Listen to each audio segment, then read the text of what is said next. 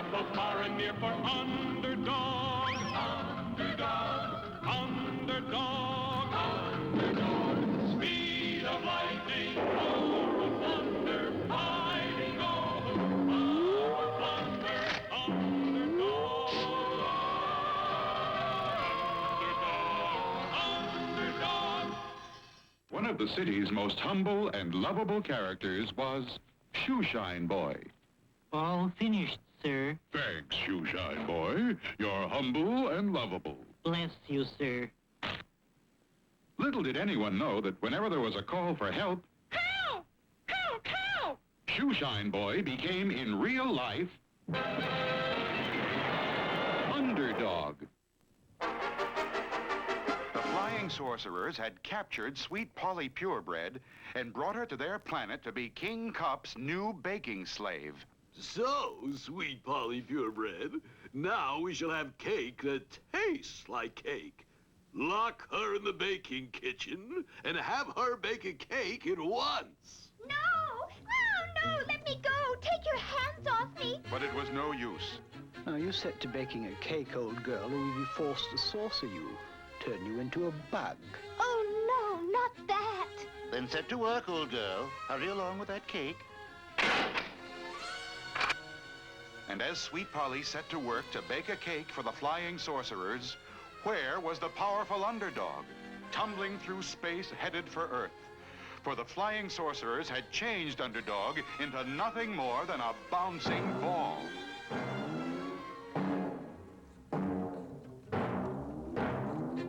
A ball! Kick it this way, Freddy! Bah! Bah! Using his amazing power of concentration, Underdog fought desperately to break the spell of the flying sorcerers. I'm back to myself, but I'm not right at all. I feel myself changing back to a ball. And while Underdog bounced helplessly along, what of Sweet Polly Purebred on the planet of the flying sorcerers? Ooh, delicious. Jolly good. Top drawer. Now, may I go home? Will you take me back to Earth where I belong? Back to Earth. You're going to stay here and bake us cakes forever. This time I want 50 cakes instead of 1.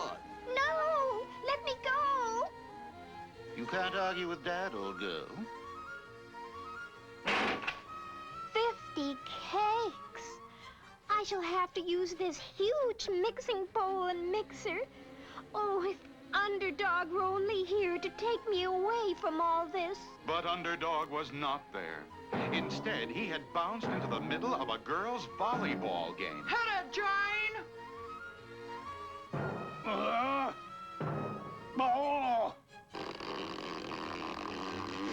Look, that's not a ball at all. It's Underdog! I'm back to myself, but I'm not right at all. I feel myself changing back to a ball. Meanwhile, back with the flying sorcerers, Ooh, delicious. But not enough cake. This time you must bake 500 cakes. But I can't. Please. No use, old girl. Back to the job. There's no other way. Now I shall have to use this biggest of all mixing bowls and this huge electric mixer. I'm so weary. If only Underdog were here. but unfortunately, the once powerful Underdog had now bounced his way into a hard-fought basketball game.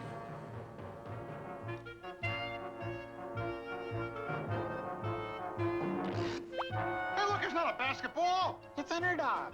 This is highly irregular. I'm back to myself, but I'm not right at all. I feel myself changing back to a ball.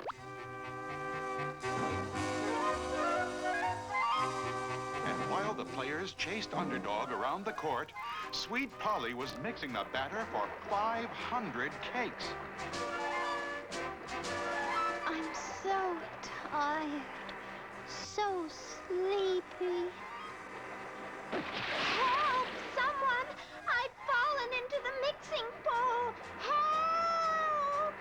she be caught in the mixer? Will she go down in the batter? The answer lies ahead in our next exciting episode. When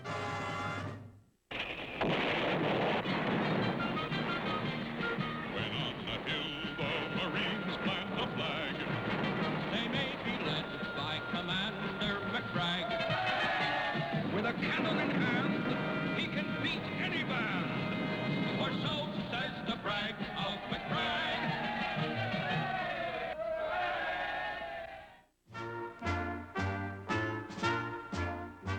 There, the North Pole. Really, Commander, We began in an icebreaker. But when the ship could go no further, we set out on foot. I was leading the entire party when suddenly the ice broke away, leaving me cut off from the others. With undaunted spirit, I went on fighting the elements alone. And then at last, only a few feet from the North Pole, I was confronted by savage polar bears. Ghastly. Quickly, I raised my rifle and fired. But the bitter cold froze the bullet in midair. Without hesitation, I raced the few remaining feet to the North Pole.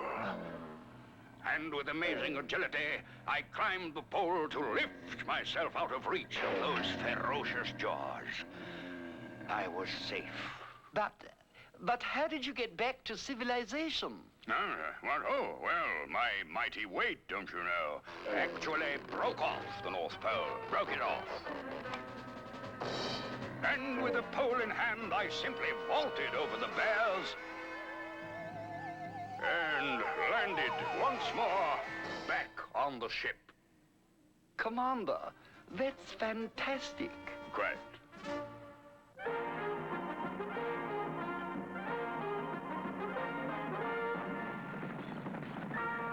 Open the gate! Open the gate! The supply wagon is here! Here's your load of bologna. Bully! Bully! There's nothing I like better than bologna. Put it in the kitchen, Sergeant. Guards, close those gates. The Indians might attack at any minute. Indians! Indians! Indians are coming! I know it! I knew it! Man the battle stations! Mount the barricades! Don't shoot until you see the white of their wampum. I expect every man... Begging the Colonel's pardon. What is it, Sergeant? Can't you see I'm busy trying to fight off a horde of hostile Indians? Begging the Colonel's pardon, but it's not exactly a horde. It's just the last of the Gophers, ruffle feathered running board, and they're waving a white flag. Bully! Bully! They've come to surrender at last. Open the gates!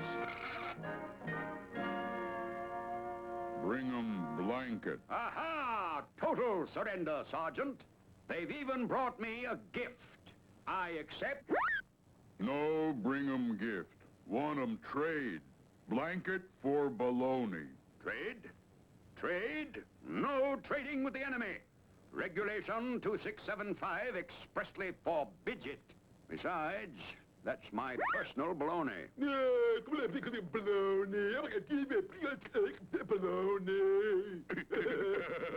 What did he say? Him say Colonel doesn't need bologna, 'cause Colonel full of bologna already. Yes, what? Sergeant, throw these savages out. What did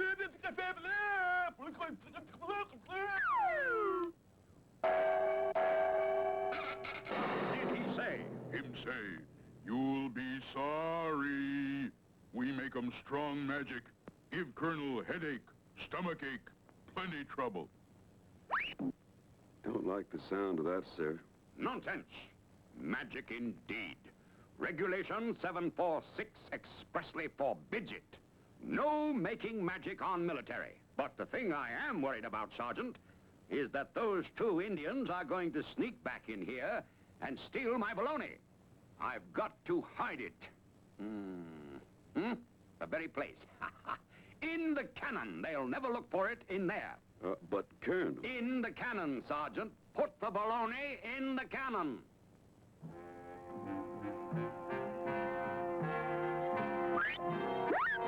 imagine those Indians giving me a headache.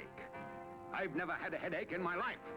Well, you got one now.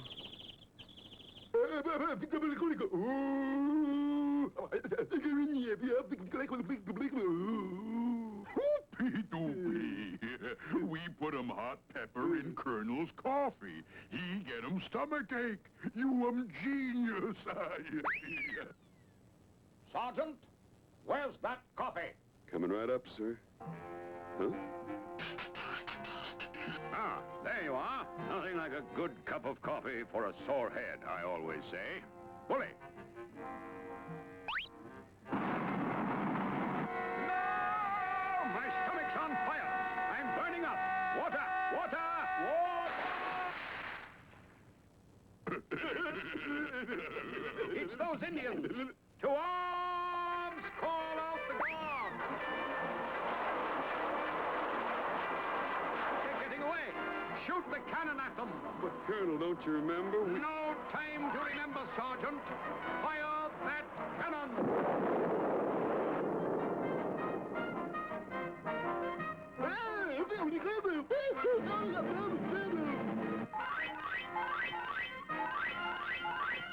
Well, it looks like the Colonel's not the only one who's full of baloney.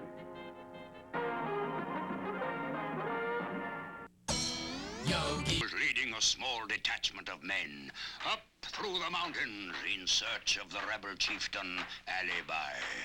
When ambush! Quickly we sought shelter among the rocks, and for a while kept them at bay with our cannon. But a lucky shot put ours out of commission. And soon I was the only one left. Cannon to the right of me, cannon to the left of me, cannon in front of me. It was 100 miles from my regiment. Then my ammunition gave out. And at that very moment, the 10,000 screaming tribesmen stormed into the pass. What did you do? Summoning my superhuman strength, I picked up the disabled cannon and using it like a rifle fired point blank into the advancing enemy. Did it stop them? Never found out, don't you know? The recoil from that mighty cannon acted like a rocket, and I shot over the mountains and dropped right in on the barracks. Just in time for tea. How refreshing. Quite. For months, the Klondike country had been terrorized by the most notorious of all bandits, Savoir-Faire. Savoir-Faire has stolen my dinner. He's stolen my bonbons. He's stolen my cheeses. Savoir-Faire is everywhere. Major Miner, in charge of all the Klondike cops at Fort Frazzle, made a drastic announcement. We must call upon the one Klondike cop who always gets his mouth. Klondike Cat.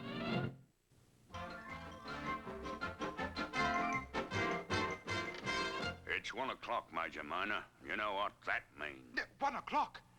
That means it's time to use the cat caller.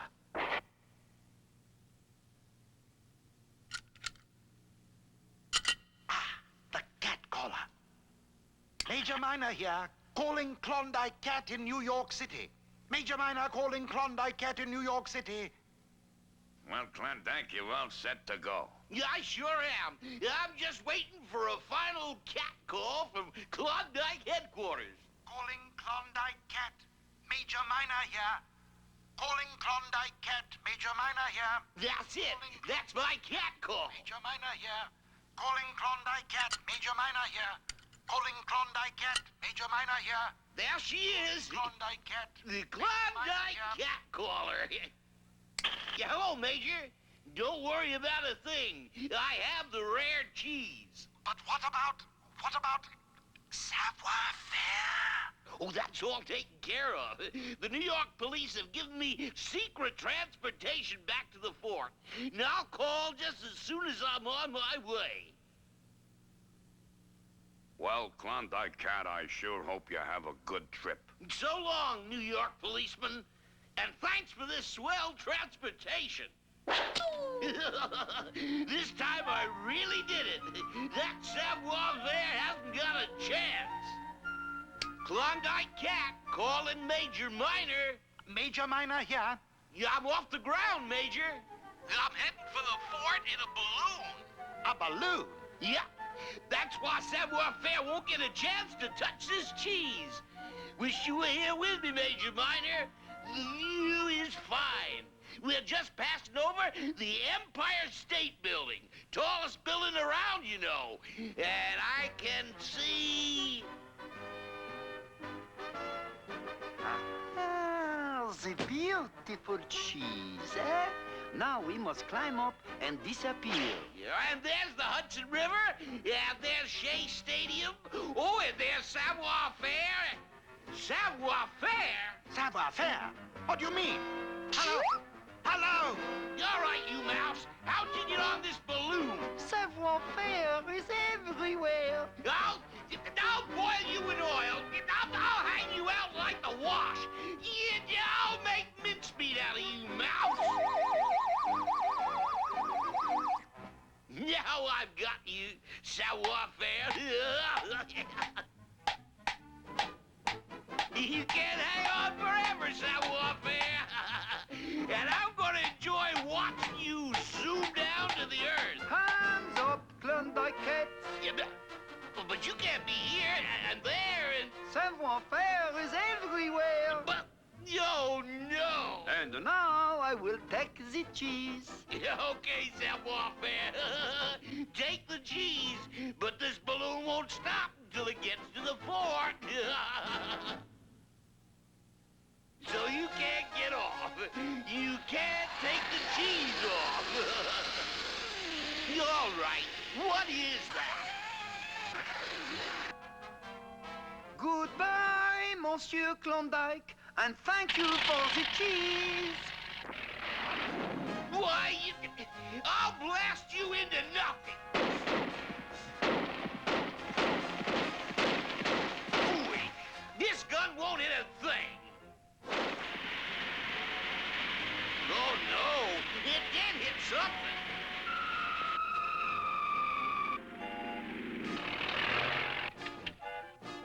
And now we find Malemot and have a delicious meal of cheese.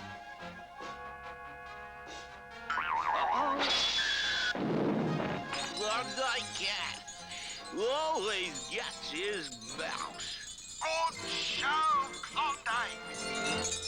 Don't touch that dial. The Underdog Show will be right back after this.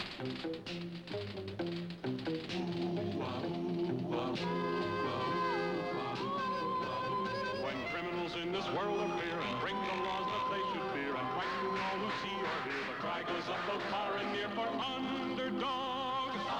Underdog. Underdog. Underdog. Speed of lightning, roar of thunder, fighting all who love or plunder. Underdog.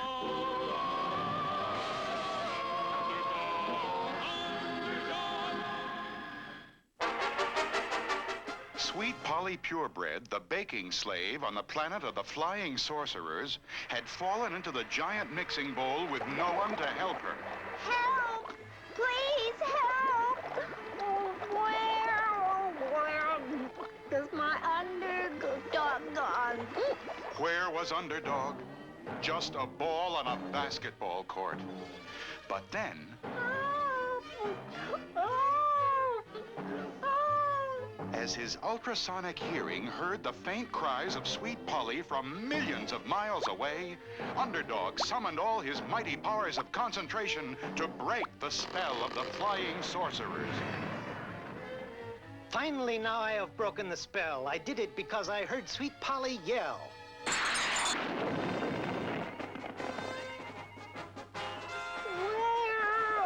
Where has my underdog gone?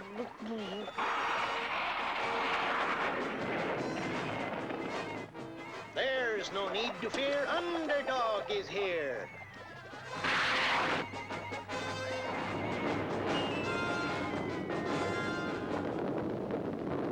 Oh, Underdog, you saved me. But you look so tired, and you'll have to fight the flying sorcerers. What can we do? The secret compartment of my ring I fill with an Underdog energy vitamin pill. Oh.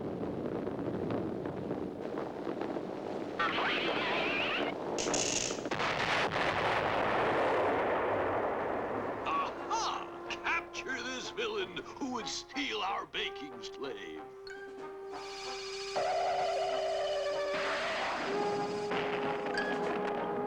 Oh, you're running away, Underdog?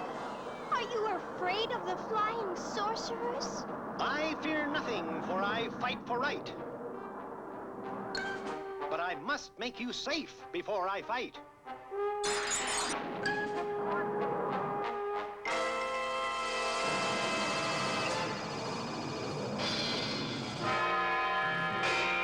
He seems quite full of vim and vigor, eh, Brick? We'd better get a bit of help.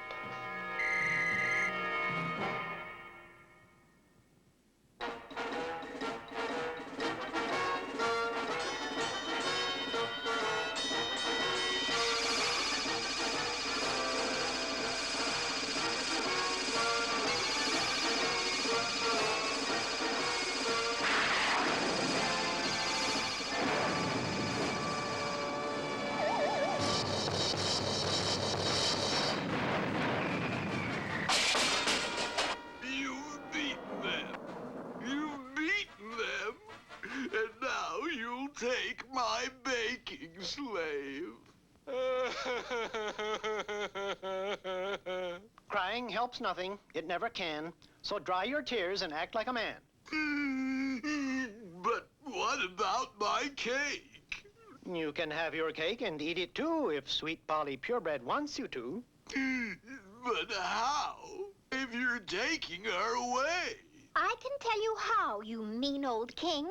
But you must promise that you will never harm anyone again. I promise, I promise. I'll always be good. Then here is my recipe. All you have to do is follow instructions and you can bake a cake yourself. Why didn't I think of that? Thank you! Thank you! And so, with King Cup and all the flying sorcerers living happily ever after, the people back on Earth could once more look into the sky and say, Look! It's a plane! It's a bird. It's a frog! A frog? Not plane nor bird nor even frog. It's just little old me. Underdog.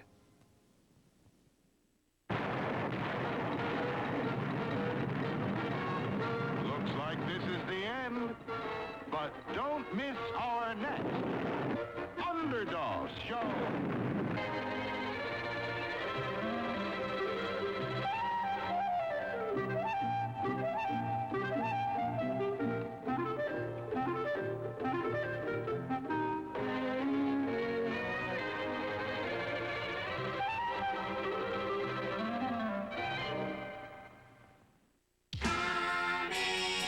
Next on Nickelodeon, it's Nickelodeon's Most Wanted Yogi Bear, and then Nick Arcade.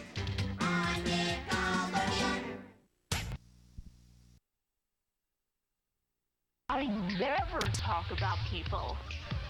Unless I need to make something happen. Nick's High School Saga continues with all new episodes of 15 every Sunday at 5:30, 4:30 Central. Nickelodeon's Roundhouse brings you music, dance, and best of all, The dramatic? pause. It's Roundhouse, Saturday, starting at 8:30, 7:30 Central on Snick.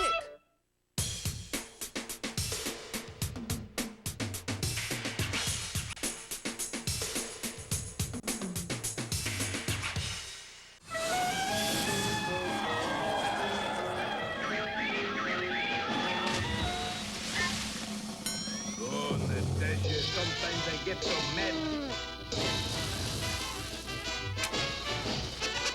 But in the paper, it must be true.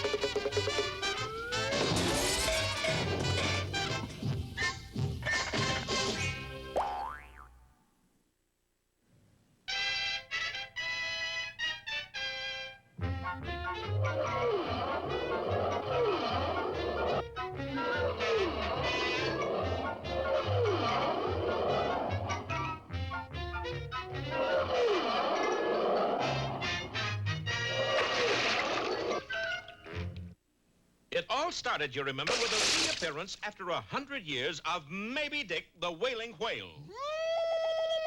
Maybe Dick made a steady diet of ocean liners and, of course, threw the shipping industry into a panic. That's when the big shipping tycoon, Pericles Parnassus, sent Rocky and Bullwinkle off in their frail craft to capture the Leviathan of the deep.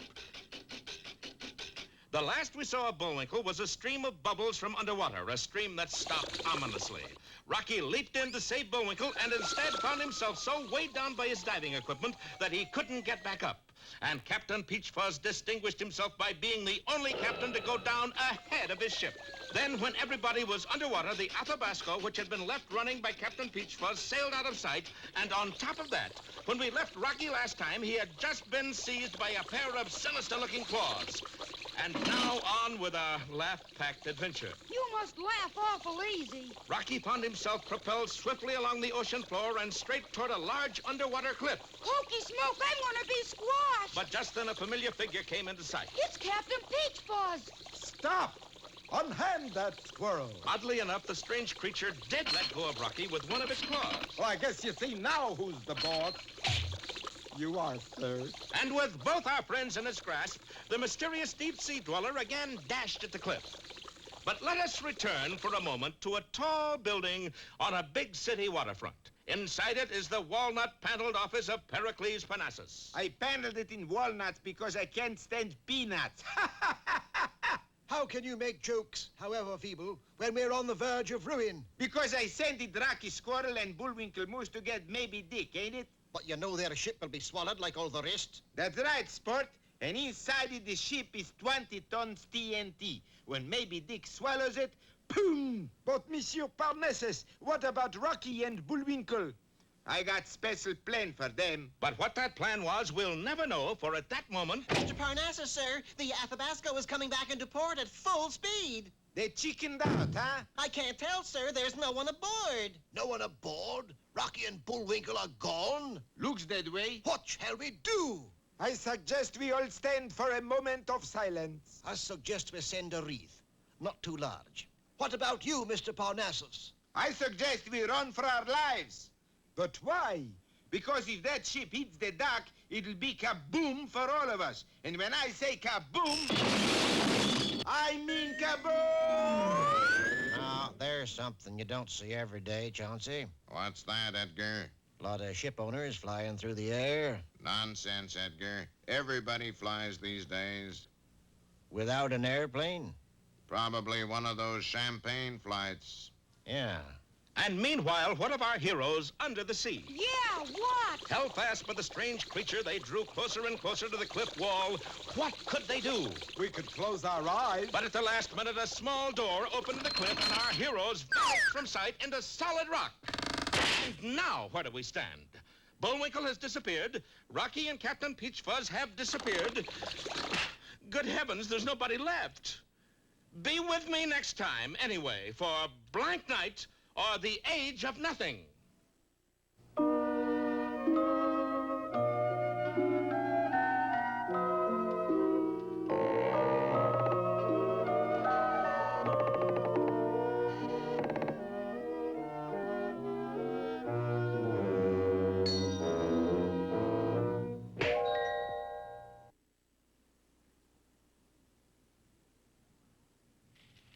Once upon a time, there was a girl named Cinderella who lived with her two sisters. Every night, the two sisters would dress up and go into town where they were popular and sought-after scrub women. Night after night, Cinderella would stay home doing the chores. It's work, work, work. All the time work. Then, one day, she heard a strange little voice. Cinderella! Cinderella! Who left that screen open again? Hey, watch it, hold it. I'm your fairy godmother. Oh, boy. All right, change me. Huh? Do me over, you know, the gown, jewels, carriage, glass slippers, and like that. Oh, you mean this model? Yeah, that's it. Of course, my dear. Just sign here. Sign what? It's our little contract. I'll give you all these things. I'll sign. There you are. Fine. There you are. And in in return, you sell all this wonderful metal cookware by midnight tonight. Just $39.95 a set. I gotta sell all these pots and pans? By midnight. If you want to keep all those goodies. Even we fairy godmothers have to make a living, you know. But there's only one man in the kingdom rich enough to buy this stuff. That's right, honey. Prince Fascinato himself. But Cinderella's fairy godmother didn't know much about royal finance, for the prince was, at that moment, saying to his prime minister, This balance can't be right, Frobisher. My fortune runs into 6 figures. Yes, Your Highness, but they're all zeros. Ah, yeah. But what about the royal sock? The royal sock is empty, sire. And hark, the creditors are pounding on the castle door. You mean? Yes, you have until midnight to raise some money. Lots of money. But, my dear Frobisher, how? How else? You must marry a rich heiress. By midnight? There's a ball at the castle tonight. Do your best. So, that night, the prince looked his guests over very carefully. Uh-oh. Something, Your Highness? I think I've got a live one, Frobisher. And so the prince and Cinderella danced for hours. You are the loveliest girl in my kingdom. Your eyes, your diamonds. Those were sure terrible beans we had for dinner. Beans? Now, with this skillet, you can cook the water this way. Your teeth are like pearls. Your pearls like teeth. The price includes this oatmeal steamer. Let us go where we can be alone, darling. So the prince and Cinderella sought out a moonlit seat in the garden. Oh, how long I've searched for a girl just like you. Since this afternoon, as a matter of fact. And I know you're my kind of guy. Real spender. Psst! Hurry. What about the creditors? I can't hold them off past midnight. Psst. How's it going, dearie? I'm just about to close the sale. Tell them about our layaway plan. You've only got an hour left. So the prince and Cinderella continued to speak of love and saucepans until almost midnight. Such grace, such beauty, such real cash value. Will you be mine? There's no vitamin waste, see? And they scour clean in a jiffy. You've got just 2 minutes. You have just 2 minutes. Say yes, my love. What's $39.95 to a sport like you? Show him the egg poachers, dearie. Only 70 cents extra. Give her the bended knee bit. It's almost midnight. Of course, in such close quarters, the prime minister and the fairy godmother were bound to meet sooner or later. Your servant, madam. You're cute, honey. Do you do your own cooking? Let us seal our love with a kiss. Just $5 down and pennies a week. Marry her quick. I've got to pay cash for these pots. Unfortunately, it was already a little too late. First, Cinderella lost her permanent, then her jewels, then her gown. My, you heiresses certainly depreciate fast. Embarrassed, Cinderella ran from the castle, losing one of her slippers as she did so. The prince, of course, was finally cornered by his creditors. Frobisher! He's not here, honey, but maybe I can be of some assistance. So Cinderella returned to her old home and her old job. Work, work, work. All the time work. Who's there? How do you do, miss? I know who you are. You're the prince. Yes, it was the prince. Real love had triumphed at last. The world became alive to the tempo of romance. The birds and the bees sang out. 1,000 stars fell on the lovely young girl and the handsome prince. Young lady, I have here... I know. You have my slipper. Now, as a matter of fact, it's brushes. Brushes? Yes, some old lady has me selling them door to door. I told you, honey. I've got to make a living somehow.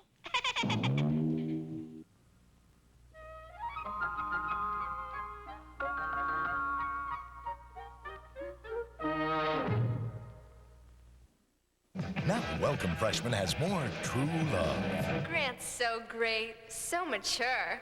Best of all, I'm dating a junior. Nickelodeon's Welcome Freshman, where there's always more to the story. Look at him, daydreaming about us. That crack in the ceiling kind of looks like Mr. Lippman. Welcome Freshman welcomes juniors, welcomes romance. Welcome Freshman is high school. Saturday at 5/4 Central on Nickelodeon. Introducing Topsy Tail, the incredible hair fashion tool that creates exciting new hairstyles in seconds. It's so easy. If you can make a ponytail, you can Topsy Tail. Simply place the Topsy Tail in the center of the ponytail, thread hair through the loop, and pull for a beautiful new look. You'll create dozens of dazzling styles for every occasion. It's great for last-minute workouts, perfect for the office, or create an elegant evening style, a look he'll notice. Topsy Tail works great for shoulder-length hair, too. Now you can add flair to your hair with Topsy Tail, complete with Glamour Guide for $12.95. Order now and you'll also receive the secrets to French braiding.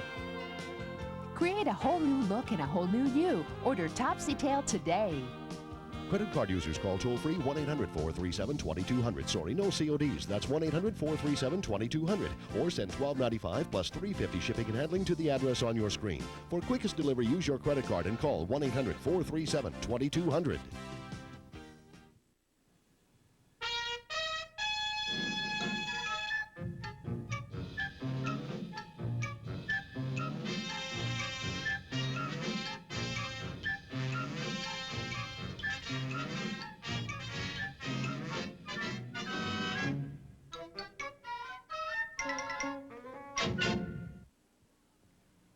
Meshi Falfoof out there. Peabody here. Meshi Falfoof, Mr. Peabody? That's Arabic for hello, Sherman. For our destination today is the Arabian Desert, the time 1917, and the man we're going to meet, the legendary Lawrence of Arabia. We set the Wayback Controls and were immediately teleported back through time and space. All of a sudden, there we were, inside British Secret Service headquarters at Cairo. Gentlemen, I have two reasons for believing that Turkey is going to declare war on us. One, they've cut off our supply of Thanksgiving turkeys. Oh, that's terrible. Bad show, that. And two, they've sent a nasty letter to Parliament. Oh, that's terrible, you say. They wouldn't do this. Now, we must send someone to steal the Turkish plans. Do I have any volunteers? For some strange reason, the room emptied. Dash it all, every time I ask for volunteers, they chicken out. I wish they'd turkey out this time. Begging the Colonel's pardon, but you have a clerk in the outside office who can do the job. His name is Lawrence. The Colonel promptly called him in. So, you think you can work undercover for us, eh, Lawrence? I should jolly well like to try, sir. Capital. By the way, what do you intend wearing as a disguise? Instead of answering, Lawrence dashed from the room and quickly returned clad in a Santa Claus suit. I thought I'd wear this Arab costume, sir. Perhaps we better send someone else. Mr. Peabody and I'll go with him. Are you any good at Secret Service work, Peabody? Colonel, I invented Secret Service. Convinced the matter was in capable paws, the Colonel bid farewell. That night, Sherman and I bought Arab outfits and went to Lawrence's hotel room. I hope he's ready to go. I hope he's wearing the proper disguise. But instead of being dressed like an Arab, he was dressed like a pilgrim. How do you like it? It's stunning, stunningly wrong. Grabbing a sheet from the bed and some mattress stuffing, we soon had him properly disguised. The next thing we did was to join a caravan heading into the desert. Is the Turkish army out there, Mr. Peabody? Indeed it is, and I must caution you both, don't do anything that would give us away. This caravan is undoubtedly crawling with spies. Oh, you can count on me. I was hoping I could. But the following morning, when we paused at an oasis... Tea time, chaps. Anyone for crumpets? That was all it took. Before we knew it, we were bound hand and foot. Did I say something wrong? You are all English spies. I, the Sultan, have ways of dealing with English spies. We were tied to stakes under the broiling desert sun.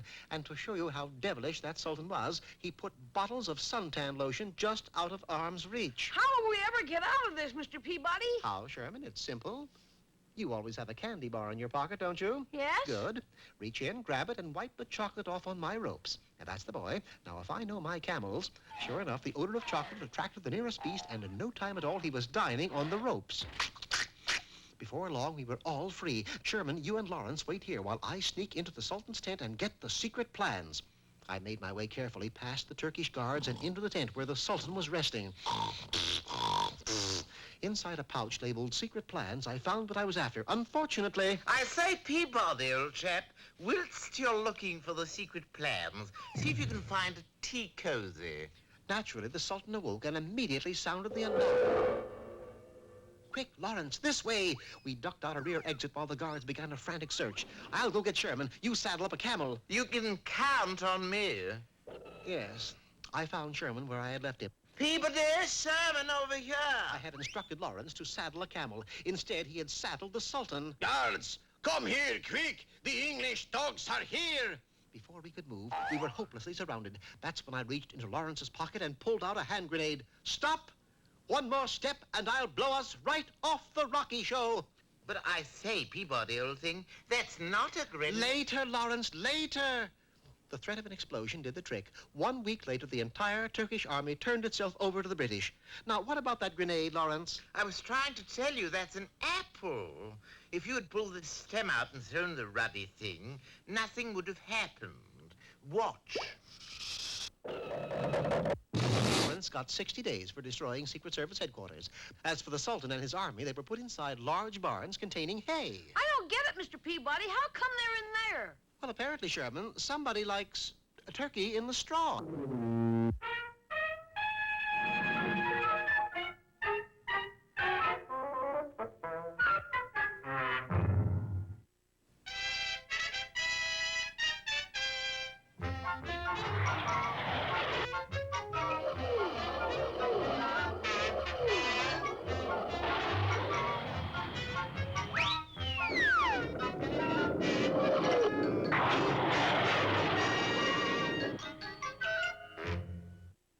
Well, since our friends started on their search for Maybe Dick, the whaling whale, things have gone from bad to worse, which is tough for them, but makes a much better story.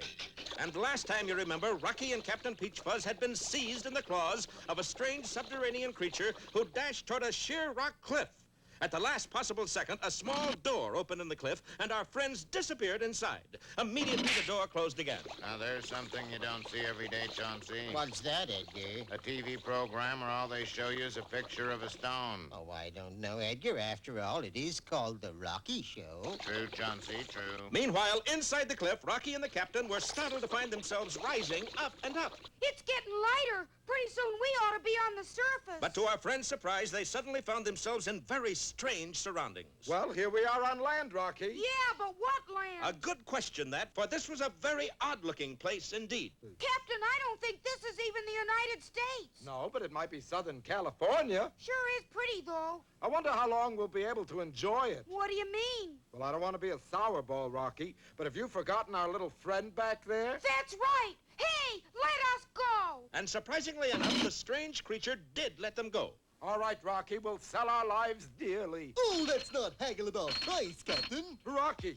it spoke to us. Yeah, and in Bullwinkle's voice. Doesn't look a thing like him, though. I'm afraid he's inside that monster. Don't worry, Bullwinkle. We'll save you. Rocky, if he's already been eaten, there's not much we can do. We can try. Hey, it sounds hollow. Do you suppose... Rocky, look there. You busted it. Hey, that thing isn't alive at all. Not now, it isn't. It never was. It's some kind of a machine. That's absolutely right, Rocky. Hokey Smoke, who are you? Pompano's the name. Fiorello Pompano. I'm the mayor. Mayor of what? Of all this. Rocky, welcome to Submerbia. Submerbia? You heard the man. Submerbia. Bullwinkle, it's you. Or else a figment of the imagination. Who's a fig-Newton? Bullwinkle, what are you doing in there? Just standing here. You know what I mean. Yeah. Just thought I'd make a funny. Well, it wasn't so very funny. Well, I've been away a long time. That's what I mean. Where? Well, leave us flash back a few episodes and I'll tell you. It all started when Bullwinkle grabbed hold of that mysterious eye in the middle of the sea. Sort of a seeing eye. Do you want to make jokes or tell the story? Sorry. As soon as he grabbed it, the eye pulled him under, but Bullwinkle was not to be shaken loose so easily. He hung on grimly, and then as his eyes grew accustomed to being underwater, he saw that he actually held on to the periscope of a strange-looking undersea craft. Running out of breath and bravery at the same instant, he let go and started for the top. But a large nozzle emerged from the vessel and, acting like a vacuum cleaner, pulled him closer and closer. Bullwinkle's struggles were in vain, and he suddenly disappeared into the tube. Stay where you are, Drylander. The name is Bullwinkle. What are you doing here? Just standing here. You know what I mean. Just thought I'd make a funny. It wasn't so very funny. I guess nobody likes that joke. Now explain what your boat is doing around here, and it better be good. We're trying to catch Maybe Dick. That's good, that's good. And the stranger embraced Bullwinkle fervently. Now, why in the world should he do that? I guess I'm just the cuddly type. We'll find out the real reason next time as Bullwinkle continues his strange tale in Defective Story, or A Muffled Report.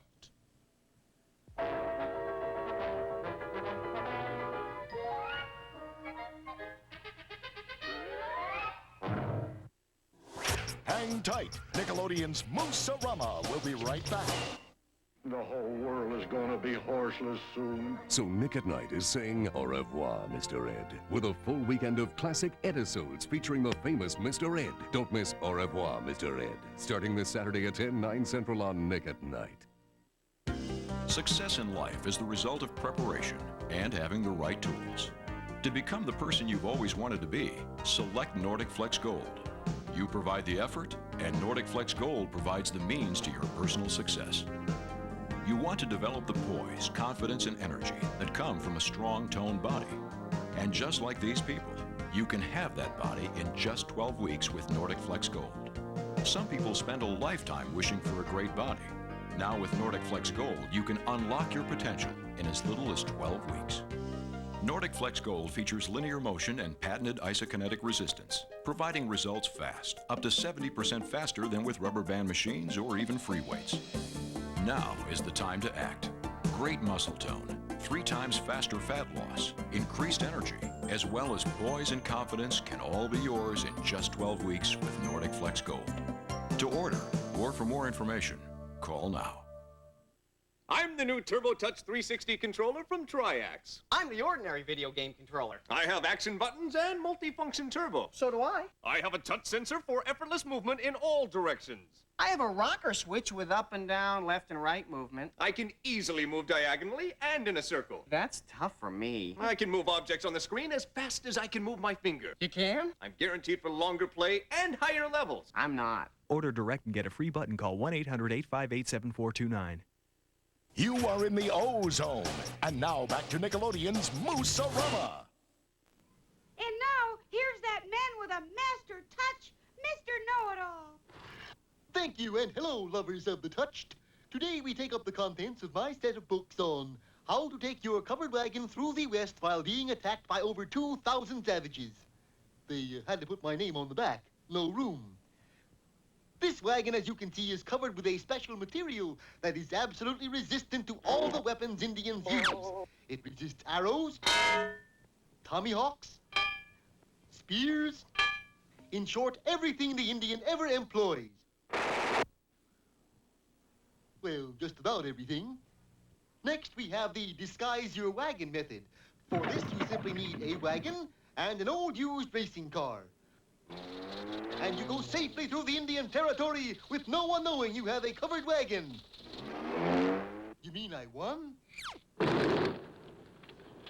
Last, but the most foolproof, is the balloon method. One simply takes off from the east and floats gently over the Wild West in a balloon filled with non-inflammable helium. Or was it inflammable hydrogen? I know, I'll look at this little teeny label on the balloon and...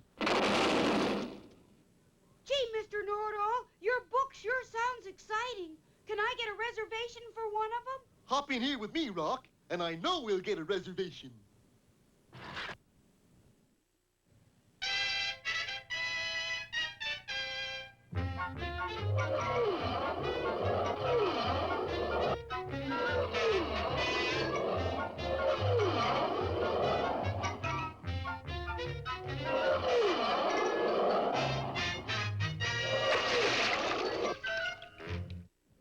In our last episode, you remember, Rocky and Captain Peach Fuzz had been whisked to the undersea land of Submerbia. Their transportation was a strange-looking beast that turned out to be a submarine vehicle containing the mayor of Submerbia, Fiorella La Pompano, and the long-lost Bullwinkle Moose. Bullwinkle, is it really you? It was when I got up this morning. And Bullwinkle started to tell his strange saga, how he had been in a rowboat when a mysterious eye surfaced beside him, how he had grabbed it and been pulled underwater, and how when he tried to get away, he had been drawn back by a big underwater vacuum. It's curtains for you, Drylander. The name is Bullwinkle. But you're a Drylander, aren't you? Drylander? I'm from Minnesota. So? The land of 10,000 lakes. Oh, well, what are you doing out here on the ocean? Trying to catch Maybe Dick, the whaling whale. Good friend, pal, chum, confrère, prêté. No, wait. Amigo mio. Stay here. Camarade, tavares. Hold it. Buddy boy. How come the slather of friendly all of a sudden? Because any enemy of Maybe Dick's is a friend of mine. Well, then you ought to meet my pal, Rocky Squirrel. Love to. Where is he? Oh, he's on board our ship, the... Hi, Rock. The Athabasca, where he...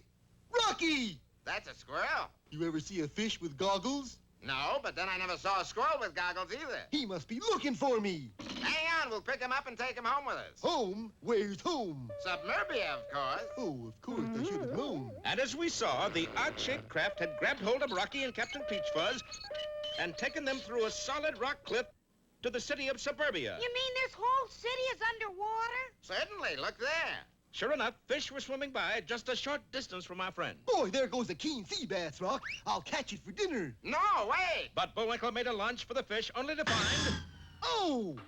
Boy, that's what I call hard water. It's not hard water. You hit the plastic dome. Yeah, and I think I'm getting a lump on it. Not your plastic dome, our plastic dome. Oh. You mean? Yes, a big dome covers our whole city. That's what keeps us warm and dry. It's sort of like a big sky. Yeah, but where does your light come from? Where else? From sunfish. And at night, I suppose it's covered with, starfish. Figures. But at that moment, our heroes were startled to feel the whole ground shake underneath them. Hey, what's happening, Mayor LaPompano? Oh, dear. We're having one of our seaquakes. Seaquakes? I never heard of seaquakes. You've heard of earthquakes, haven't you? Yeah, and hot quakes, too. A seaquake is an underwater earthquake. Hang on, Rocky. To what? To me. Maybe that'll keep me from rattling around. What causes seaquakes, Mayor LaPompano? You'll find out in a minute, Rocky. In less than that, actually, for in the next second, a dark shadow swept across them and an enormous shape made its way through the water above Suburbia. Hokey smoke, what is it? I can answer that, Rocky. It's Maybe Dick. Yes, it was Maybe Dick. And so huge was the Leviathan of the deep that his very passing shook Suburbia violently. Oh, I do hope the dome doesn't crack.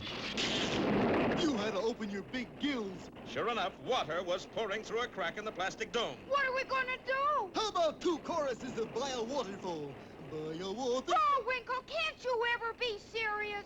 Believe me, when I sing, it's serious. It certainly is, and we'll find out just how serious next time in Leaky Lyrics or Bullwinkle Plugs a Song.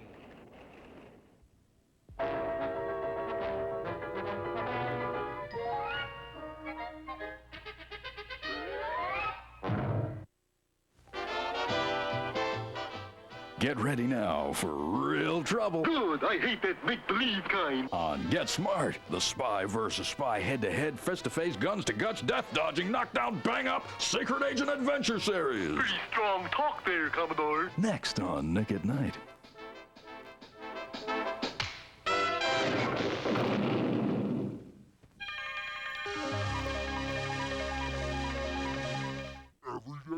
Here.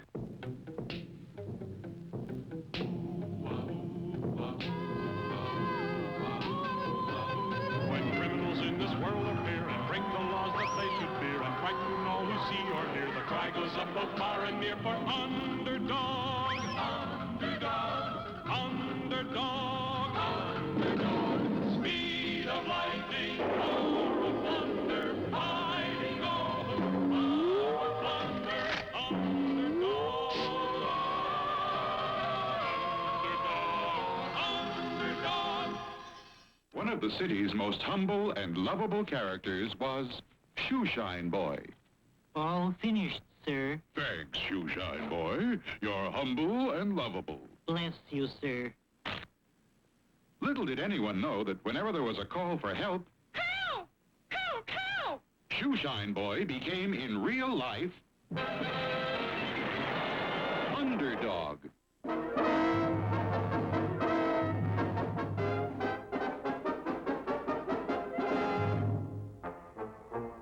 Simon says, hands up. All right, Cad, fill the wheelbarrow full of money. This will be the most spectacular bank robbery in history. Now let's go. Stop there! There's no need to fear. Underdog is here.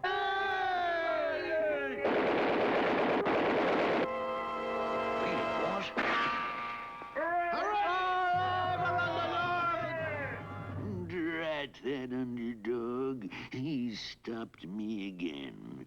I have to take care of him once and for all. Cannons are no good. Machine gun bullets just bounce off him. Dive bombers? No. Gee, boss, the only way to get rid of him is if he'd forget he's Underdog. That's it. Let me look in the fiendish machinery book. Here it is. Amnesia machine. What's amnesia? Amnesia is when people forget who they are. Now, let's see. Finished. Now to try it out. Get me a volunteer. Here he is. What's all this about? We're taking his senses. Sit down. Now, what's your name? John Smith. Where do you live? 22 Main Street. Well, Simon says, forget it. What's your name? Puddin' Ask me again, I'll tell you the same. Good. Where do you live? I live in a tree as high as the moon. I think. Splendid. It works. Do you show the gentleman out? Now to try it on Underdog. Wait a second, boss. I was reading here in the book and it said this machine won't work on people with hard heads. Better run a test. Use the hardest head I know. Sit down, Cad. But wait, Simon says sit down. Didn't feel a thing. Back to the old drawing board. Here's a good one. The forget-me-net. When dropped over the victim, it instantly makes him forget who and what he is. Perfect. Directions. Take one large fishnet, soak it overnight in a solution of... Now to see if it works. Cad, get me a volunteer. Here he is. What is the meaning of this? We're conducting a survey. Name? Professor Heinrich von Hein. Occupation? Arithmetic teacher. Good, good. And how much is 2 times 2? 2 times 2 is 4. 2 times 3 is 6. 2 times 4 is 8. Simon says, forget it. Was ist los? What's your name? Oh, it's, Sam. Occupation? It's, a butcher. And a baker. The candlestick maker. How much is 2 times 2? 23. 11 to 6. It works. Show the gentleman out, Cad. Now, to try it on Underdog. Can the forget-me-net make Underdog forget who he is? And if he does forget, what will happen? There's a thrilling time ahead in our next exciting episode.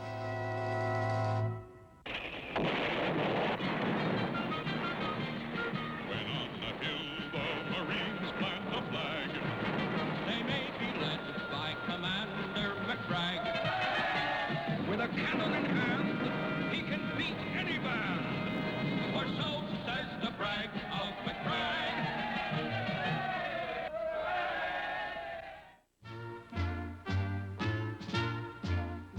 There, France. Did I ever tell you about the time I brought down 5 enemy planes single-handed? No, but I took off at dawn. Dawn patrol, don't you know? And headed for the enemy lines. When all of a sudden, out of nowhere, came 5 enemy planes, guns blazing. I pulled every flying trick I knew. But there were too many for me. First, they shot off my tail. Then they shot off one wing. Then they shot off the other wing. Then the propeller. And finally, the fuselage. There I was, flat on my back at 5,000 feet and without an aeroplane. I dropped like a stone. Good gracious, Commander, what did you do? Do? Well, I soon caught up with the wings of my plane, and thinking quickly, I grabbed hold of them and was soon flying like a bird. But I thought you brought down 5 enemy planes. I did, laddie. The blighters were so surprised to see me flying that they didn't watch where they were going and... Absolutely smashing. Quite.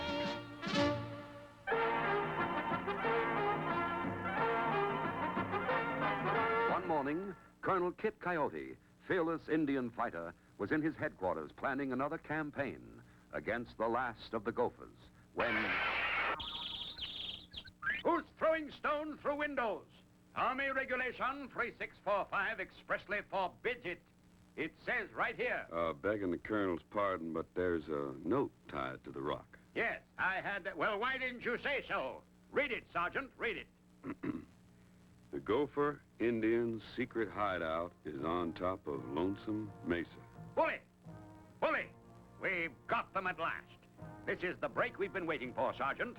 We'll sneak up and take them by surprise. Now, who sent the note? He shall have a handsome reward. Well, it's just signed, Heap Good Friend. Sounds a little suspicious to me. Nonsense. It's just someone trying to do a good turn for the U.S. cavalry. Come now, we must prepare for the attack. Give him note to Colonel.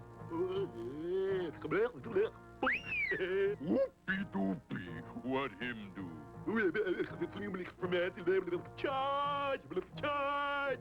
Colonel going to attack Lonesome Mesa? Good, good. But first, we'd better build him Lonesome Mesa so Colonel will have something to attack.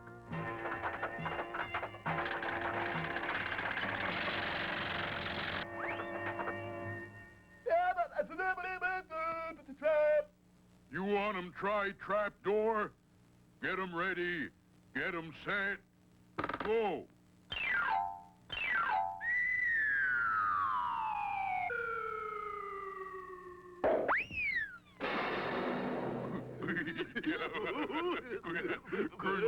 Colonel's surprise attack going to be big surprise for Colonel. Sergeant, is this the first you've heard of Lonesome Mesa? Yes, sir, and I've got a feeling I'm gonna wish I never had. Well, it must be a famous place. The trail is well marked.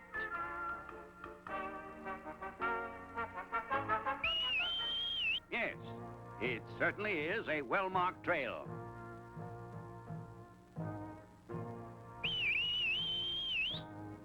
Ah, there it is, Sergeant. Lonesome Mesa. And look, there's smoke on the top. Follow me, men.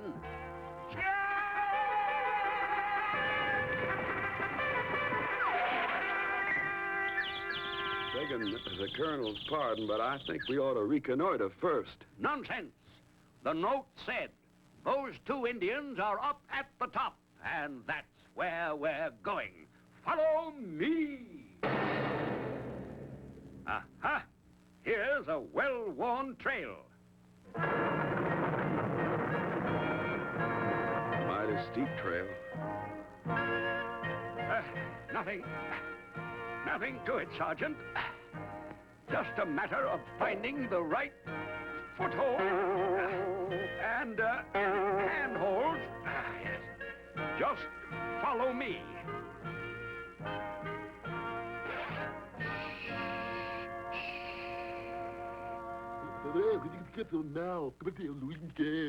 Oh, they up on top now? Good. Pull 'em lever. There's no one here. We've been tricked. I suspect a trap.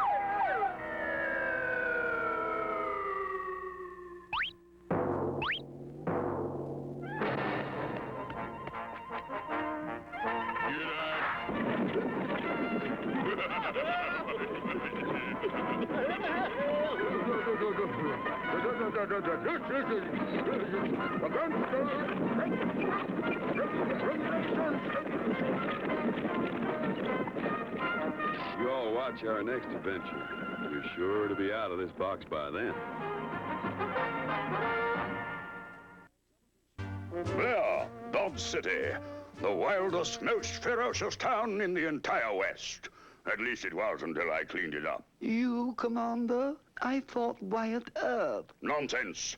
Wyatt couldn't handle it, so he called upon me. When I arrived in Dodge City, lead was flying everywhere. The Dalton boys were holding up the bank.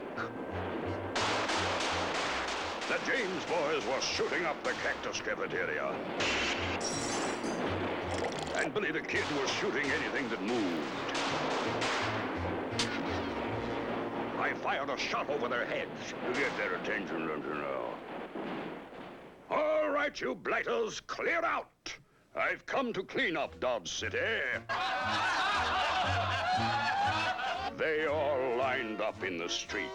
20 of the roughest, toughest guns in the West. And you had only 5 bullets? Good heavens, Commander, what did you do? My keen eyesight spotted a water tower at the end of the street. With deadly aim, I shot a large hole in it. The water gushed out and washed those desperados straight out of town. And that's how I cleaned up Dodge. Splashing, Commander. Quite. For months, the Klondike country had been terrorized by the most notorious of all bandits, Savoir-Faire. Savoir-Faire has stolen my dinner. He's stolen my bonbons. He's stolen my cheeses. Savoir-Faire is everywhere. Major Miner, in charge of all the Klondike cops at Fort Frazzle, made a drastic announcement. We must call upon the one Klondike cop who always gets his mouth. Klondike Cat.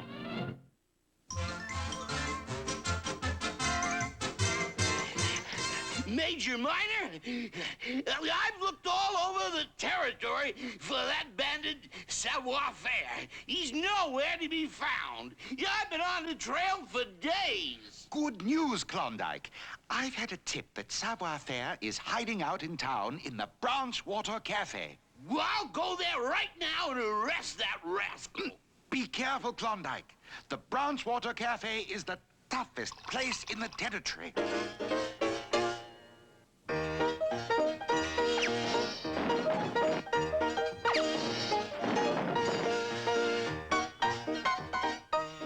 You, give me a shot. Sure. I'm the toughest minister polka in the territory. Says who? Says me. No rough stuff, s'il vous plaît. Yeah, I'm looking for that desperate criminal Savoir-Faire. Yeah, we got a tip he was hiding here. Say, you look just like him. Except Savoir-Faire is a short kind of feller and you're tall. Oh, yes. They call me Long John. Well, Long John, have you seen Savoir-Faire? Listen, that fellow over there with the beard, he looked like Savoir-Faire in disguise. Good thinking. You there, Savoir-Faire? Take off that phony beard. You yank my beard, huh? We'll see how you like to have the beard pulled.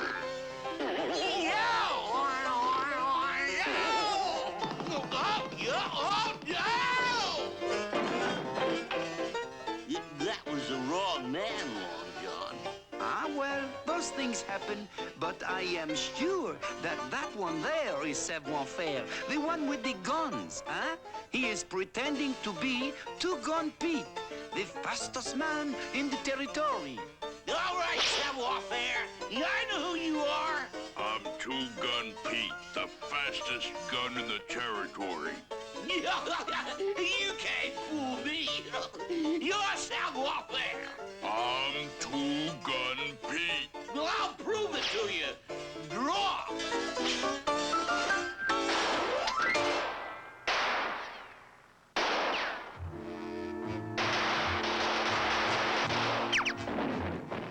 Hey, Long John, my partner and me, we caught us a grizzly bear for the circus.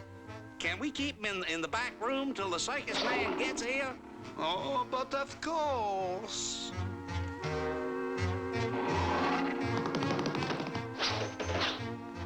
He's an awful mean bear.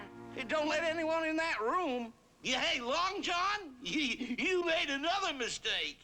That wasn't savoir-faire. And I know he's here somewhere. Ah, shh.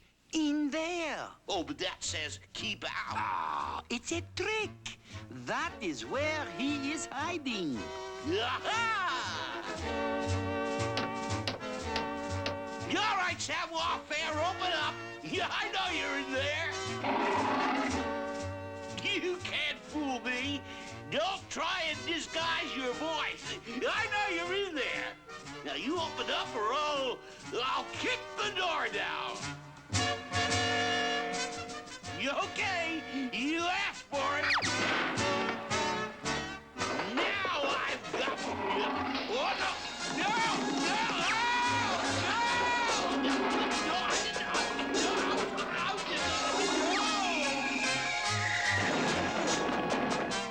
Stilts. Long John, you're really savoir-faire. It's a long story. Never mind. Klondike Cat always gets his mouse. Show on Nickelodeon.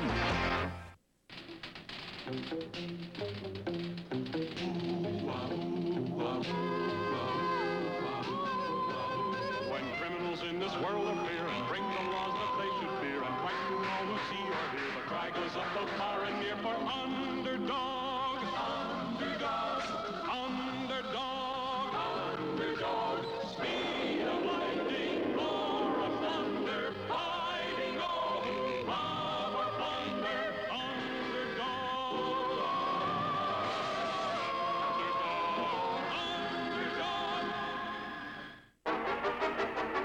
In our last episode, Simon Bar Sinister had built a forget-me-net, which would make Underdog forget who he was. But how are we going to get near enough to Underdog to throw the net over him? Simple. We'll just commit a fiendish crime, and when Underdog comes to the rescue, we'll throw the net over him. There it is, Cad. Timpany's jewelry store.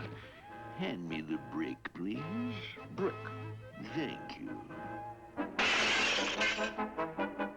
Grab the jewels. Stay where you are! Call Underdog! That's right, call Underdog. Underdog! But at that very moment, Underdog was busy out in the Pacific Ocean taming a typhoon.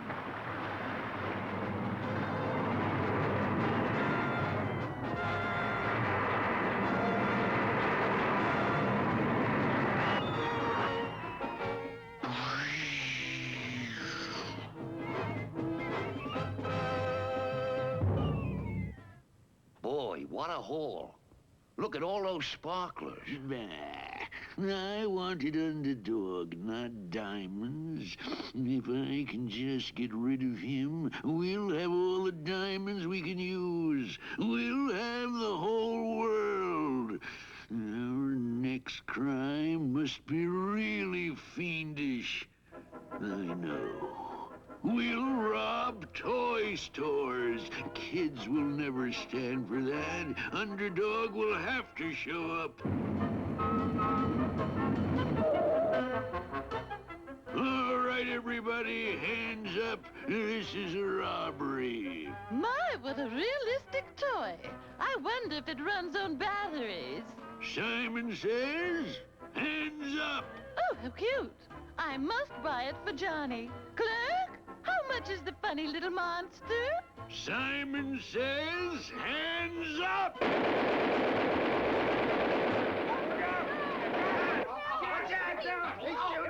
That's better. Cad, load up the truck. You can't do that. Think of all the kids. Why don't you call Underdog? But once again, Underdog was occupied elsewhere, rounding up a band of pirates that had been robbing ships all over the world. Look in the air. It's a plane. It's a bird. It's a frog. A frog? Not plane, nor bird, nor even frog. It's that meddling hero, Underdog. Shoot him down.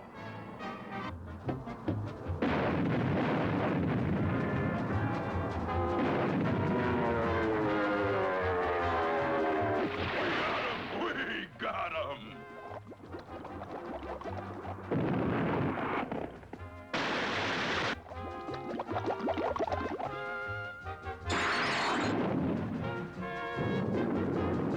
Again, he didn't show up. What are we going to do with all these toys? Silence. I have to think. Sweet Polly. We'll capture Sweet Polly, and sooner or later, Underdog will have to come and rescue her. And so, dear friends, that ends another news broadcast for this evening. I'll be back with you again tomorrow. Oh! She won't be back tomorrow, or the next day, or the next. She won't be back at all unless Underdog comes to rescue her. Will Underdog come to rescue Sweet Polly? Will he get caught in the forget-me-net? There's plenty of excitement ahead in our next episode.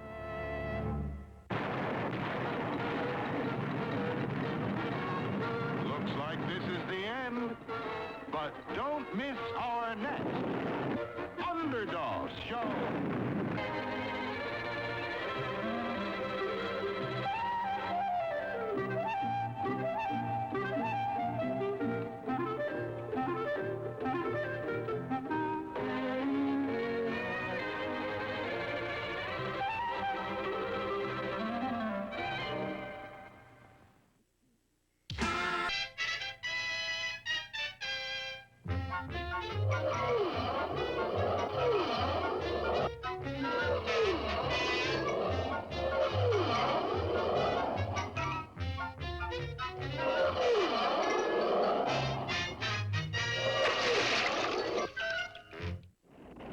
Well, our last episode sprung a bad leak at the end, remember? For Maybe Dick the whaling whale passed over the sunken city of Submerbia and cracked its plastic dome. Now water is flooding into the city and our friends are up to their necks in trouble. Nonsense! I'm only up to my knees. I'm up to my neck. And I'm up to my second row of medals. Then we gotta do something. But what? How about stuffing something in that hole? Good idea. Here, Captain, there's a cork in this bottle. Great. But Captain Peach Fuzz wasn't called wrong way for nothing. He threw away the cork and tried to hammer the bottle into the hole.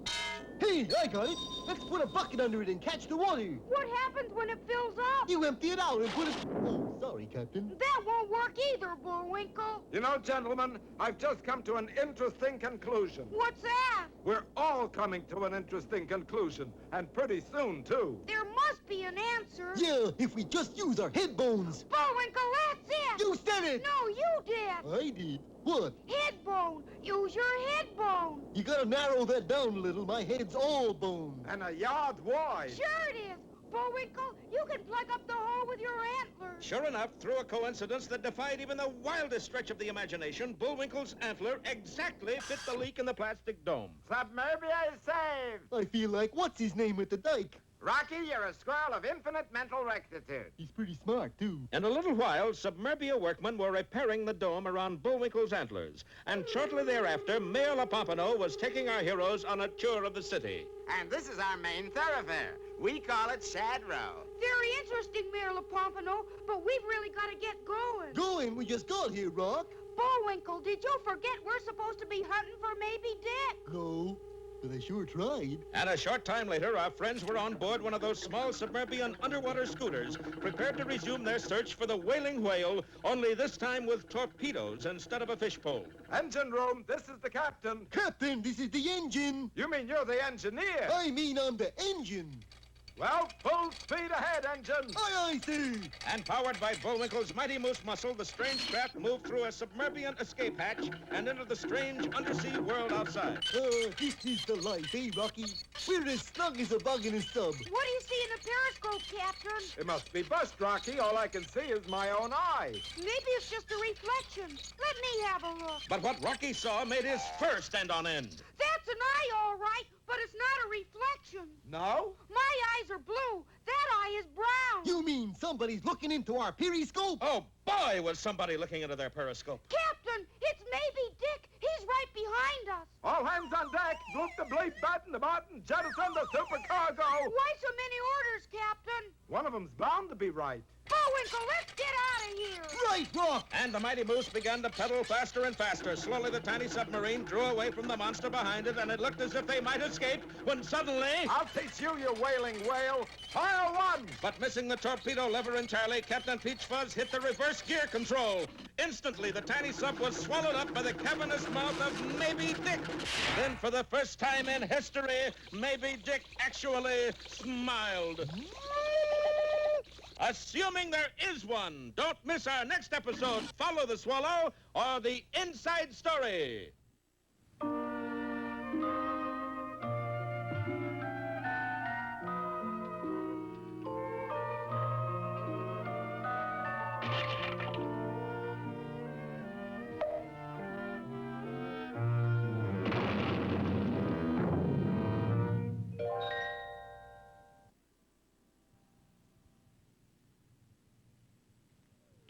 Once upon a time, there was a witch who, out of all the witches that ever lived, was the worst witch of all.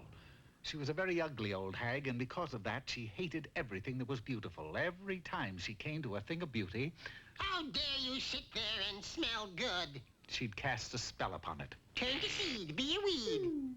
Day after day, she would wander around the countryside casting her evil spells. Then one morning, as she was changing cute little white rabbits into bats... Wiggle your little pink nose at me, will you? How do you like those apples?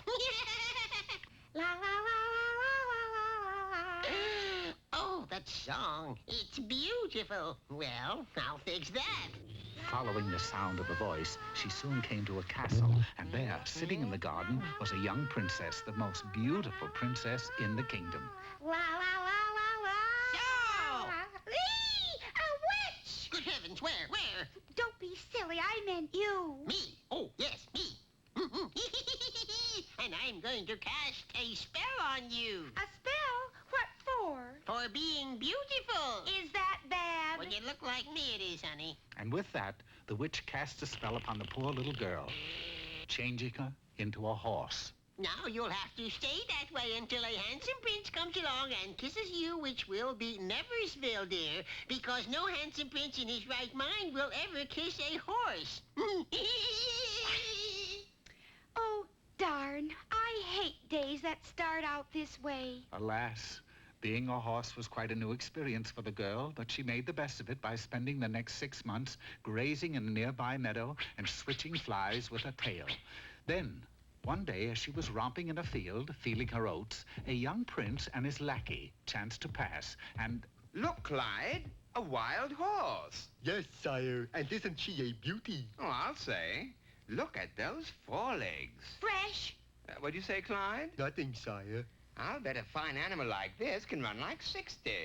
I'll capture her and enter her in the big race next Saturday. This was just the break Beauty had been waiting for.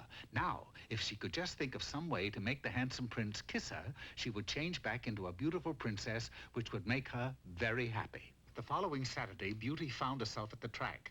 But her mind wasn't on the race she was about to run. It was on the prince. I wonder what makes her pucker up like that. Must have eaten something sour, sire. And then it was time for the race to start. Beauty was lined up at the starting gate with all the other horses, and... Beauty was off like the wind, and in no time at all had left the other horses far behind. Come on, Beauty, come on. Beauty flashed around the far turn, thundered down the home stretch. She seemed certain to win when suddenly, to the amazement of all, she slammed to a stop 5 feet in front of the finish line, cuddled up on the ground, and went sound asleep. the other horses thundered past, and she lost the race. I hate to say this, sire, but I'm afraid that you got a sleeping beauty on your hands. Yes, I noticed that. The prince raced Sleeping Beauty again and again, but it was always the same. She would fall asleep just before crossing the finish line. I'll just have to take her to Merlin Leroy, the wise guy. He'll know what to do. Merlin Leroy was the wisest man in the kingdom, and when the prince explained the problem to him... Don't worry, young man. You just leave Beauty with me for a few days. I'm certain I can get to the bottom of this sleeping business. And Merlin went to work. Now then, just relax and think back as far as you can. Several days later, Merlin returned Beauty to the prince and assured him that he had solved the big problem. It's very simple, lad. Beauty has a kiss complex. What? Tomorrow is the last big race of the season. Enter Beauty, and if she goes to sleep again, just kind of, kiss her on the nose. Needless to say, the prince was quite confused, but he did as Merlin had instructed, and Beauty was in the big race the following day. Beauty was never in better form, and she ran like the wind. The other horses didn't have a chance, or so it seemed, but then, 5 feet in front of the finish line... Seeing this, the prince dashed onto the track and kissed Beauty on the nose, and before his startled eyes, the horse changed into a beautiful princess. Of course, he lost the race again, but the prince didn't care. He was delighted with the beauty of the princess and quickly fell in love with her. And so, they were married, and the prince lived unhappily ever after. Yes, that's right, unhappily. For you see, even though Beauty was no longer a horse, she was still an awful nag.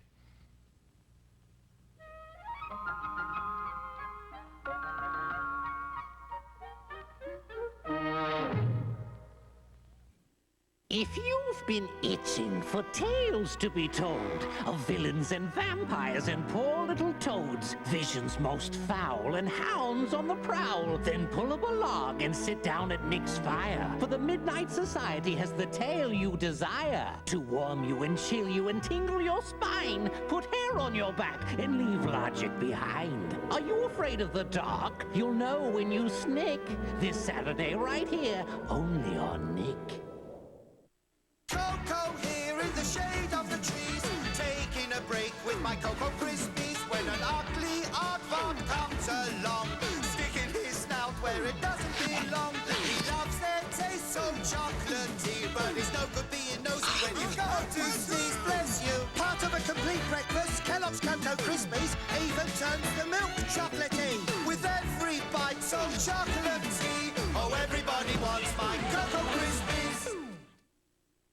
There I was with Bunny, mixing up some quick, when magically we were in the laboratory of the mad Dr. Foolish, who is turning the world's chocolate into Brussels sprouts. We have to stop him. I'll distract him with some quick. And I'll unplug his machine. Chocolatey quick? Ah, chocolatey quick. Ah, my machine! We sure pulled the plug on this one.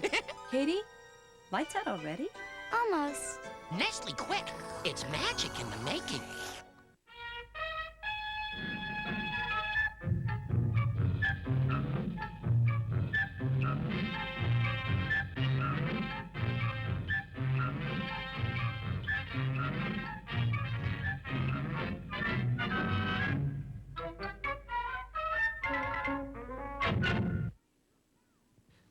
Peabody, Sherman, and way back here. Sherman is the one opening the package. Gee, Mr. Peabody, just what I've always wanted.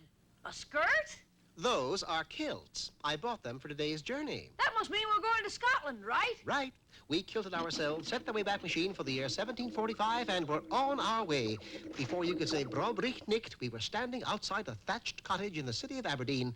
We were about to enter when suddenly a detachment of British soldiers burst out of the night and broke down the cottage door. Hands all, everyone! You got no right coming in here that way. Hold on to your tongue now. We know you're riding him. Hand him over. Hand who over? Him. Who's him? I mean him. Bonnie Prince Charlie. He's under arrest. Well, you'll not find him here. This is Scottish soil, and you got no right to persecute the poor lad. But the soldier paid no heed and ordered his men to search the cottage. After creating a shambles, they left. That was a close one. You mean Bonnie Prince Charlie was here all the time? Aye, laddie. And unless we smuggle him down to the sea, I'm afraid he's doomed. Mr. Peabody will see that he gets away, won't you, Mr. Peabody? Sherman, I'd much rather shop for bagpipes than go... It's a deal. You sell bagpipes? No, I mean about you escorting the bonny prince to the sea. There was no way out. The old Scotsman went to a closet in which bonny Prince Charlie was undoubtedly hiding. This should be easy, Mr. Peabody. All we have to do is disguise him. What as, a tree? For bonny Prince Charlie stood 9 feet tall. Jeepers, he's big. So is our task. I don't know how you'll do it, but smuggle him out of Aberdeen and head for the ocean. There'll be a boat there waiting to take him to France. We left the cottage and with our charge in tow made a beeline for the road leading out of Aberdeen. Oh, my gosh, look, Mr. Peabody. There's a British sentry guarding the road. How does one get a 9-foot-tall prince past a sentry? I gave the problem 1 second of thought, and moments later, wearing a sweater with the word coach on it, I approached the sentry. Halt! Who goes there? I go there. Coach Peabody of the Aberdeen basketball team. Ah, here comes my team now. The sentry was practically mesmerized. Out of the fog, dribbling their way, came Sherman and Charlie. Needless to say, the plan worked. We're out of Aberdeen, Mr. Peabody. Now what? Now we... Charlie? Charlie, are you up there, Charlie? Golly, Mr. Peabody, where is he? The fog cleared momentarily, and we got the answer. Charlie had dribbled his way back into Aberdeen. Let me see, Sherman, what would a 9-foot prince do with a basketball? Of course, he'd look for a basket. Wasting no time, we ran to Aberdeen Square Garden, bought 2 tickets to the game, and dashed inside. There on the court, blissfully dribbling his freedom away, was Charlie. This place is packed with English soldiers. But due to the fact that all basketball players are tall, Charlie went undiscovered. That is, until he made the game-winning basket, and that's when he put on a sweatshirt, one with his name emblazoned on the back, of course. Oh, it's him. Grab him there. It's the prince, it is. Things looked black, and I made them blacker. The resultant confusion enabled us to sneak away. A short time later... Well, we reached the coast, Mr. Peabody. Our job is over. Not quite. We're supposed to turn the prince here over to a waiting boat. I don't see any boat. I don't either. All I see are British soldiers. Then they're heading this way. I knew we had to hide Charlie and hide him fast. But he's too tall to hide. Then we'll cut him down to size. Do you dig? You bet I dig, Big Daddy. Like I'm hip. No. I mean dig as in excavation. Oh! Sherman promptly fell to his knees and began scooping sand. You'd better let me do that, Sherman. After all, I've had more experience. I dug in and dug out. In no time at all, I had a 6-foot hole into which I put bonny Prince Charlie. Gee, now he looks 3 feet tall. The soldiers quickly converged upon us. Oi! You blokes seen anything of a 9-foot-tall prince? Sorry, sir, but we haven't. We seemed to have fooled them until one sharp-eyed grenadier spotted a ring on bonny Prince Charlie's finger. Them initials BPC, what do they stand for? Buy Peabody's chestnuts. My name is Peabody, and I sell chestnuts. The trooper was satisfied and left. A half hour later, a ship appeared and ran a plank to the shore. Goodbye, Mr. Prince, Your Majesty. Bonny Prince Charlie went aboard. As a token of his appreciation, Sherman and I received one of his horses. He sure is beautiful. That he is, and I'm surprised to say he doesn't even hurt. You expected him to hurt you? Well, Charlie horses usually do.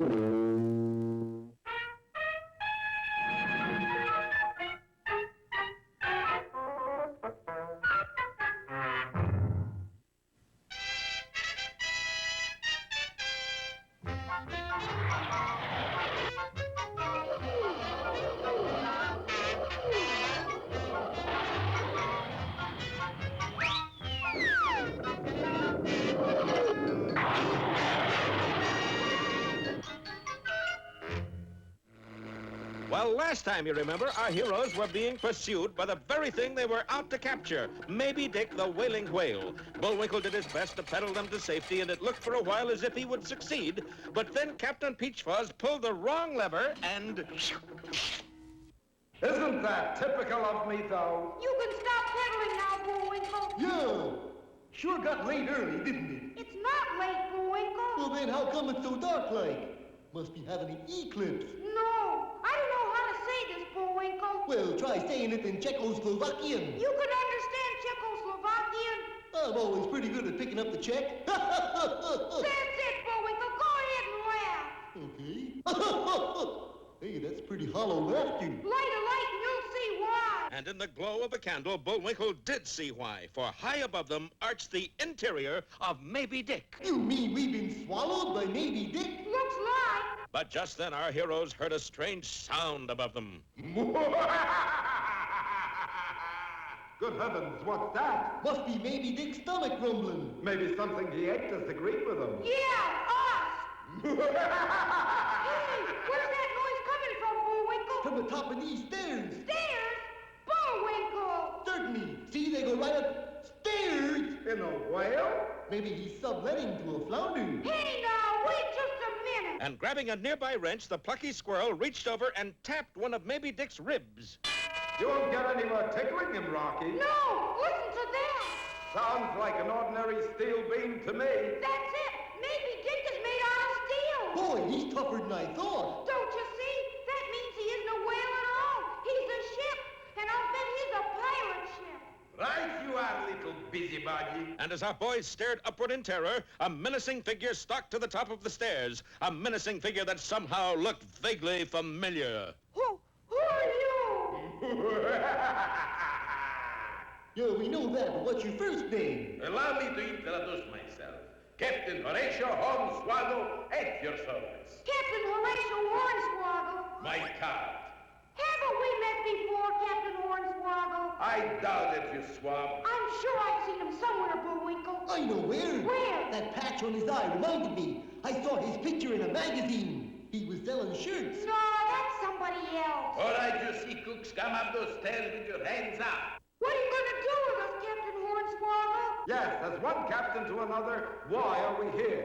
I just wanted somebody to play with Rollo. Rollo? Yes, he gets lonesome. Well, we'll be glad to cheer up the little fellow. Where is he? Come on out, Rollo. And around the corner came Rollo. Rollo was not a little fella. He was a giant ape, 8 feet tall in his sneakers. And he looked like 8 feet of pure mean. I brought some people to play with Rollo last week, but they didn't work out. What happened? He broke them. We're pretty bustable ourselves, you know. No, I don't know, but I'll find out. Okay, Rollo. And the huge monster lumbered nearer and nearer to our friends. Don't miss our next spine-tingling episode. And that's my own personal spine he's talking about. Playtime for Rollo, or rest in pieces.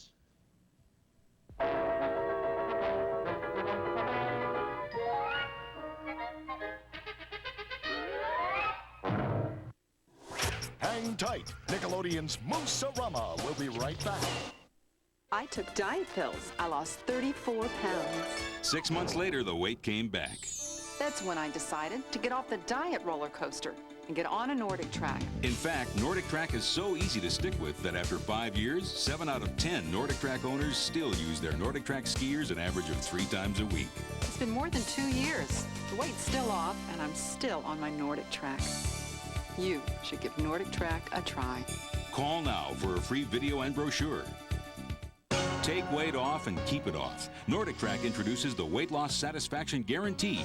Research shows that Nordic Track's total body workout burns more calories than exercisers that only work your legs. Discover what numerous customers have found. With regular exercise on Nordic Track, you can take weight off and keep it off. And we're so confident you'll lose weight too, we guarantee it. We'll guarantee that you'll lose at least 10 pounds in 60 days or your money back.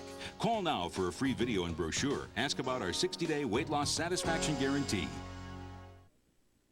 Snacks in my house, they were kid stuff until one day. It's Cool Whip time, baby. Was this really happening? Hey, I'm Mr. Cool Whip, the hippest in town. To make your snacks the best around. A little Cool Whip, a cookie or two, and baby, your snacks will be so good. With Cool Whip, those boring snacks would never be the same.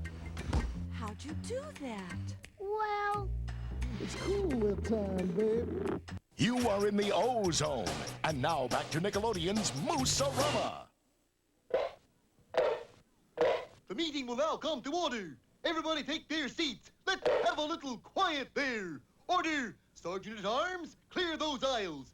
Order! Bullwinkle? What, Rock? Aren't you overdoing it a little?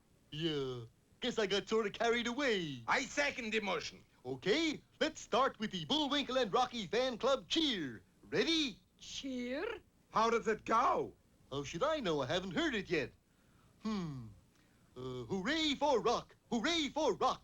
Greatest kid on any block! Hooray for Bullwinkle! Hooray for Bullwinkle! He's so suave and handsome. Hey, that doesn't rhyme. I know. Maybe I ought to change my name so it rhymes with handsome. Why not? It's fantasy show. Now, what's the first order of business? May I have the floor? If you promise to give it back. We gotta think of a way of enlarging our membership. Maybe we could eat more, Rocky. I mean, we ought to have more members. Or less auditorium. I got it. Everybody bring a friend next time. Hooray! Hooray! It's discrimination. You know I don't got any friends. Well, did everybody bring a friend? Natasha? Mine escaped, darling. Captain Peach Fuzz?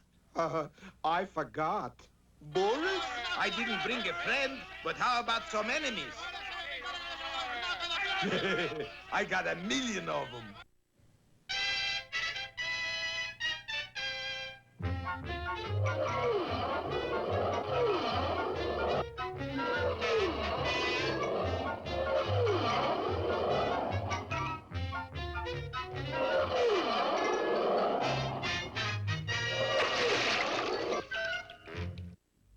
Well, the secret is out. Maybe Dick, the mysterious whaling whale, is nothing more or less than an enormous pirate ship run by that prince of schnooks, Boris Baden. Please, Captain Horatio Hornswoggle. Yes, the secret is out, but our heroes are inside Maybe Dick.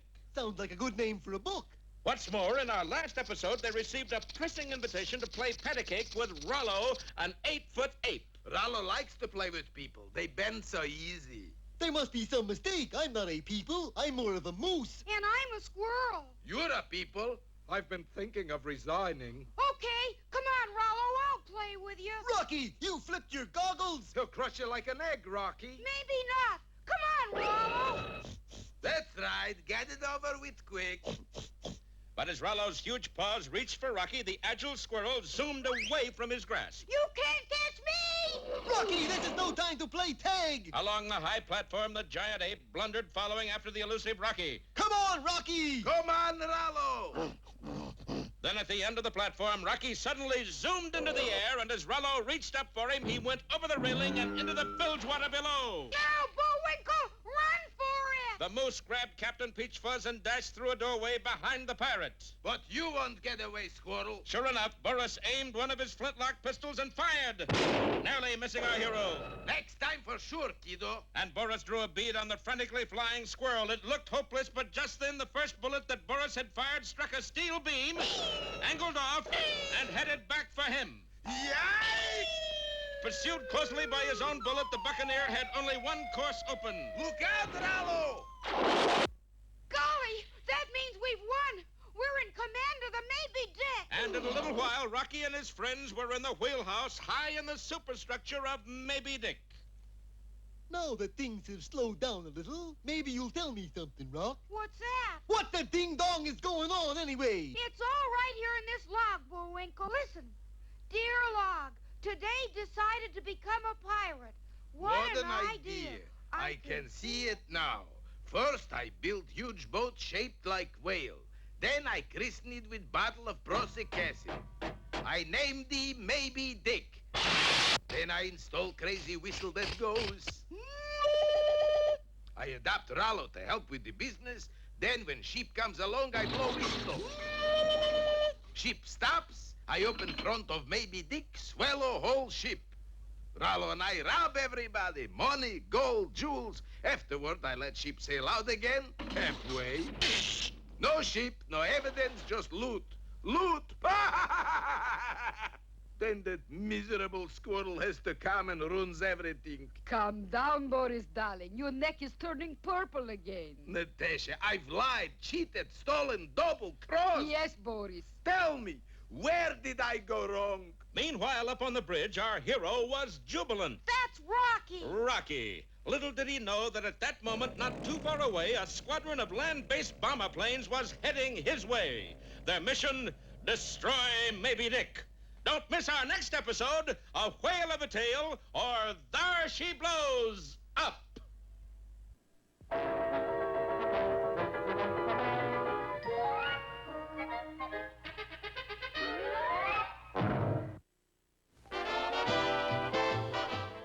What can you do right now to get ready for Get Smart?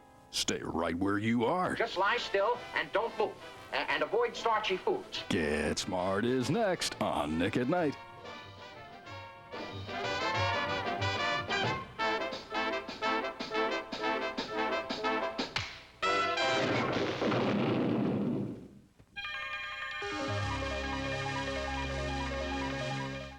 Snick.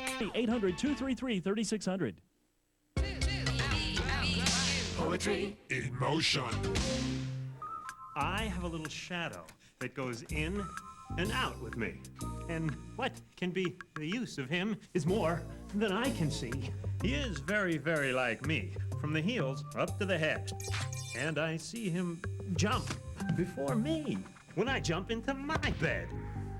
The funniest thing about him is the way he likes to grow. Not at all like proper children, which is always very slow, for sometimes he shoots up taller than an India rubber ball. And sometimes he gets so little, there's none of him at all. One morning, very early, before the sun was up, I rose and found the shining dew on every buttercup. But my lazy little shadow, like an errant sleepyhead, had stayed at home behind me and was fast asleep in bed.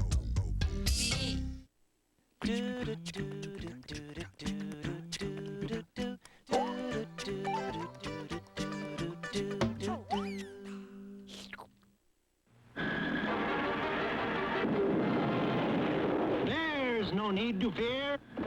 Underdog is here.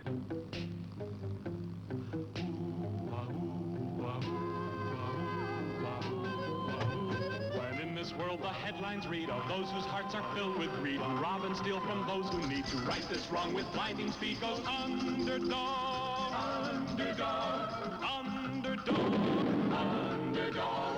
Speed of lightning, roar of thunder, mighty ho, hurrah for plunder, underdog, underdog, underdog. One of the city's most humble and lovable characters was Shoeshine Boy. All finished, sir. Thanks, Shoeshine Boy. You're humble and lovable. Bless you, sir. Little did anyone know that whenever there was a call for help, Help! Help! Help! Shoeshine Boy became, in real life, Underdog.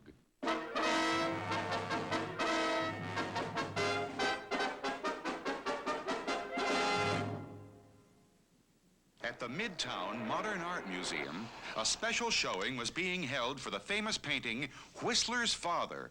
This one painting alone was worth a fortune, and the police were worried. It is a big responsibility they've placed on our shoulders, men. I've no doubt some gang of thieves will try to make off with the painting. But there's so many entrances to this place, Chief. How can we guard them all? We're not Underdog, you know. There's no need to fear. Underdog is here. Yeah, Underdog. It's a sight for sore eyes, yeah. Will you stay here at the museum and guard the painting of Whistler's Father? I'll guard it here each day, you'll see, and at night I'll take it home with me. Wonderful. Now we haven't got a worry in the world. But the chief of police would not have been so happy had he known of the special meeting that was about to take place in the underground hideout of Riff Raff.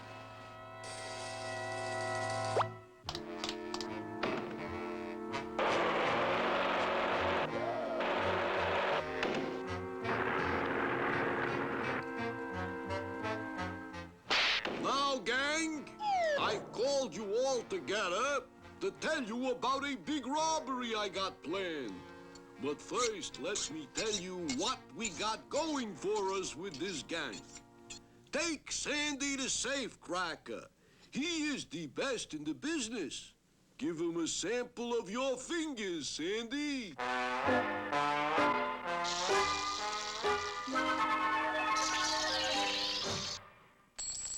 Next is the top gunman of all times, Mooch. Show him, Mooch.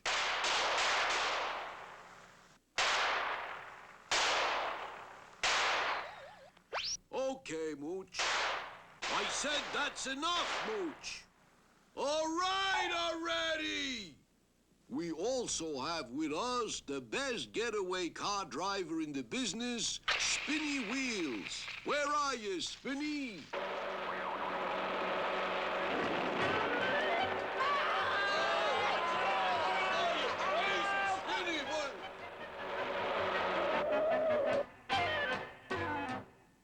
And of course, we happen to have the greatest bomb tosser in the world, Dynamite. Show 'em your pitching arm, Dyna.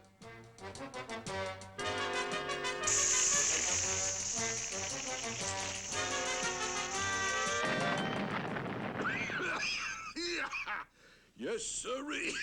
We got the greatest gang here in the world, and naturally, I am the greatest leader of crooks anywhere, right? I think maybe you guys didn't hear me. I said I am the greatest leader of crooks, right? Oh, yeah, right. Three cheers. Yeah, he's the best. Griffith's the best. You tell him. So, with this kind of gang, we cannot miss on the new job. Yes, Mooch? What is it, boss? What's the job? We are stealing Whistler's father. I know about that painting. It's being guarded by Underdog. Now hold on to your horses. This is one time Underdog will not bother us. Why not? Because we are going to be using new tactics for this caper. War tactics, like they use in jungles and all. The guerrilla war tactics. Gorilla? Tactics. Right. Not even Underdog will be able to stop us when we use guerrilla war tactics. Is Riff Raff right? What are these guerrilla war tactics? There's plenty of excitement ahead in our next episode.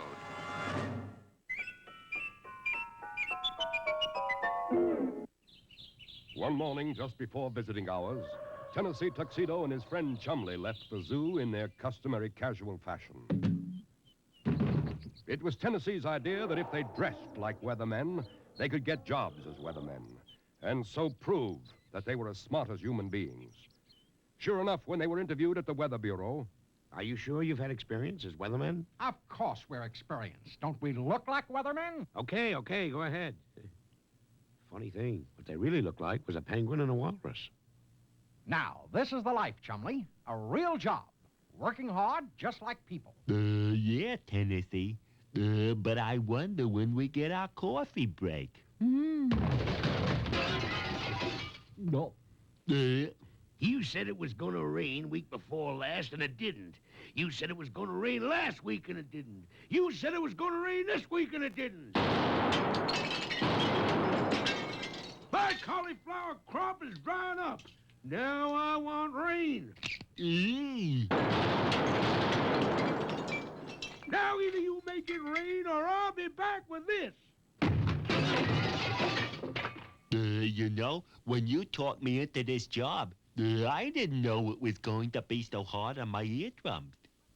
I see.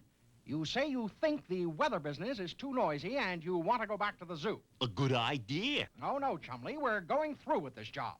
And here's your first assignment. Hop out and make it rain. Okay. Just like I've been saying all along. Nothing to these jobs.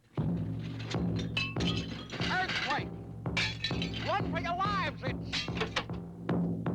Chumley! Chumley, give me that. Oops. Gee, Tennessee, I'm terribly awfully sorry. Did it hurt? You want to know if it hurt? Of course not, Chumley. I always wear this little knot on my head. Now, just what are you doing? Well, it took a little while, but I finally went to the library and found a rainmaking book. I see. So you're making it rain like it says in the book. Let me see that. Oh, no, Chumley. This is an Indian history book. It says some Indians believed they could make it rain by beating drums and dancing. Yeah. Well, I'm part Indian, you know. I see. You say you're related to the Indians, eh? Well, just what kind of an Indian are you? See? I'm a Blackfoot. A Blackfoot. Of course. That's hysterical, Chumley. Now, let's see if you can keep joking like that when the farmer comes back with his shotgun. He wants rain or else. Well, if I can't drum up any rain this way, how do I make it rain? How do you make it rain? Well, it's easy. You just take a little, you pick out a big, you mix up some, Hey, Tennessee, maybe it's time we went to see the man with all the answers. Yes, Chumley, Mr. Whoopi. And we'd better see him fast. So soon our heroes were in the office of their friend and advisor, Phineas J. Whoopi, the man with all the answers. That's it, Mr. Whoopi. We've got to make it rain. Team pour. Well, that sounds like a college cheer. Rain, eh? Well, that's a job that can't be watered down. Sounds like we'll have to use the three-dimensional blackboard. Yes. Gee, that's cool. Or, to be more precise, my boy, we're getting warm. Now, where did I put it? Perhaps in the closet.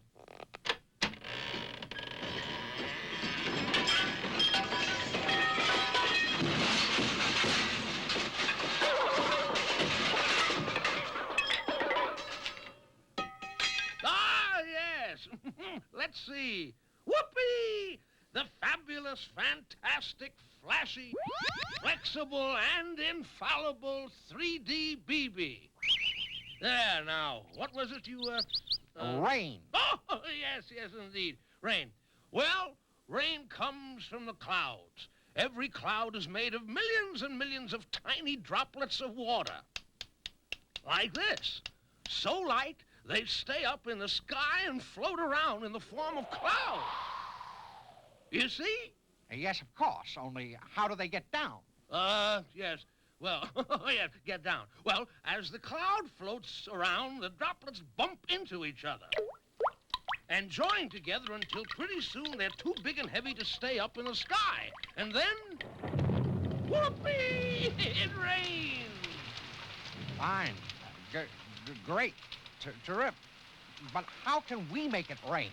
Well, yes. Well, one way is to fly over a cloud and sprinkle thousands of little tiny pieces of dry ice on it. Dry ice? Hey, Tennessee. Chumley wants to know how to dry ice. Dry ice? Oh, no. That's just a special kind of ice, like ice cream men use to keep their ice cream cold in their trucks. When you sprinkle it on the clouds, it's called seeding, because each little seed of ice helps make the droplets grow bigger. Of course, it doesn't work every time, but that's good enough. Let's go. Stop. Take off. Nickelodeon knows that taking care of the Earth is a big job. But you can help, just by thinking small. Plastic rings keep soda six-packs together. But did you know that they can be harmful to fish or small animals? Because when we're done with them, there's still a chance that they can get caught or tangled in them. But you can prevent this just by snipping the rings before you throw them out. Then you'll be doing something big for the little guys. For more ways that you can help the Earth, keep watching the First Kids Network, Nickelodeon. Now, Barney, that lovable purple dinosaur, is available on home video. It's a collection your preschooler will love. Offered only from Time Life Video. Because that's a rule that stays the same. Call this toll-free number now so your children can have their first Barney video, Caring Means Sharing, for $9.99. Then every other month or so, your child will receive other fun Barney videos, like Playing It Safe and Be a Friend. And if you order with your credit card, you'll receive a free Barney in Concert audio tape featuring your child's favorite Barney songs. I love you, you love me. I love you, Barney. Here's how to order. To receive the Barney and Friends Caring Means Sharing video for $9.99, call this toll-free number. Use your credit card and receive a free Barney audio cassette. Call now. And soon our heroes, together with Phineas J. Whoopi, were winging their way through the sky. Okay, we're over the clouds. Chumley, take this box of dry ice chips and sprinkle them on the cloud. That's a cool job. He. I see, so you think it sounds like an ice idea. Wonderful, Chumley. Now step on it.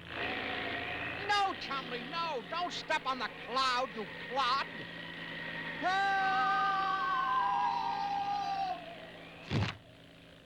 Chumley! Gee, what a big first step. What happened? What happened? You tried to walk on a cloud. That's what happened. You can't do that. Not you, Chumley, a walrus. Perhaps I got a little too enthusiastic. I know you got carried away. But in spite of everything, I carried out my mission. You did drop the ice on the cloud. That's great, Chumley, great. Maybe it will rain.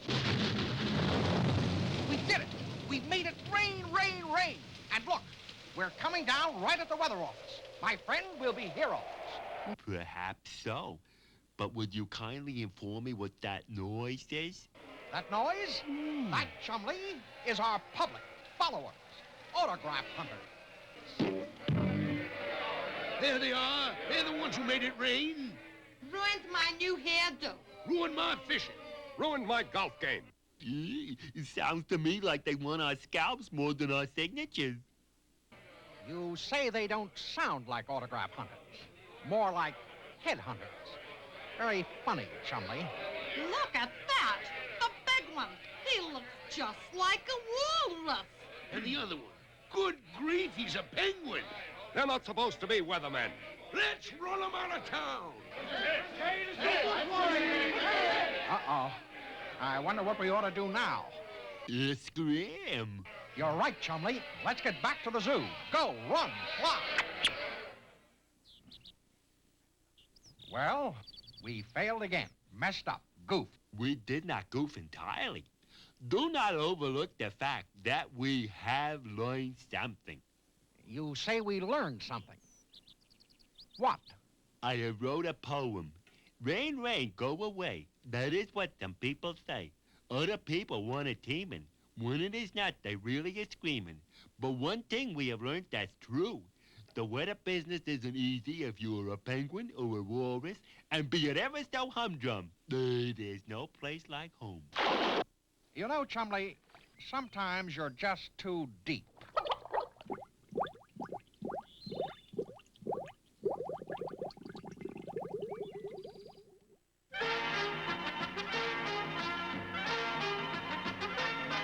Sergeant, I've just received a telegram from General Nuisance. He says those two gopher Indians have to be captured alive immediately. Captured alive? But, Colonel, we've already tried just about everything. Obviously, Sergeant, you've never played football. We're going to use football tactics. We're going to tackle them. 14, 22, 63, 87.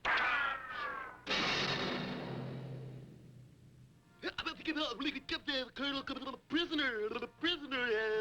Colonel going to capture us without guns, without swords? How him do? Hey, we have a plan. Give a tackle. You got planned? Dummy. Bonk, bonk. Oh, we make dummies. Fool, Colonel. Good idea. You genius.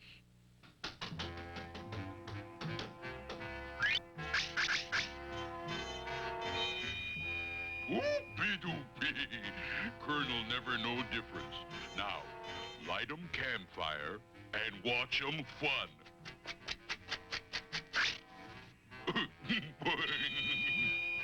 Quiet, Sergeant. Shh. There they are, around the campfire. Get ready. Don't you think we better scout around first? Nonsense. I'm calling the signals here. 22, 64, 83. Charge!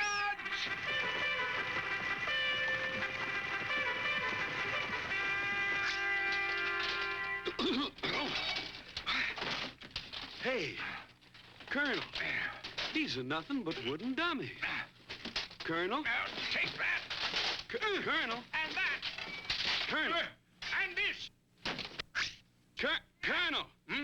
Colonel, Begging the Colonel's pardon, these are just dummies. They're carved out of wood to fool us.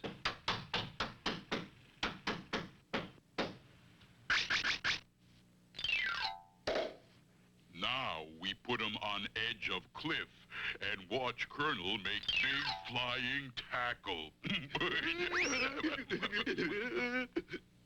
Shh, Sergeant. There they are around their campfire. Are you ready? Begging the Colonel's pardon, but what if they're just dummies? Just dummies? Don't be ridiculous, Sergeant. We left the dummies back there. These are the real Indians. Follow me. 36, 22, 34.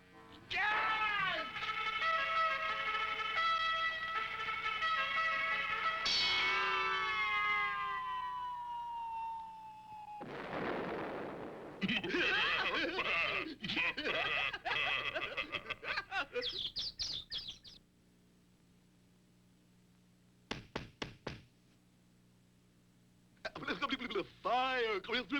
Chop, chop!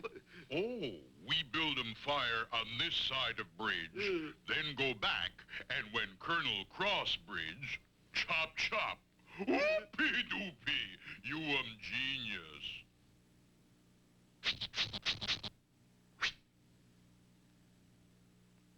Now then, there's their campfire, Sergeant. On the other side of the bridge. Yeah, but, what about those two Indians on this side of the bridge? Dummies, Sergeant. Dummies. They can fool me once. They can fool me twice. But they can't fool me 3 times. Follow me.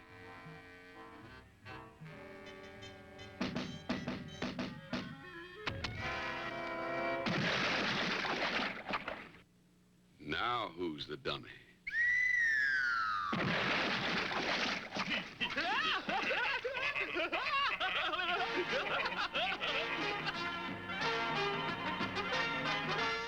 Don't touch that dial. The Underdog Show will be right back after this. Some stories can only be told at night, and the Midnight Society is telling them.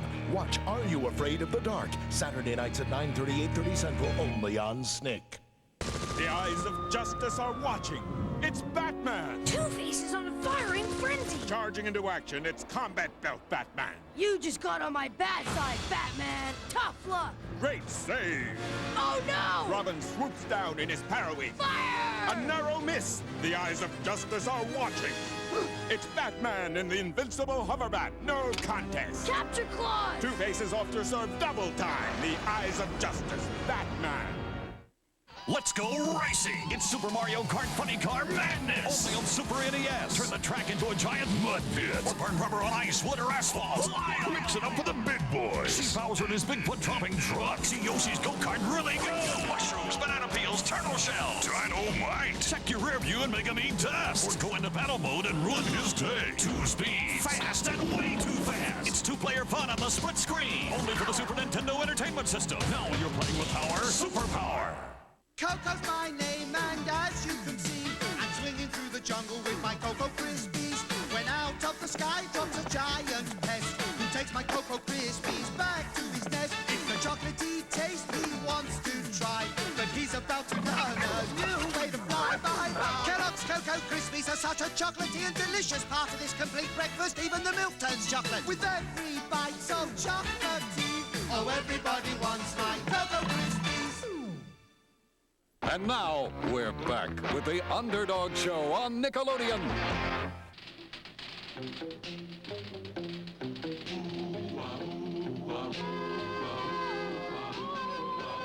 When criminals in this world appear and break the laws that they should fear and frighten all who see or hear, the cry goes up both far and near for Underdog. Underdog. Underdog.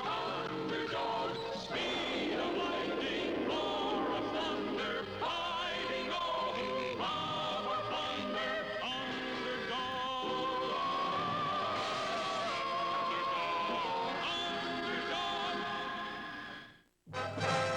Riff Raff, with his gang of thieves, planned to steal a valuable painting being guarded by Underdog. Not even Underdog will be able to stop us when we use guerrilla war tactics. But, gosh, boss, what are guerrilla war tactics? I am glad you asked that question, Mooch. If all of you will kindly look at the screen, I will turn on this movie projector. One of the tactics of guerrilla warfare is called hit and run. Just watch.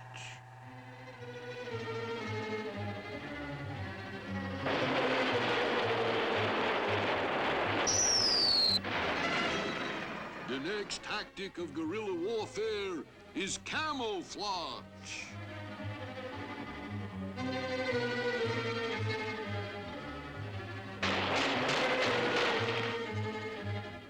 The next tactic of guerrilla warfare is sabotage. How's about having one of my cigarettes, Guy? Great, Guy. Thanks.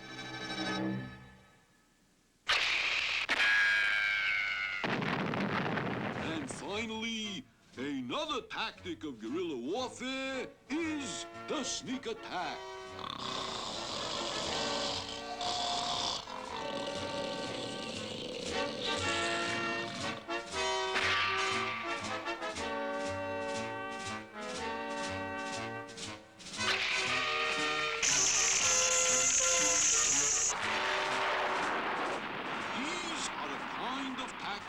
We will use to steal the painting right out from under Underdog's nose. Tomorrow, it's tactic number 1, hit and run. Next morning at the Midtown Museum. Sweet Polly Purebred, what are you doing here? I have a feeling that trouble may appear. Nonsense, Underdog. Who would dare to try and steal the painting with you on guard? But at that very moment, outside the museum... Okay, gang. Put on the disguises. It's time to hit and run.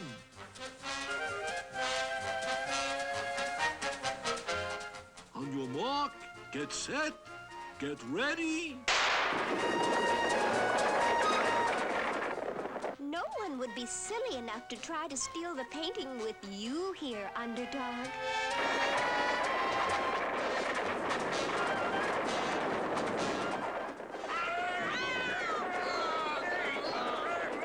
What is it?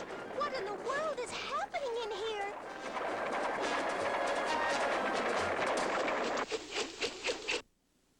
Horses in a museum are cause for alarm, but I'll make sure that they do no harm. The painting! Underdog! It's gone! Then that wasn't horses that came our way. That was thieves, but I'll save the day.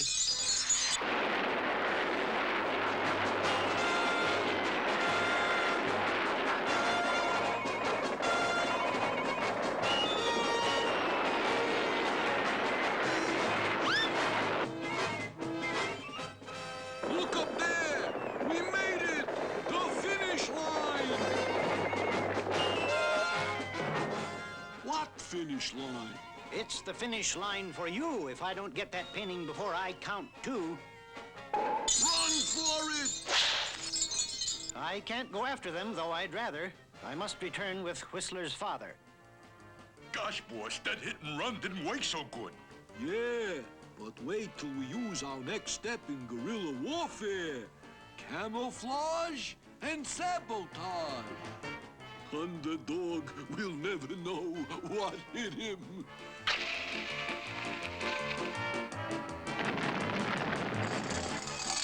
Camouflage and sabotage. What will this mean to Underdog?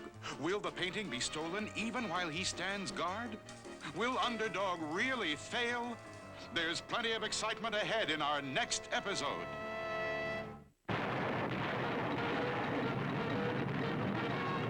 Looks like this is the end, but don't miss our next Underdog Show.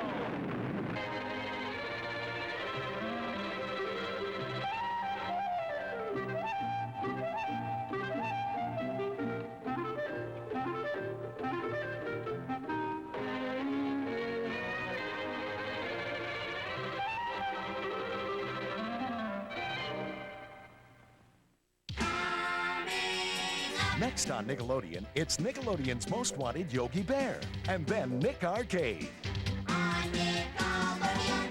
From the schoolyards and playgrounds, they came. The athletes of Nickelodeon guts.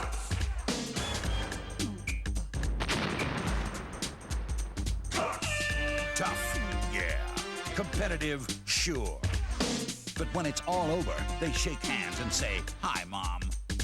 Don't miss the athletes of guts when they go head-to-head on Nickelodeon Guts. Empty marshmallows in me Lucky Charms. Look, it's disappearing.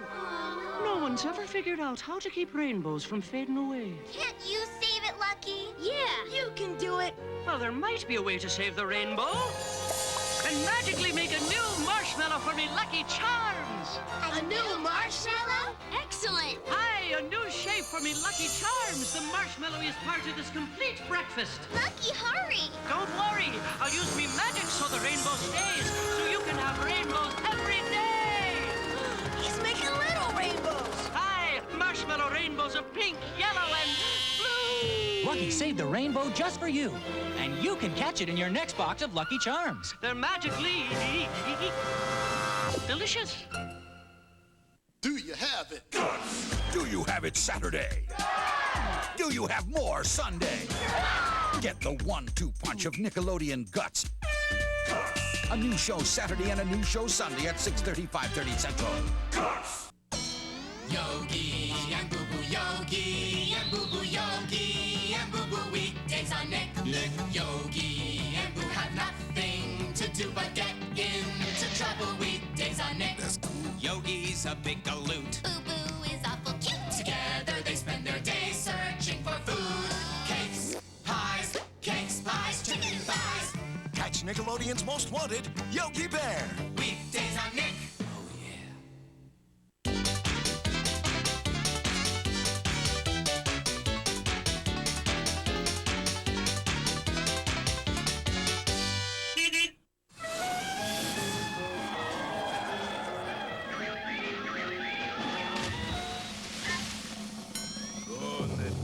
Sometimes I get so mad. But in the paper it must be true.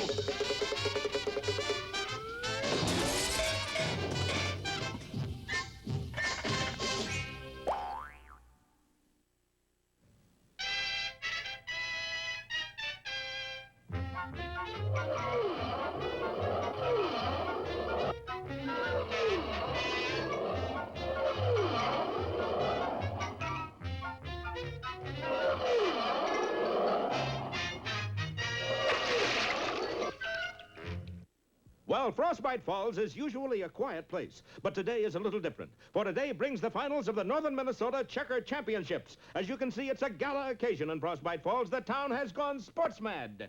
Hooray! And here playing in his usual slashing devil-may-care style is the defending champion, Bullwinkle Moose. I'll move here. Ignoring the bloodlust of the thrill-mad mob, Bullwinkle was about to end the game when... It's a-comin'! It's a-comin'! It's Charlie Parlor Car. It's a-comin'! It's a-comin'! Wonder what's a-comin'? The circus is a-comin'! That's what's a-comin'! It was true. At that very moment, the big wagons began to roll into town. And it wasn't just any old circus either. This was Bumbling Brothers Circus, the smallest, biggest show on earth. Come on, it's your move, Zeb. You're right, and I'm a-moving. I'm gonna go watch the circus. Well, if that don't make a feller sore. Bullwinkle, don't you like circuses? Well, certainly, but I had a for sure win. Come on, Rock. I'm gonna give them circus fellers a piece of my mind. You know, that's what I like about you, Bullwinkle. No matter how little you have, you're always willing to share. And in a little while, our heroes were at the vacant lot where the circus was being set up. Gee, look, they got a real lion tamer, Bullwinkle. Claude Badley, king of the cage. Don't we know him from somewhere? You mean his voice is familiar? No, his face. There's a switch. Hey, you in charge here? That's right. Well, how come you busted up our checker game? Oh, I'm sorry about that. Wait right here. I get a free ticket for you to the circus. Well, that's better. Okay, where is it?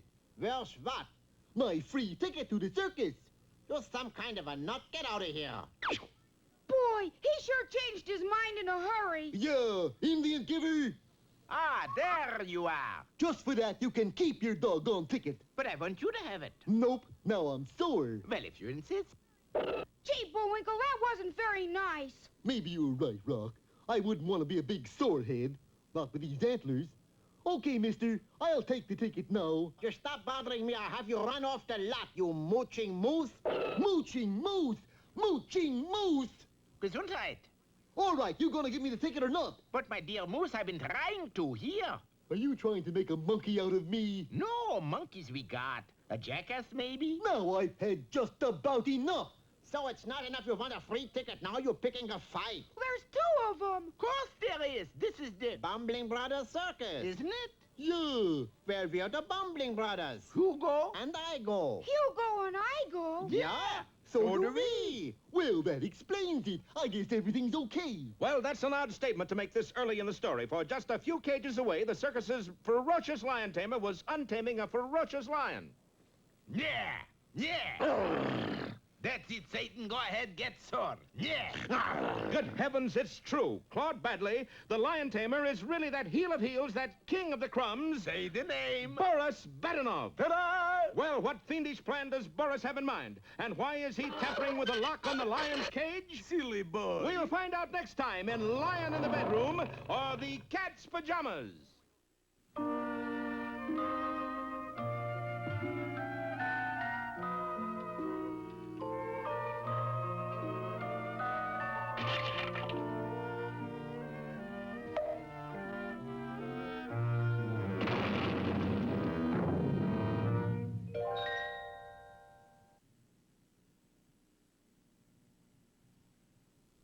Once, a very long time ago, in a forest, there was a tree, which is a very nice thing to have in a forest. Now, in this tree, there happened to live a funny little man in a green suit with a pointed cap. He didn't live there alone, for he had a son, who was also a funny little man in a green suit with a pointed cap. Then one day, the son came to his father with a question that he had been wondering about for 50 years. How come we got to live in a tree? Because we're not ordinary folks, boy. How so? We're magic. Magic? Yep. How so? Well, you know how sometimes folks get into trouble, and then they meet a funny little man who makes a deal to help them out, and he does little magic, and then later on they write a fairy tale about it? Yeah? Funny little man, that's us. And being that it was his son's 600th birthday, the little man went on to say, And now, sonny boy, it's time for you to go out into the world and make a name for yourself. If I do real good, will they write a fairy tale about me? Without a doubt. The son was very excited about this prospect, and bidding his father farewell, he skipped happily out of the forest and set out to make a name for himself. In the village nearby, there was a miller who was very poor, but as luck would have it, he had a very beautiful daughter. Now, it so happened that one day, the miller had occasion to speak to the king. I got a daughter who can spin gold out of straw. Spin gold out of straw? Yep. Bring this girl to my castle tomorrow, and if she can do as you say, I shall take her for my bride. Good day. Father, what did you tell him a thing like that for?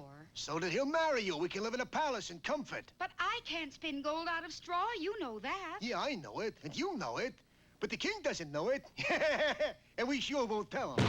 The next morning, the king placed the unfortunate miller's daughter in a room of the castle with a spinning wheel and a stack of straw. Now spin that straw to gold, or else. Thereupon, he carefully locked the door, and she remained alone.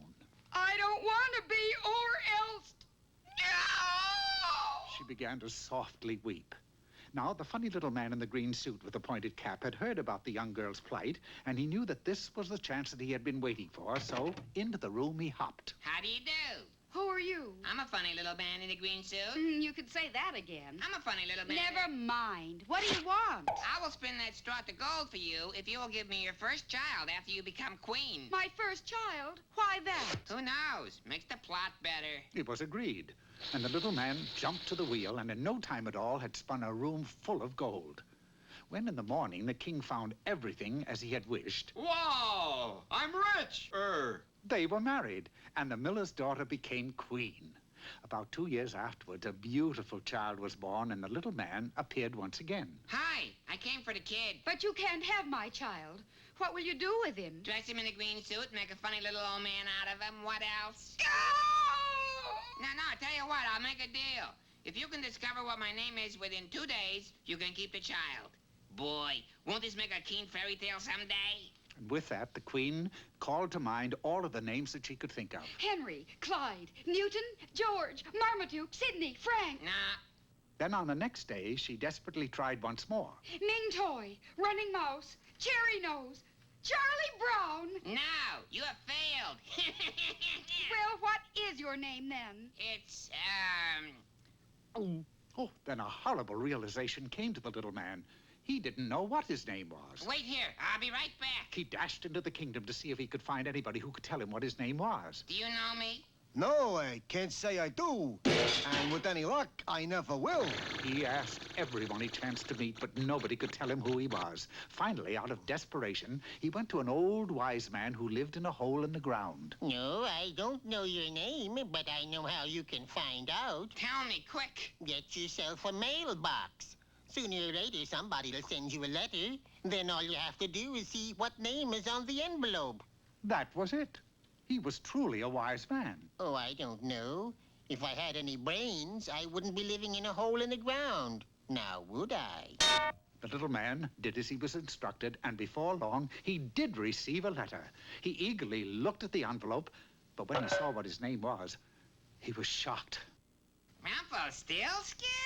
What kind of a name is that? I can't go back to the Queen and tell her that my name is Rumpelstiltskin. I'd be the laughingstock of the kingdom. And so the Queen and her child lived happily ever after, for she never saw the funny little man in the green suit again. In fact, nobody ever saw the little man again because he was so ashamed that he changed his name to Louis Smith. And we all know that there's never been a fairy tale about Louis Smith. That is, until just now.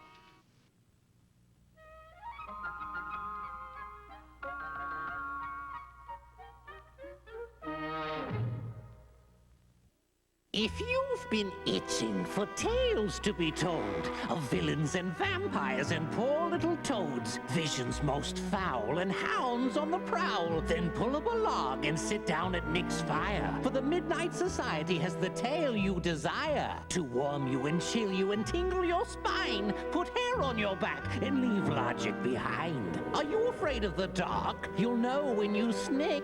This Saturday right here, only on Nick.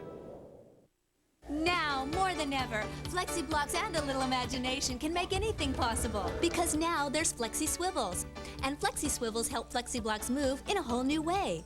With Flexi Swivels and your imagination, you can put an exciting new twist on everything you make. Alligator! Caterpillar! Truck! A swivel sword!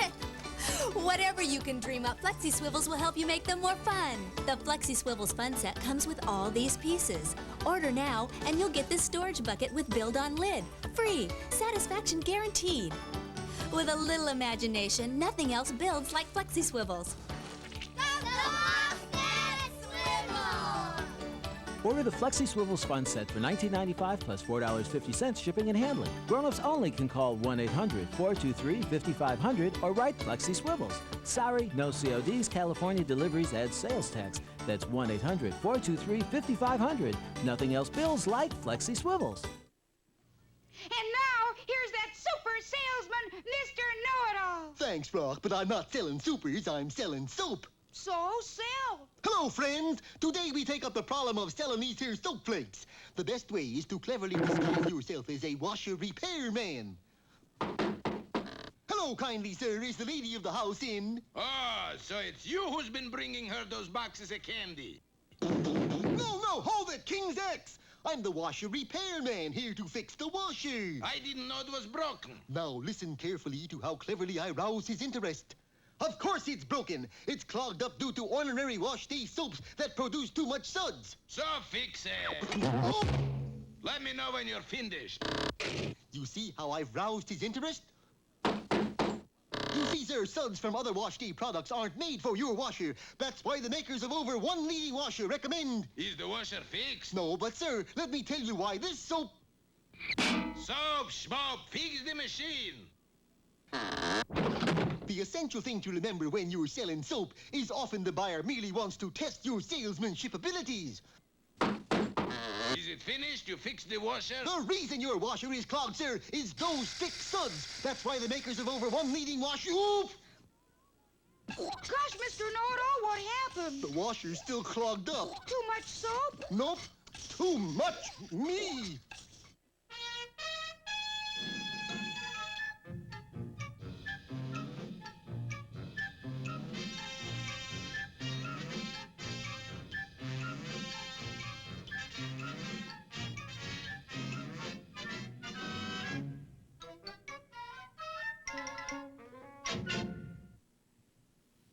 Hello again. Peabody here.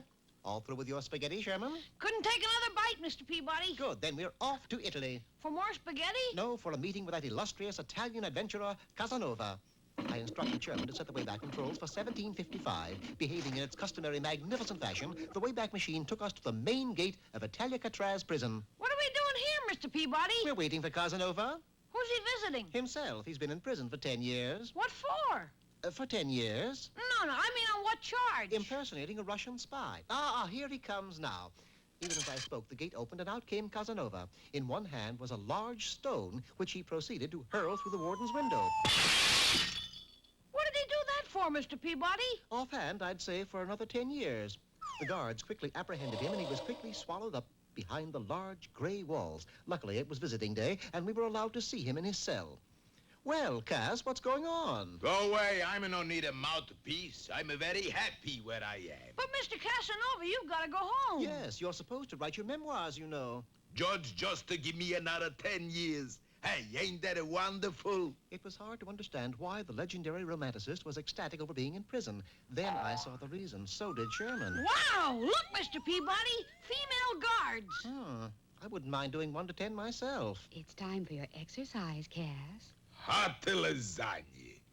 Now, usually a prisoner goes to the exercise yard and plays a little handball, but in this prison it was different. Exercise consisted of 1 hour of cha-cha-cha. Not only that, but dinner consisted of not a tin plate shoved through a slot in the cell door, but a sumptuous banquet in the Escoffier room next to the torture chamber. Pheasant or squab? Pizza. No wonder he doesn't want to leave. Yes, but he's going to. We wasted no time in seeking out the warden.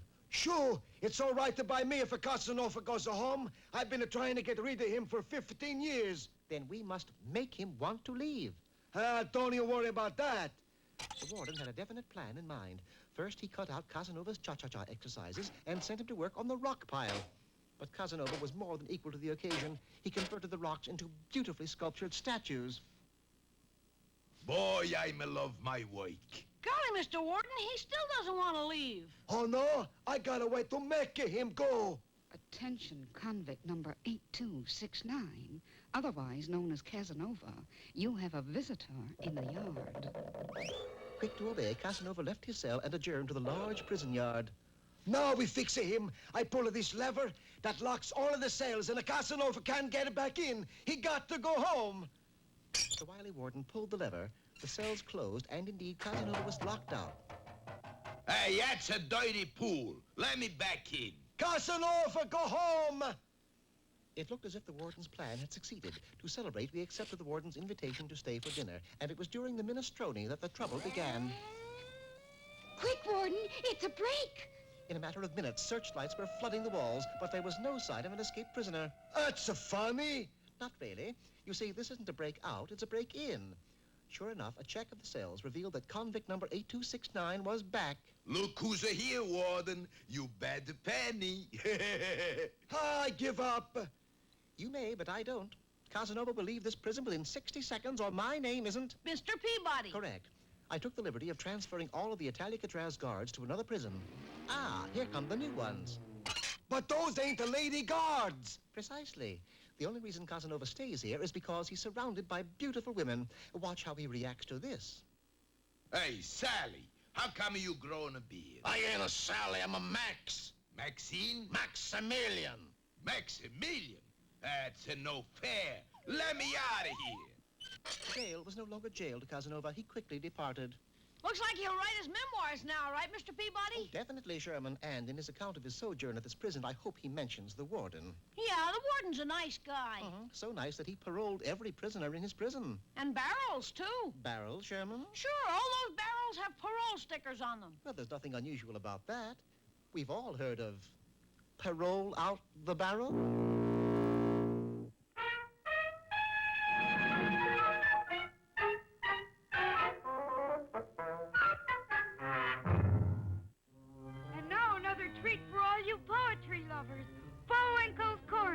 Hello there, cat fanciers.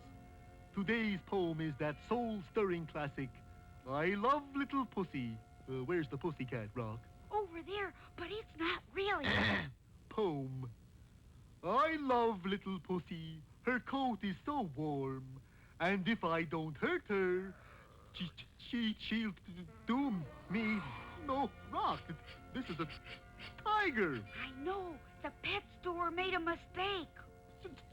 So I'll not pull her tail or drive her away.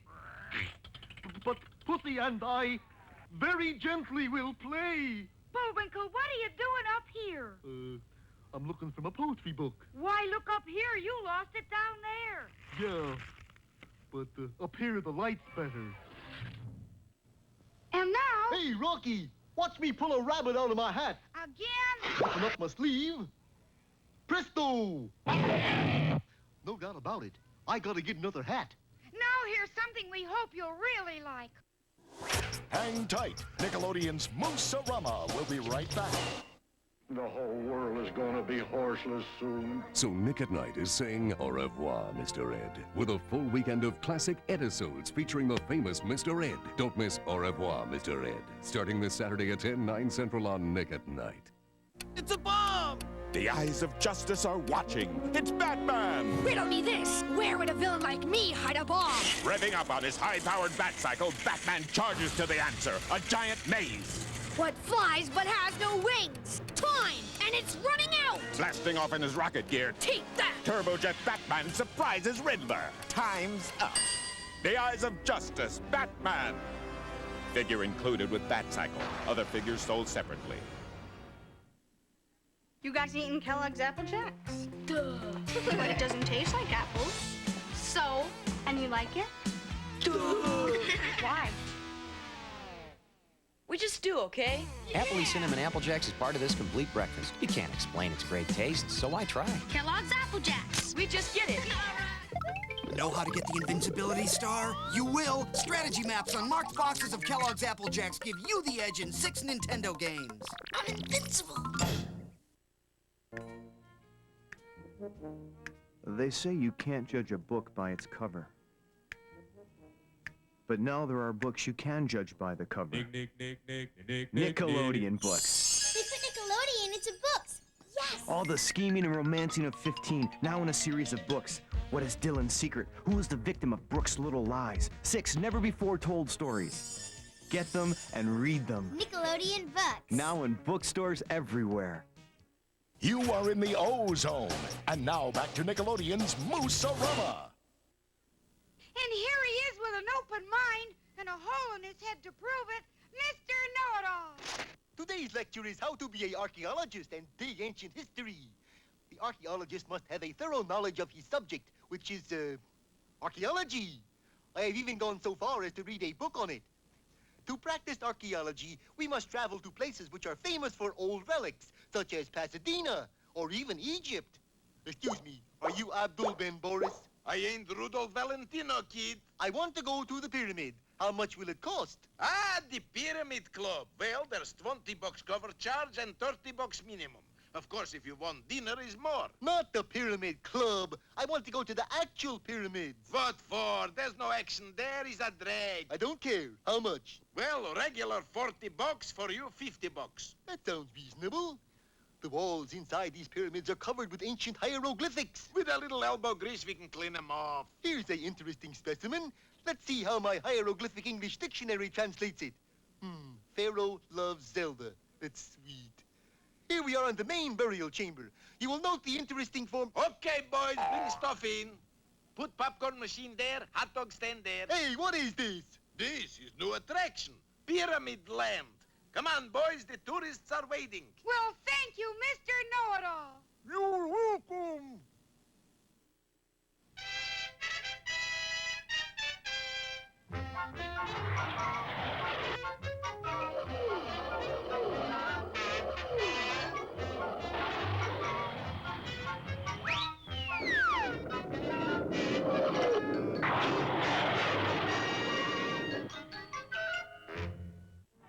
Well, the circus is in town, and along with the peanuts and popcorn, it's brought a big top full of trouble for Bullwinkle. First, he ran into the twin brothers who own the show. Who go bumbling? And I go bumbling. And I'll be in Scotland for you. Then later we found that the lion tamer, Claude Badley, is really Boris Badenov, and right now he's busy infuriating a man-eating lion by making faces at him. Who's making faces? I'm imitating a moose. Pretty soon he'll be a moose-eating lion. Meanwhile, back at the entrance... Gee, you mean you're giving us free tickets to your circus, Mr. Bumbling and Mr. Bumbling? Just call me Hugo. No, don't call him Hugo. Why not? Because I'm Hugo. Hey, that's right. Call me Igo. Yeah, I go too. Well, maybe we better go inside. And in a few minutes, our heroes were walking through the big top looking at all the menagerie animals. Menagerie, my foot. These are for real. Then there was the circus itself. And now, ladies and gentlemen, presenting Bumbling Brothers 3-ring circus. I only see one ring. We put all three inside each other. It's a low-budget circus. And now, here are the 4 flying calendars. -2. Little trapeze trouble in Winnemucca. Yes, our heroes enjoyed the acrobats, the jugglers, the elephants. Let's get on with the plot. When do the bad guys comes in? And then it was time for the lion tamer's act. That's more like it. Ready, Mr. Badley? Wait a minute, I haven't got the lions ready yet. Okay, boys, put the teeth in the box. That's right. Yes, so cowardly was Boris that he used only ancient lions with false teeth and made them take out their plates before they went into the cage. Oh, Boris, you're such a yellow belly. What are you talking? I could still get gum to that out there. But there was one lion whose teeth were definitely his own, Satan the man-eater. Pardon? Moose-eater. Well, Boris went through his act with the old toothless lions. Up, Simba.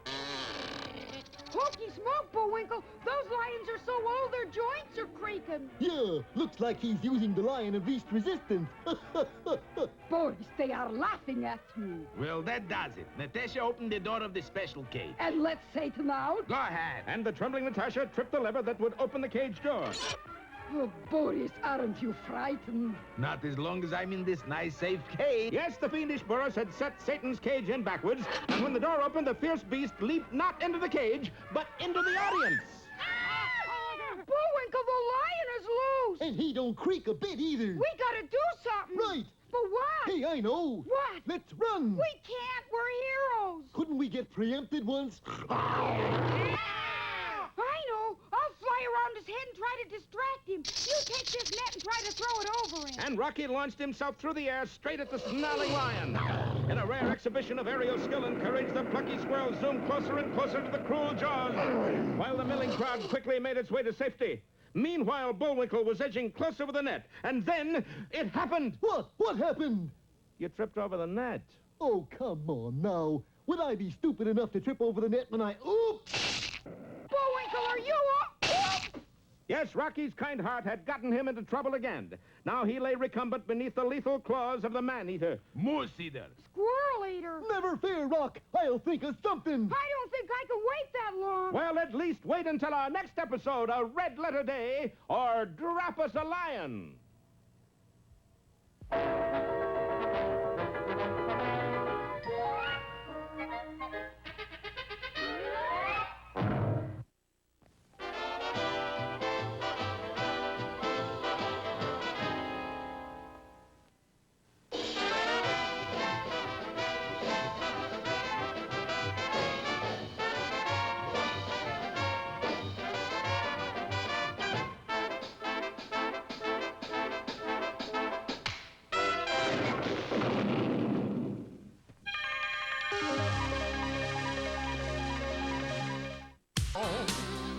It's the place where kids stay. When school's out, you're looking for action. You can turn to Nick shows every day. It's the one place you'll get satisfaction. It's got that's Nickelodeon, and it's on every day. This week, inquiring minds want to stick. Clarissa busted with hot underwear. You stole it? Swedish cat removes brain and lives. Golly. Roundhouse rips off Cindy Crawford's mole. Funhouse clown, I want my nose back in Are You Afraid of the Dark? So, take a seat on the big orange couch this Saturday night and see all about it. Starting at 8, 7 Central, only on Nickelodeon.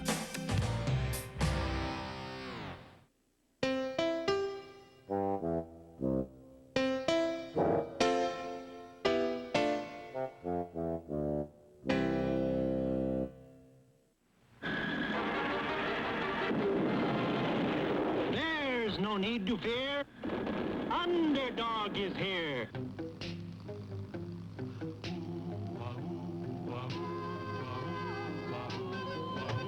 When in this world the headlines read of those whose hearts are filled with greed, who rob and steal from those who need to right this wrong with blinding speed, goes underdog, underdog, underdog, underdog. Speed of lightning, roar of thunder, fighting all who rob or plunder. Underdog, underdog, underdog. One of the city's most humble and lovable characters was Shoeshine Boy. All finished, sir. Thanks, Shoeshine Boy. You're humble and lovable. Bless you, sir. Little did anyone know that whenever there was a call for help, Help! Help! Help! Shoeshine Boy became, in real life, Underdog. Underdog was standing guard over one of the world's most valuable paintings. Well, it's time we were closing for the night, Underdog. Sure hope that gang of thieves don't come back. This painting will be safe at home with me. Tomorrow, I'll return it for visitors to see. And as soon as the museum was closed for the night, Riff Raff and his band of thieves sneaked in. Okay, gang. Let's set up our next step in guerrilla warfare. Camouflage and sabotage. All night long, strange sounds came from the museum. But the following day, everything seemed to be perfectly normal. Until... Help! Underdog! An explosion blew open the vault! There's no need to fear. Underdog is here. Hurry, Underdog. I'll stand watch over the painting. But the moment Underdog left the painting, two columns, a statue, and a wastebasket began moving slowly toward the painting. The explosion made a twisted mess out of the door. To get this back the way you seek, I'll want my strength at its very peak. What's with the ring? The secret compartment of my ring I fill with an Underdog super energy pill.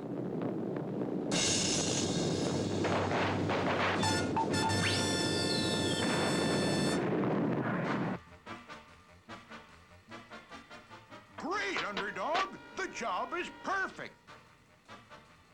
Help! Water is coming out of everywhere! And as Underdog raced to answer this next call, the two columns, the statue, and the wastebasket moved closer to the famous painting. There seem to be holes in every single pipe! But Underdog knew what he must do, and quickly he broke off a piece of the pipe and joined the ends together again. Now a little gum to chew is just the thing I need to do. How can you stop to chew gum at a time like this? I'm not chewing gum for a refreshing pause. I need this gum to serve our cause.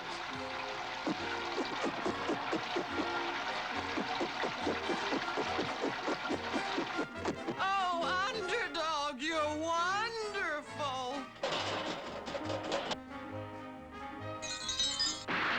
The heating system! Something's wrong! The heat is pouring out! We all suffocate! There's no need to fear. Underdog is here. And as Underdog hurried to fix the heating system, two columns, a statue, and a wastebasket moved in on the painting.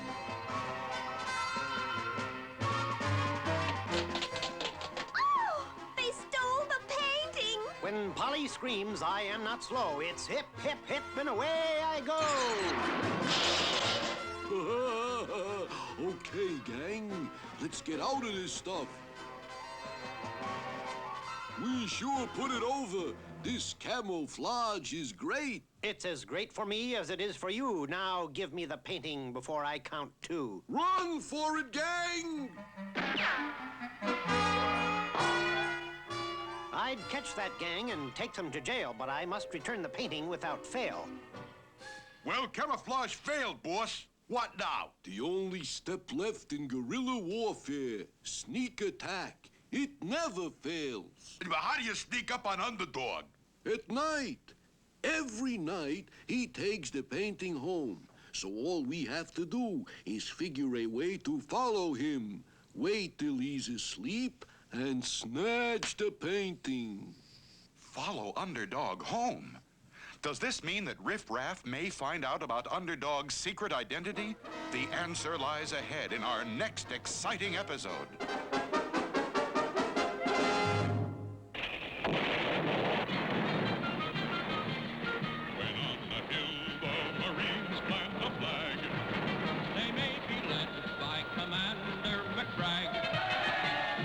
Cannon in hand, he can beat any band.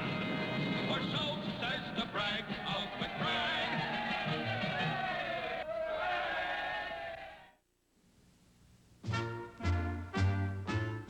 There, El Mesa Mucho, the home of the giant bird. Did I ever tell you about the time I was held captive? No, Commander, but I really must be going. I must be going too. I'll tell you on the way. I'd been flying over desert country when suddenly my engine stopped. Quickly, I bailed out. I landed in a huge bird's nest. My chute covered me so that I looked just like the other eggs. Just then, the mother bird arrived and settled on the nest until we hatched. After the first shock, she treated me as one of her own. When it came time to fly, she pushed Alice, Jeffrey, and Seymour out of the nest. Then it was my turn. Of course, I fell like a stone. Good heavens, Commander. What happened? Oh, Mother caught me.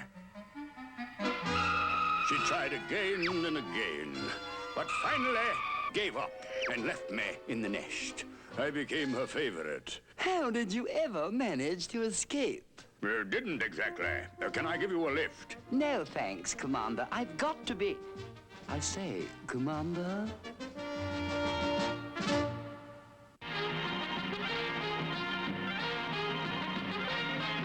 It's a pleasure to see you, General Nugent. I'm not here on pleasure, Colonel. Washington has sent me with secret plans for capturing the Gopher Indians. My men have set up a special telegraph station right here, 25 miles from this fort. I have 400 soldiers camped there, and I will issue orders to you by telegraph. Bully!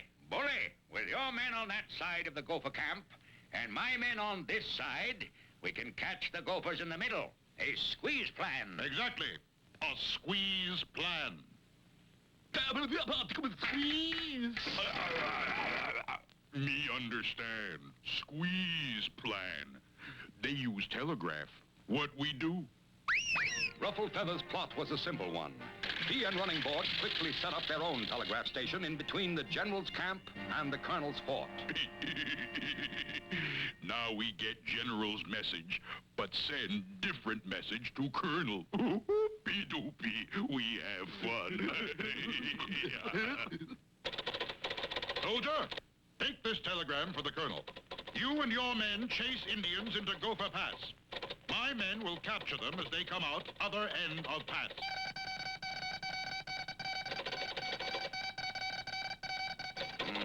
A strange order, Sergeant. You and I are to disguise ourselves as Indians and ride through Gopher Pass. The General thinks the Gopher Indians will follow us. But gee, Colonel, I don't think... Please, Sergeant. Regulation 234587 requires blind obedience. Come. Ready, Sergeant? Charge!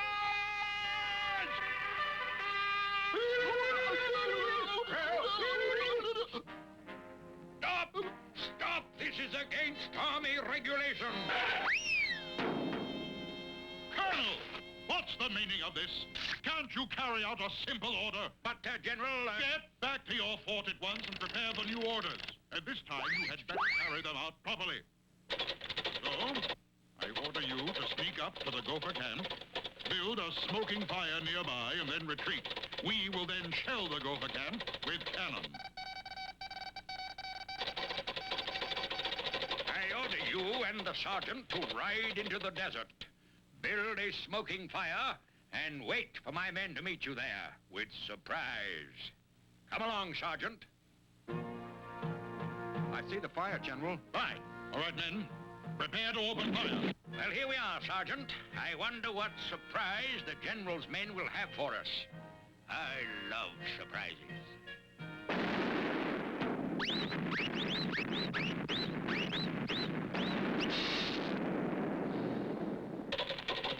Last chance. At noon tomorrow, I will personally take command of my troops on Gopher Mountain. We will attack Indians from that point. You attack from your side. If you do not carry out orders right, you will end up in guardhouse.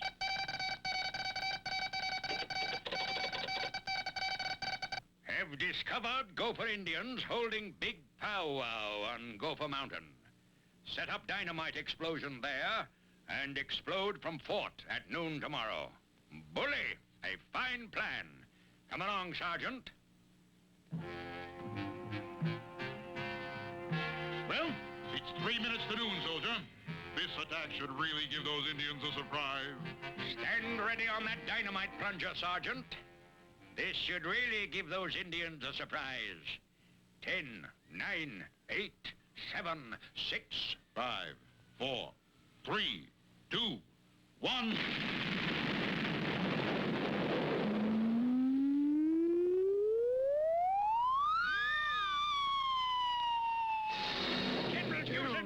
General! You nincompoop! You'll be sure and be with us for our next adventure. Maybe the Colonel and I'll be out of the guardhouse by then. Now, Welcome Freshman has more teacher appreciation. Mr. Lemon, I got that fan you wanted. Isn't this a little big? Nickelodeon's Welcome Freshman, where there's always more to the story. Very refreshing, Walter. Now keep pedaling! Now Welcome Freshman welcomes discipline. I got a rat. Welcomes hard work. Harder! Welcome Freshman is high school. Saturday at 5, 4 Central on Nickelodeon.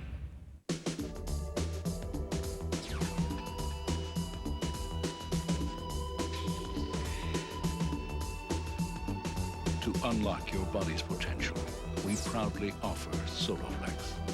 32 old-fashioned iron-pumping exercises, each correct in form and balance, all on the simple machine that fits in the corner of your home. For a free brochure, call anytime.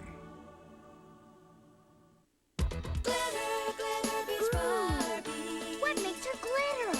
Long hair, shining bright, jewelry sparkling in the sunlight, flowers translucent, shimmery. Whoa, magic lotion. So glittery. Hot. Glitter, glitter, beach Barbie. Oh.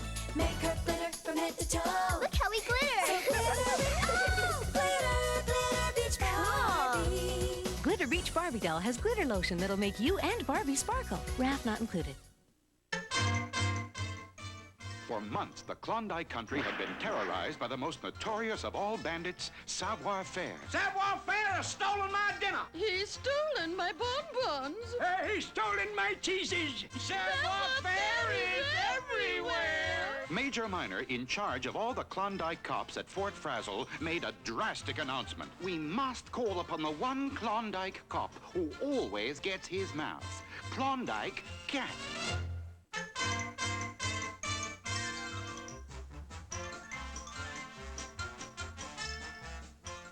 It's been terrible, Klondike Cat. Savoir-Faire has been stealing food everywhere. Don't you worry, Major Minor.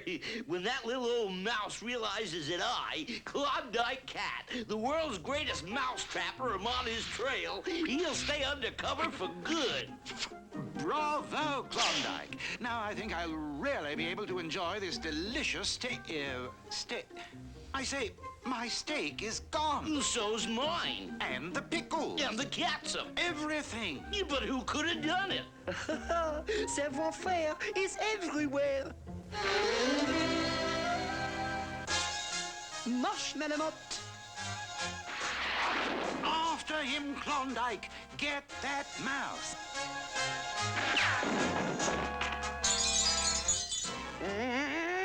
I'll make mincemeat out of that mouse. Mush dogs! Halt, Malamute.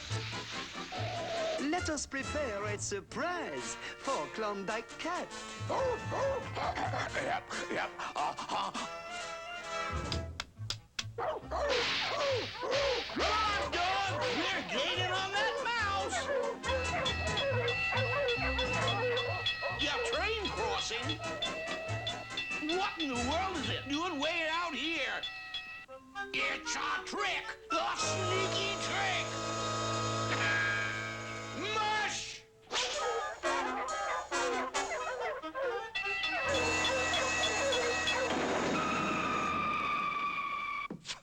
Yeah! Whoa! Yeah!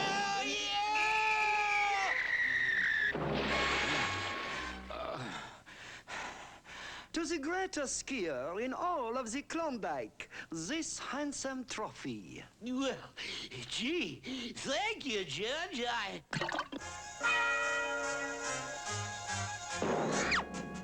Yeah! Savoir-faire is everywhere. Whoa!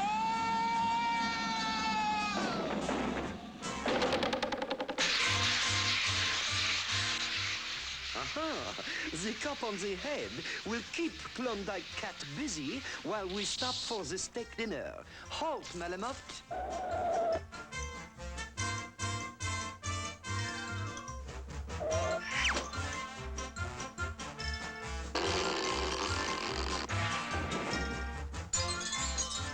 I'll make mincemeat out of that mouse.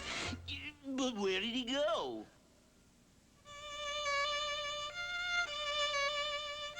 And now for the delicious steak dinner. Maybe those campers saw which way savoir-faire went.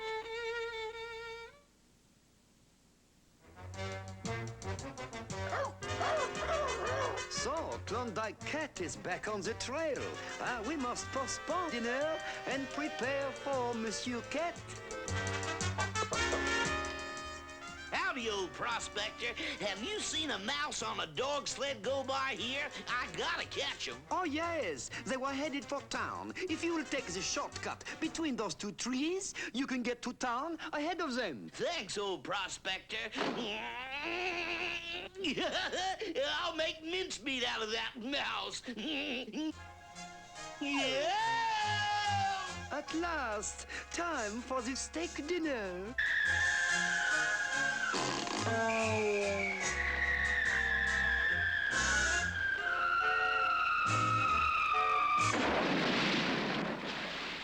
Savoir-faire, I hereby arrest you for stealing steak. Klondike Cat always gets his mouse.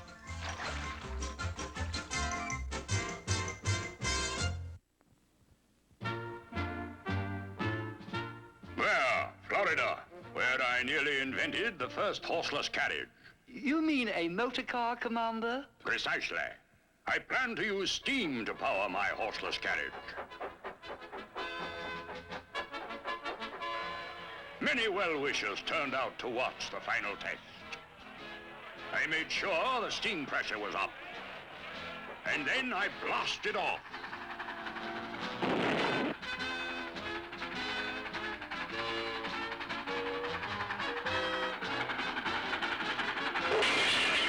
It seems I had made a small mistake in my design. I had to turn the car around, don't you know. Once again, I blasted off. Your automobile was a success. It seemed so, but then I realized the steam boiler was drastically overheating. The pressure was so great, the car wouldn't stop. And any minute, the boiler would explode. Quickly, I turned the wheel hard and drove straight into the ocean. A total loss. Not at all. The ocean water kept the boiler nicely cool. The smokestack acted as a perfect periscope. And that's how I invented the submarine. But the car was all washed up. What? Don't touch that dial. The Underdog Show will be right back after this. I'm Mark Summers, and I want to know if you're courageous enough to do outrageous stuff. It's What Would You Do? The show with a new spin. Weekdays on Nickelodeon. There are way wacky things at the Wacky Warehouse Mall. Hanging at the mall, the Wacky Warehouse Mall. Way wild new stuff. Way wet new flavor. Pink swimming girl. The Wacky Warehouse Mall. Way Kool-Aid. Now to get the Kool-Aid limited edition Barbie doll and Beastly Monster Truck, you don't need to give up money. Jules, your little brother Jimmy. Because now Kool-Aid is giving away these amazing toys free with points from Kool-Aid soft drink packages and these order forms. Work it out, see it through. Nice try. Bring out the tiger in you. Let's break, Tony. You got it. Winners, practice hard and eat smart. Like this complete breakfast, including the sweet crunch of Kellogg's Frosted Flakes. They're great. Hey, play for the court. You're on. So show 'em you're a tiger. Show what you can do. Take it. The taste of Kellogg's Frosted Flakes brings out the tiger in you. And you. Ego Minis asks, how big is your mouth? Is it 1 minute wide? Is it 2 minutes tall? Do you take a petite, extra large, or a small? King size or queen size is how to find out. Ego Minis are waffles the size of your mouth. Just toast them and top them and see what you got. Will you Lego a little, Lego a lot? Take a size one or bigger is how to find out. Ego Minis are waffles the size of your mouth. Yes, Ego Mini is part of this complete breakfast. Hey, Lego my Ego Minis. And now, we're back with the Underdog Show on Nickelodeon.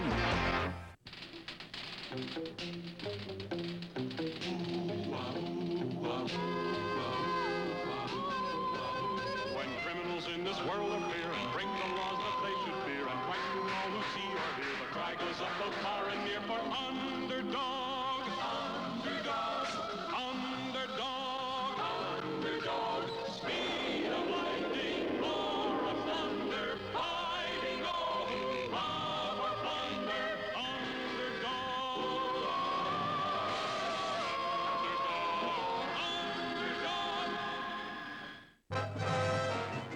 Riff had figured out that all the gang had to do was to follow Underdog home and steal the painting while he was asleep.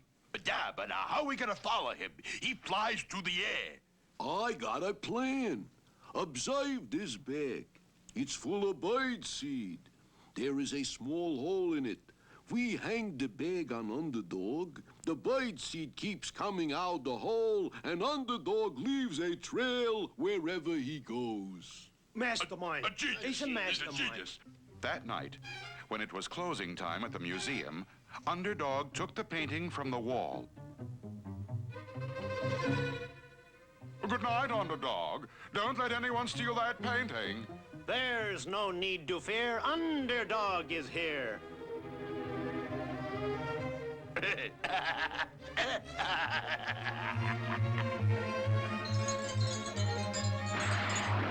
Little did Underdog suspect that everywhere he went, he left a clear trail of bird seed.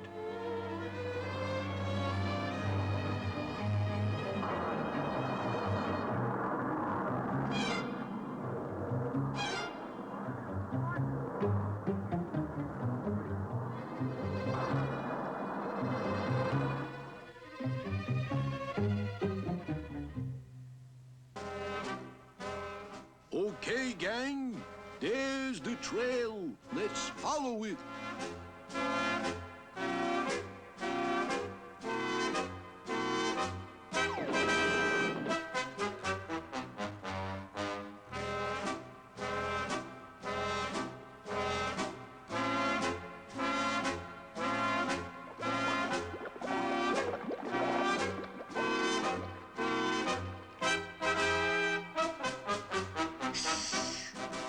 Remember, guerrilla warfare.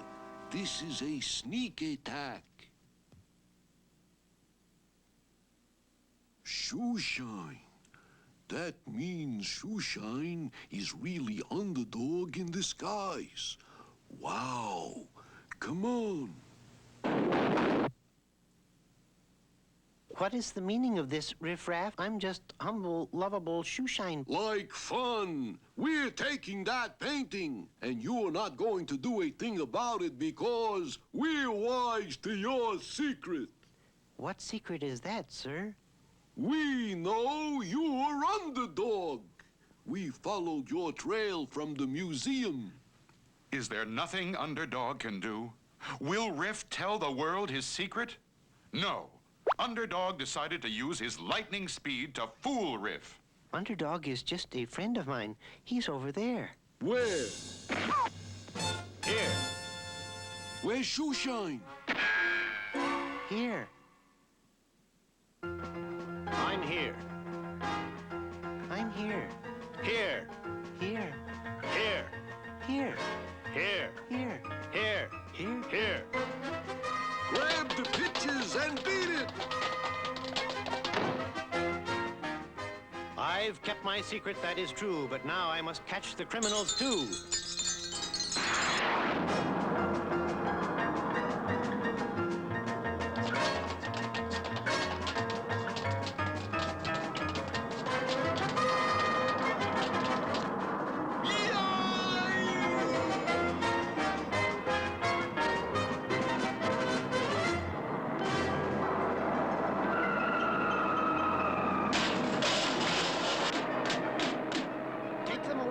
Quick as a flash and dump them with the rest of the trash. Once again, the famous painting was safe, and people looked up in the air and said, Hey, look in the sky, there's a plane. It's a bird. It's a frog! A frog? Not plane, nor bird, nor even frog. It's just little old me on... Underdog.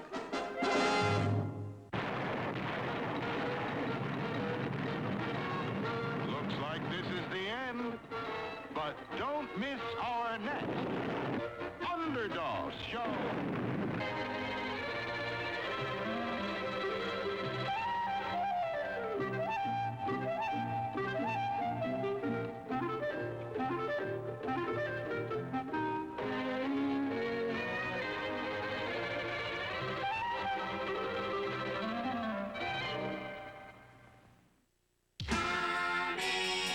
Next on Nickelodeon, it's Nickelodeon's Most Wanted Yogi Bear, and then Nick Arcade. From the schoolyards and playgrounds, they came. The athletes of Nickelodeon guts.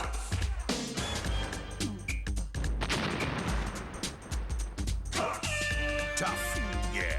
Competitive, sure. But when it's all over, they shake hands and say, "Hi, Mom."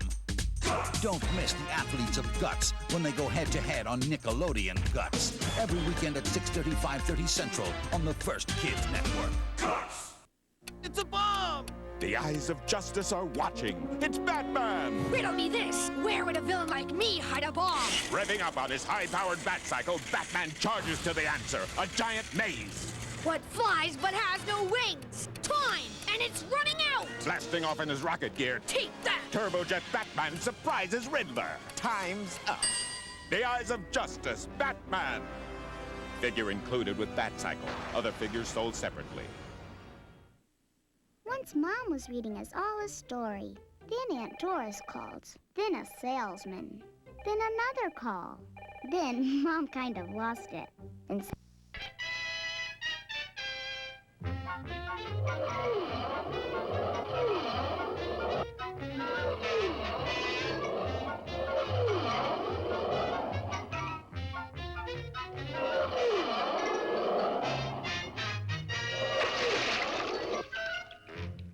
Well, everybody's supposed to have fun at a circus. But as usual, things are different in Frostbite Falls. Nobody's having fun here. You see, a mean lion tamer named Claude Badley, who bears a remarkable resemblance to Boris Badenov... Funny how that works out. ...has let loose a ferocious lion named Satan into the crowd. They're not having fun. Of course, the circus owners, Hugo and Igo Bumbling, are panic-stricken. We are not having fun. In trying to capture Satan, Bullwinkle fell into his own net.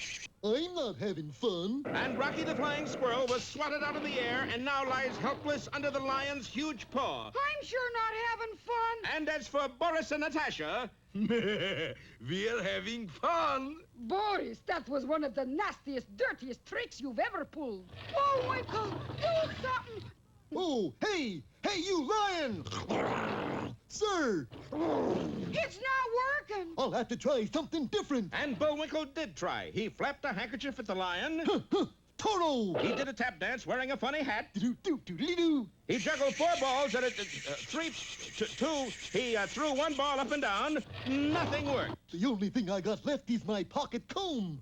You taking notes, Natasha? Notes. Music. That's it, Bullwinkle. Music. You gotta play something. Play on what? Your comb. Oh. And Bullwinkle slipped a piece of tissue paper over his comb and began to hum through it. Bullwinkle, I think it's working. Yes, the lion removed his paw from our furry hero and began to stalk slowly toward Bullwinkle. Boris, the lion isn't going to eat the squirrel. Who cares? He eats the moose instead. That's bad. Yes, the lion drew closer and closer to the music-making moose. Then Bullwinkle began to play a lullaby. The lion's eyes grew heavy, and before the astonished crowd, Satan the fierce lion lay down, closed his eyes, and went fast asleep. Hugo, did you see what I seen? Of course not. It's an optical delusion. Wow. Bullwinkle, that was sensational. Down, boy. Down, I say. Down there, you. You're a little late, aren't you, Mr. Badley? Well, better late than never, boys. That was a terrible thing to do, Mr. Badley. Yeah, shame on you. One more stunt like that. And we're going to write you a nasty letter. A nasty letter? He almost got us ate up by a nasty lion. You're not even going to fire him? We can't. Can't? He's the only lion tamer we got. And the circus. Just isn't a circus. Without a lion tamer. So he's got us over a bell. Hey, wait a minute. You do have another lion tamer. We do? Where? Right here. There must be some mistake. The only fellow here is me. Me? You can do it, Bullwinkle. You'll tame him with your trusty honeycomb. A sensational idea. You're hired. But what about you're fired? You can't do this to me. I have my rights. You'll pay for this. Mark my words. Darling, they stopped being scared of you. Never mind, Natasha. In the immortal words of Count Dracula, I have only begun to fright. And Boris tossed a lighted match into a nearby pile of straw and started a raging conflagration. And a big fire, too. Don't miss our next episode, The Fire Eaters or Hot Lips.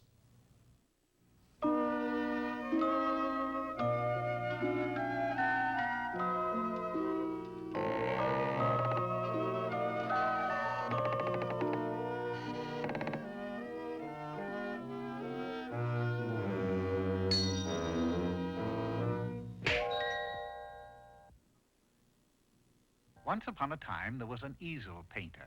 He was a good painter and made a modest living for his wife and himself. All was well except for one thing. The painter didn't want to be a painter. He wanted to be a shoemaker. I am drudging my way through life. I want to do something creative. Such as? Who are you? We're elves, obviously.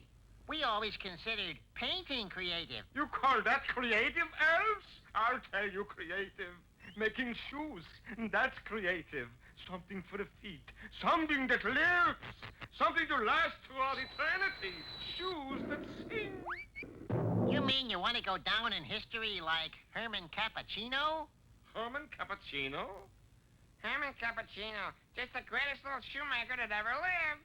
When Hannibal crossed the Alps, whose shoes do you think he was wearing? Herman's? Herman Cappuccino. Ooh, tell me, elf, how could I be a famous shoemaker like Herman Cappuccino? You gotta suffer. You gotta spend time on the left bank in Paris. Study. Visit the shoe stores. And all true shoemakers gotta suffer. And so, That night, the painter told his wife of his plan to become a shoemaker. His wife said, Shoemakers are not made, they are born. Why don't you forget it and go back to something sensible like painting? 9. Even 10. Anybody can paint. I want to sit in cafes, discuss shoe exhibitions, make shoes in a gallop, and above all, summer. So the painter left for Paris, leaving his wife to shift for herself. He entered the famous school, Le Beau Chasseur, and spent months working for models. Then he made 15th century shoes, 16th century shoes, 17th century shoes, 18th century shoes.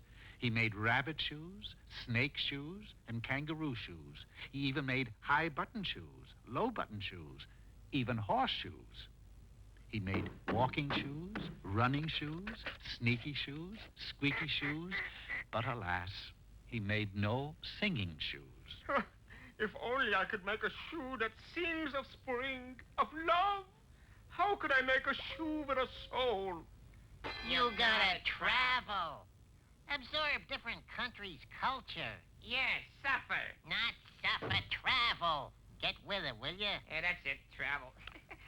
So the painter went to Italy, Switzerland, Holland, and he made Italian shoes, Swiss shoes, Dutch shoes. But alas, he made no singing shoes. Then, one night, after he returned to Paris, he heard the most beautiful music. He followed the lovely sound, and there, in a bundle of rags, was a singing shoe. That is truly a shoe with a soul. What? I hope to tell you it's got a soul. I must have that shoe. Now, wait.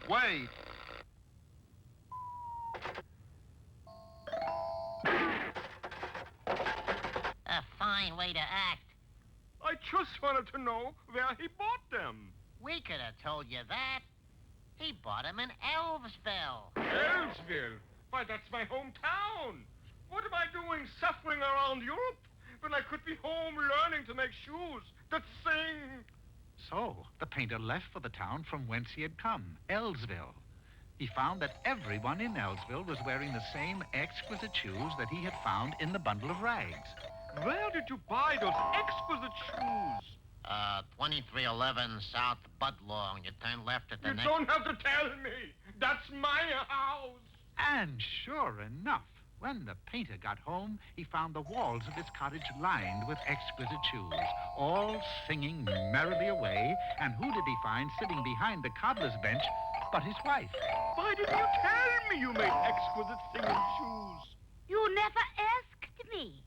So, from that day on, the painter went back to his easel. Eventually, it happened that his paintings started selling like hotcakes, and he became a very famous painter indeed. And his paintings hung in all the famous museums in Europe. But he never did become a shoemaker, and he had to be content with just being a very wealthy man. Which just goes to prove everybody can't be a Herman Cappuccino. Yeah. Whatever that means.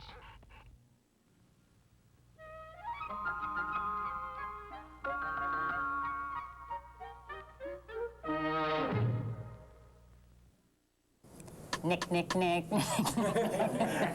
There isn't a day that goes by that kids aren't faced with unfair authority figures. We think it's great for kids to understand that they're all in the same boat and we're on their side. I am the president of Nickelodeon. I'm darn proud of it. Some networks are there part-time for kids when it's convenient for them. We think we should be convenient for you. Nickelodeon is always there for kids every day, 365 days a year.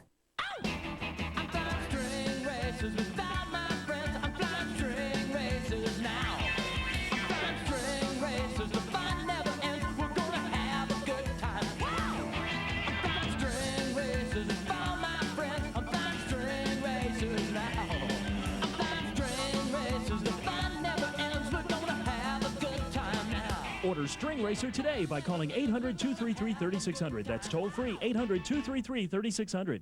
I'm the new Turbo Touch 360 controller from Triax. I'm the ordinary video game controller. I have action buttons and multifunction turbo. So do I. I have a touch sensor for effortless movement in all directions. I have a rocker switch with up and down, left and right movement. I can easily move diagonally and in a circle. That's tough for me. I can move objects on the screen as fast as I can move my finger. You can? I'm guaranteed for longer play and higher levels. I'm not. Order direct and get a free button. Call 1-800-858-7429.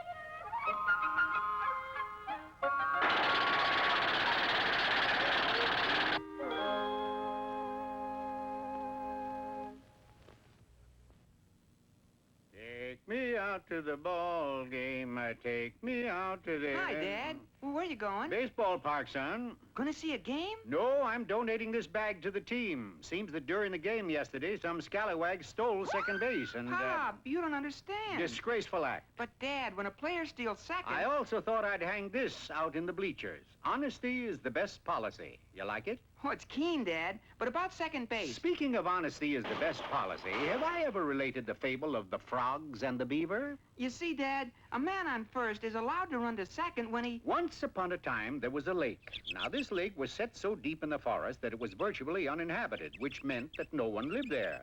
Well, practically no one. For you see, a beaver had come across this lovely spot and built a resort home right on the shore. Now, our fable could have ended right there, and everything would have been lovey-dovey, if it weren't for two frogs that happened to come along. Their names, Romeo and Julius. That is what I call gracious living. Gracious, yes. How comes that beavers has always got the easy life? Yeah.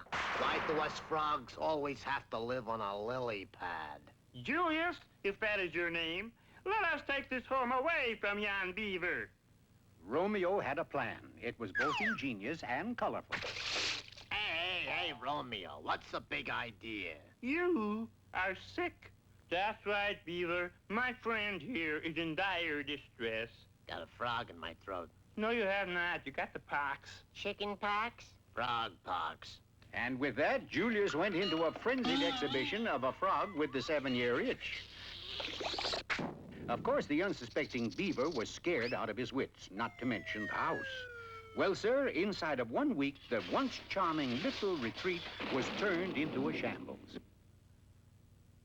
Now, the runner on first has to keep his eye on the catcher, Dad. That little beaver, though, was as industrious as they come. He got as far away from the frogs as he could and erected a small but comfortable cabin. However, the cabin wasn't far enough away from those frogs. That is what I call rustic living. Gracious, yes. I mean rustic, yes. I like this place much better than the joint we're in now. Once more, the clever frog launched a plan. That frog, he's busting my pipe. That beaver happens to be the famous forest ranger, Smokey the Frog. He's just putting a fire out. Oh, my goodness. I suppose he'll want to confiscate my matches, too, huh? Oh, you should never say the word matches. It sends Smokey into a veritable rage. Makes him mad, too. The beaver took off again, leaving the frogs his second place. Did you say second base? Second place. This time, it took the frogs only 3 days to demolish their new abode. And although 3 days isn't much time, it was all the beaver required to construct a rambling hacienda right beside a roaring river. Now, that's what I call hacienda living. Hey, ain't you gonna say hacienda, yes? I can't speak Spanish. Oh. Well, seeing as how our present premises is a shambles, let us swindle our way into this place. You have to give the frog credit. He had an unlimited supply of plans. But so did the beaver.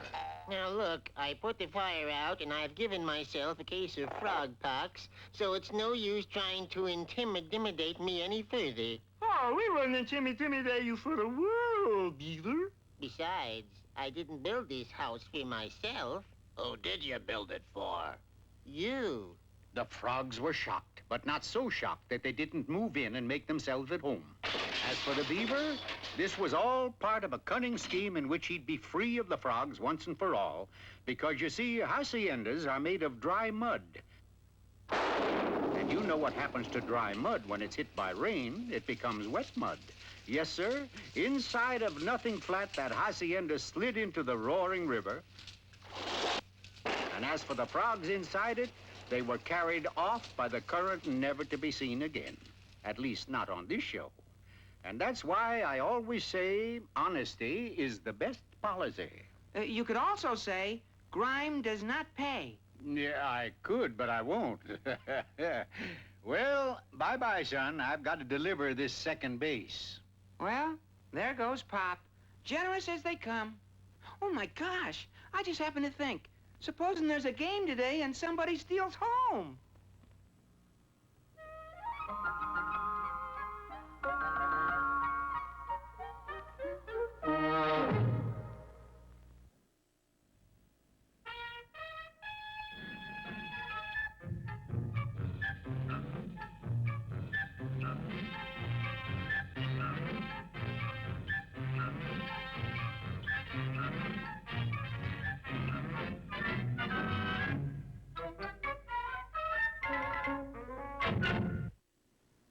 Hello again.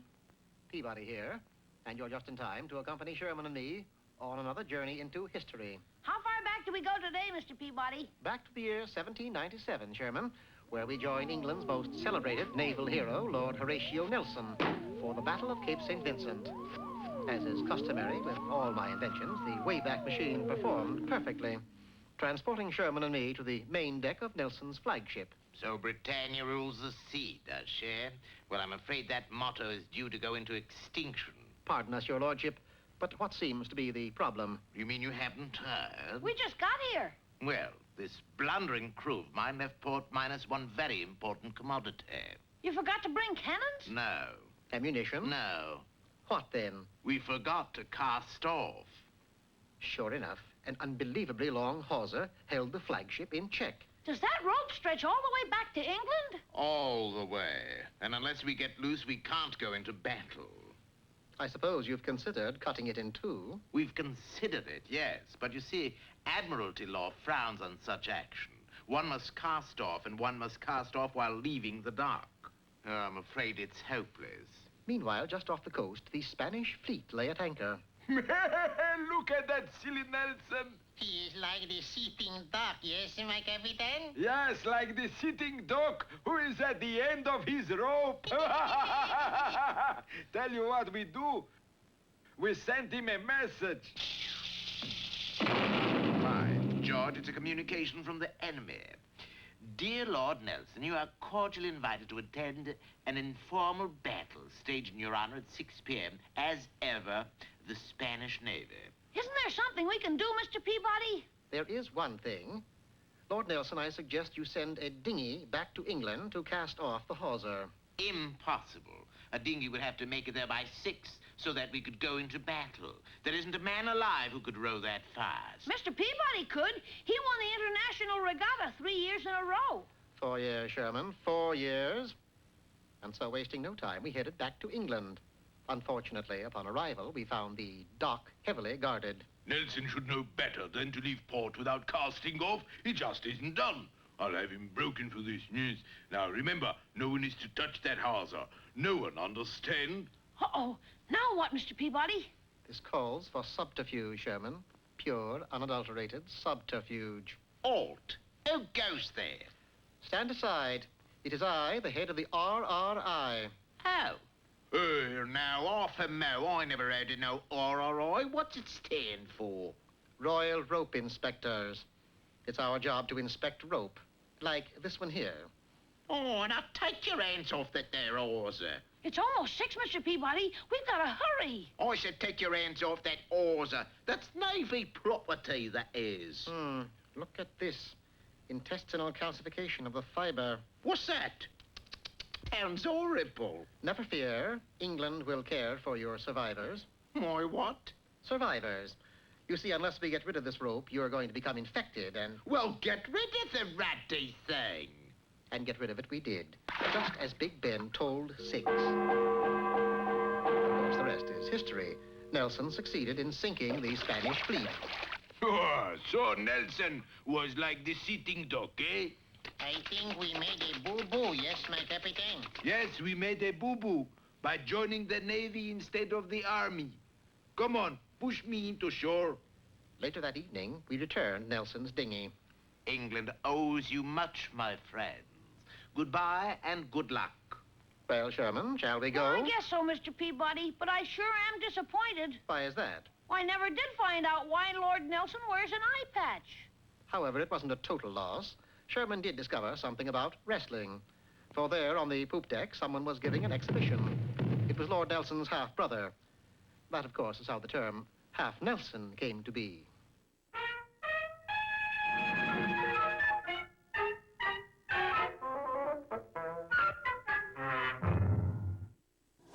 Hang tight. Nickelodeon's Moose-o-Rama will be right back.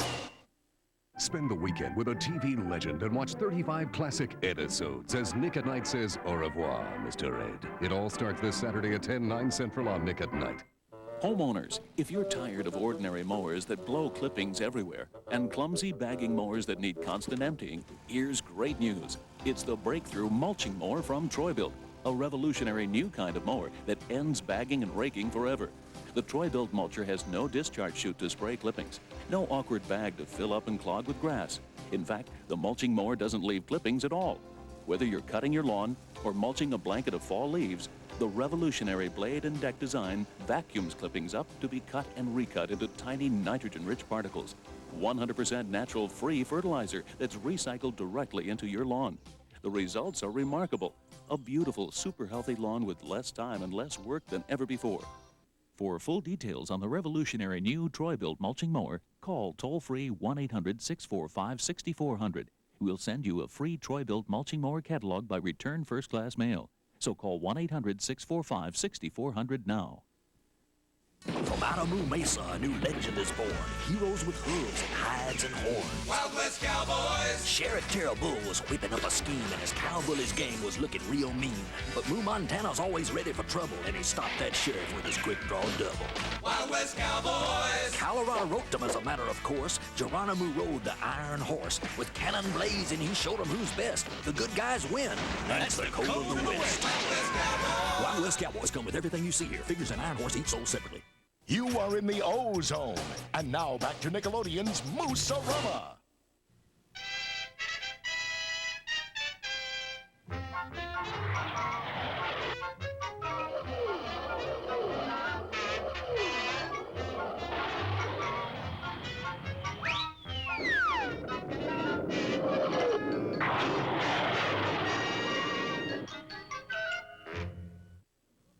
Well, last time you remember, Bullwinkle had astounded the Bumbling Brothers Circus by taming a lion with music.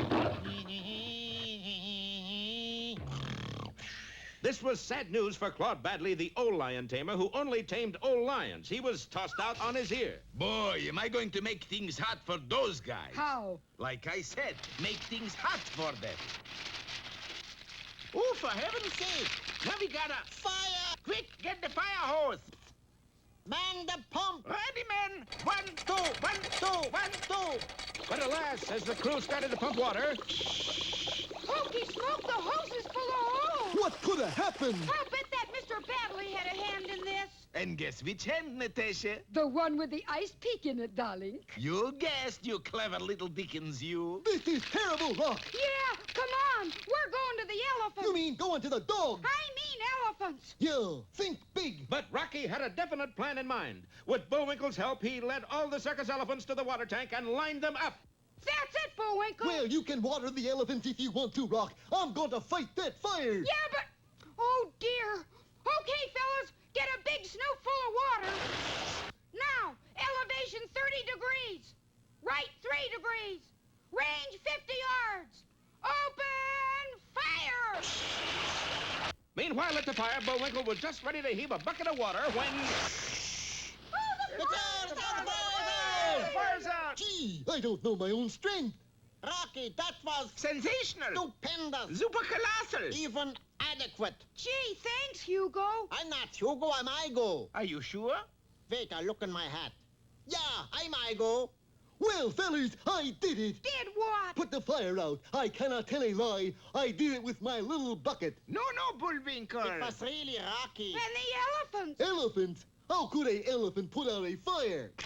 You could have just told me. Well, that was the beginning of a new career for both our boys. Bullwinkle as a lion tamer, Rocky as an elephant trainer. Ladies and gentlemen, presenting in the center ring, that's this one, the world's greatest lion tamer, Bullwinkle, the musical Moose. Yes, Bullwinkle had a sensational act. To the music of a honeycomb, the lions formed pyramids.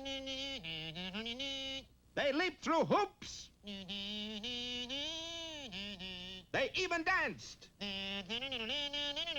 For a grand finale, Bullwinkle would put his head in a lion's mouth. And for an encore, a lion would put his head in Bullwinkle's mouth. Turnabout's fair play, I always say. But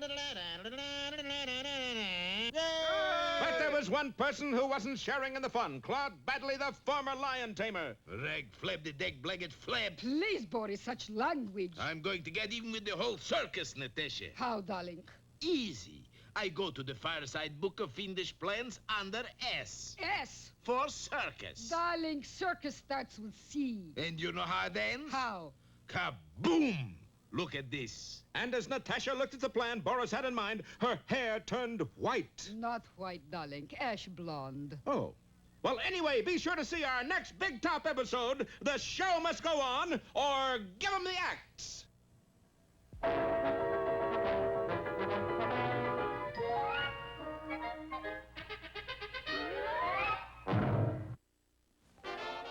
Clarissa busted. Swedish cat removes brain. Cindy Crawford's mole ripped off. See these sensational stories and more when your inquiring mind snicks with Clarissa Explains It All, Roundhouse, Ren and Stimpy, and Are You Afraid of the Dark? Tomorrow night starting at 8, 7 Central on Snick. Saturday night Nickelodeon.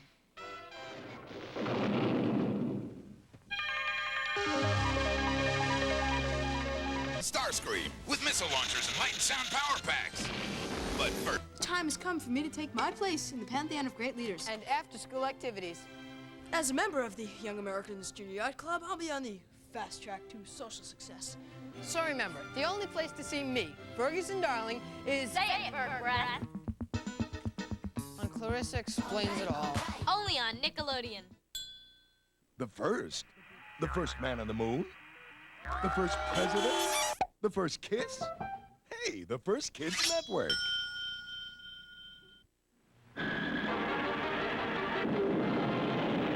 There's no need to fear. Underdog is here.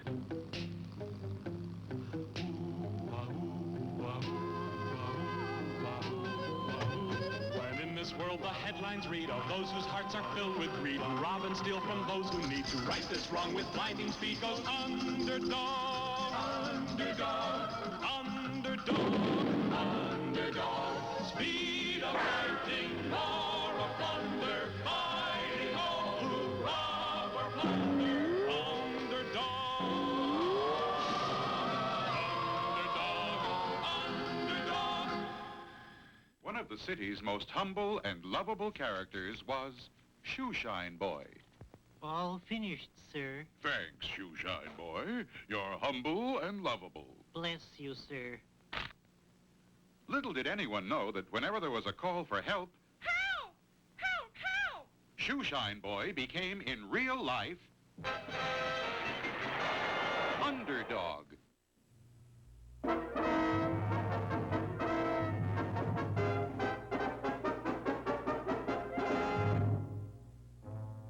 As everyone knows, the most wicked man in the world was Simon Bar Sinister, and it was Simon's ambition to rule the world.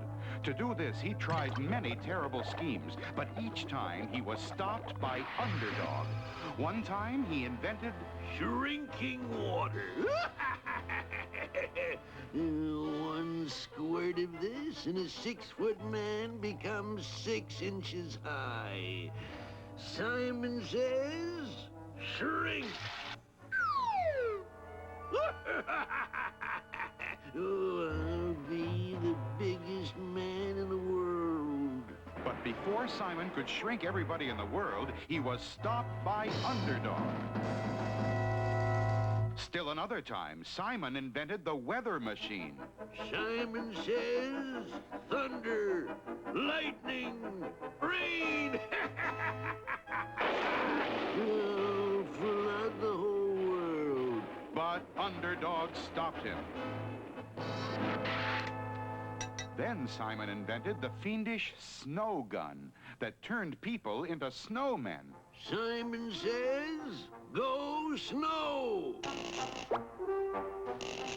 But even as Simon was taking over the world, Underdog attached... Go snow! Go snow! But Underdog moved around so fast that Simon got dizzy and... Next, Simon invented the forget-me-net. Simon says, forget it. What's your name? Name? But just as he was about to drop a forget-me-net on Washington, D.C.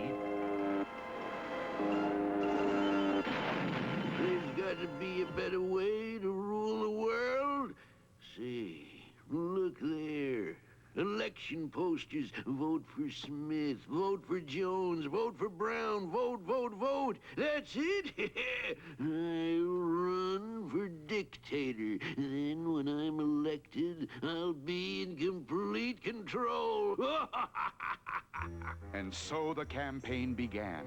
Everywhere, old posters were torn down and new ones were put up. Beautiful. Simon for dictator. Vote for Simon. He's true blue. He will do a lot for you.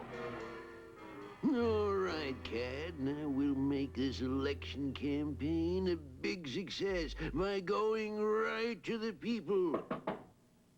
Pardon me, madam. I would like you to vote for me for dictator. Dictator? I wouldn't vote for you for dog catcher. Good morning, my good man. I want you to vote for me for dictator. You? You're Simon Bar Sinister, the wickedest man in the world. Nobody's gonna vote for you. Gee. A busy little housewife. Madam, I am Simon Bar Sinister, and I'm running for dictator. Would you vote for me? It's no use, boss. Nobody's gonna vote for you. Not quite. I know two people who are going to vote for me. You are, and I am. Yeah, but you can't win with only 2 votes. I can if they are the only 2 votes cast. All we have to do is fix it so that nobody else votes. Yes. Come, I have a plan. What is Simon's plan? Can he really stop people from voting? There's plenty of excitement ahead in our next episode.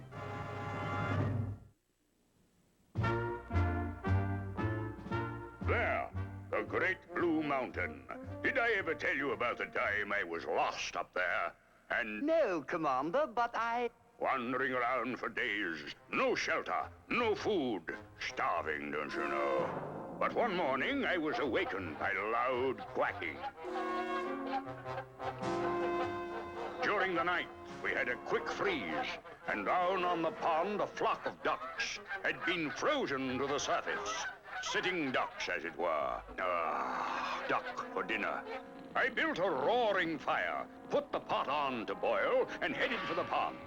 I was looking around for a nice, plump duck when their leader, guessing what my intentions were, began a loud quacking. And the entire flock flew off, taking the pond and me with it. Good heavens, what did you do? Fortunately, the ducks banked into a turn, and I slid off into a soft pine tree. But the ducks were gone, and you still had no food. Not quite. You see, the ducks flew over my roaring fire, and the pond melted. Water and ducks poured straight into my pot. I say, Commander, from then on, everything was duck soup. Why?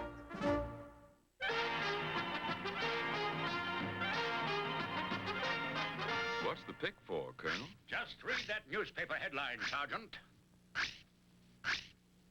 Says settlers pour into California after gold strike. Exactly. What do you think will happen if you and I discovered gold here in Gopher Gulch? Well, I guess if we found gold in Gopher Gulch, thousands of settlers would pour in. Precisely. And those settlers would force the Gopher Indians out of Gopher Gulch. I tell you, Sergeant, if we can't run those Indians out, we'll crowd them out. We start prospecting for gold at dawn tomorrow. Gold! Colonel go looking for gold. Why him do that? The Captain Homesteader. Uh-oh. If gold found, more settlers come. What we do? Oh, we lead 'em, Colonel, on much wild goose chase. Oopie-doopie, we have fun. Look, we're in luck, Sergeant. There's a gold mine already dug. But those signs say danger and keep out. Obviously an Indian trick, Sergeant. This is a golden opportunity. Charge!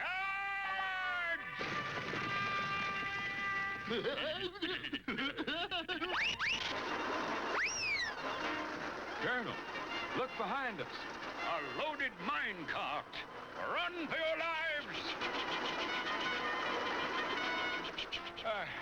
Up ahead, Sergeant. There's light. A handy exit at the other end.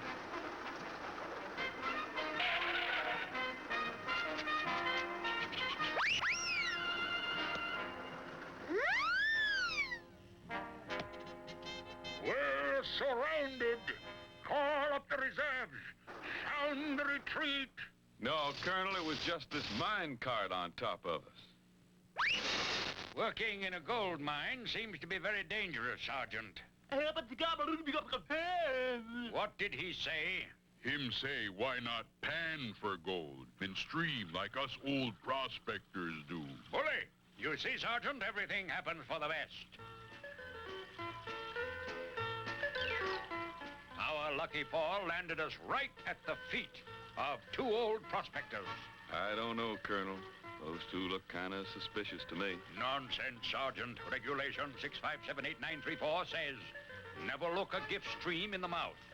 And this is the safest stream I ever saw.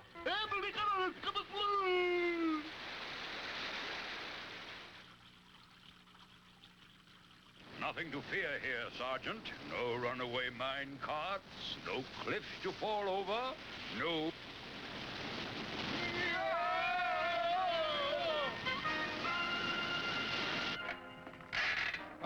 Obviously, a tidal wave, Sergeant. The work of strange forces in nature. Yes, sir. Strange forces, all right. But look, all is not lost. It's gold, Sergeant. A trail of gold. Follow me. Yellow paint work good on rocks.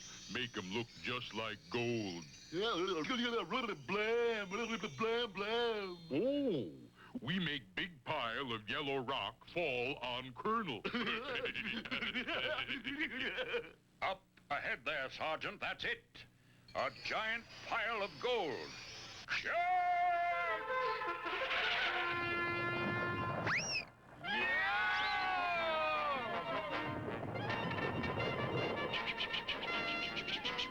You all be sure and come around for our next adventure. We'll be waiting for you if we don't get caught in this gold rush.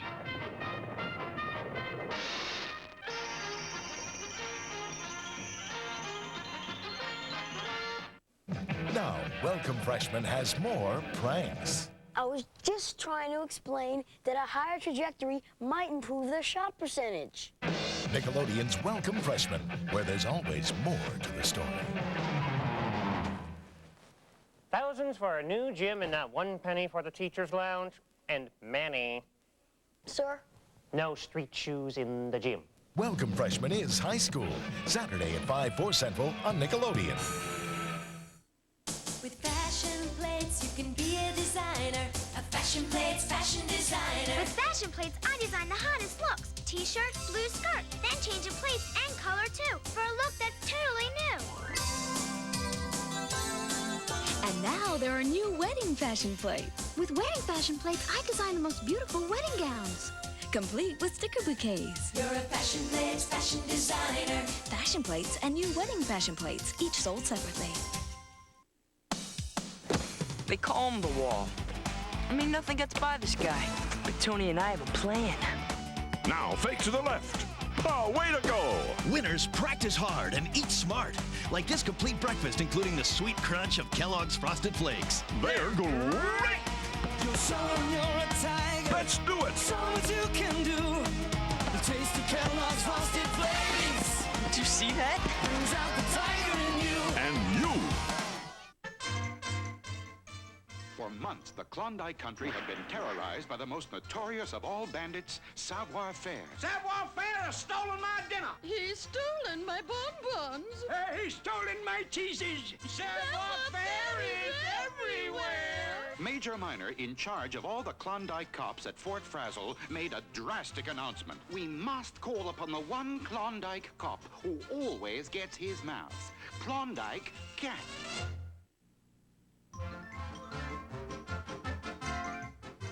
Now then, we've locked all the new supplies in the storehouse, Klondike Cat. With Klondike Cat on guard, Major Minor, you don't have a thing to worry about. If that Savoir-Faire tries to break in this storehouse, I'll make mincemeat out of that mouse. We're counting on you, Klondike.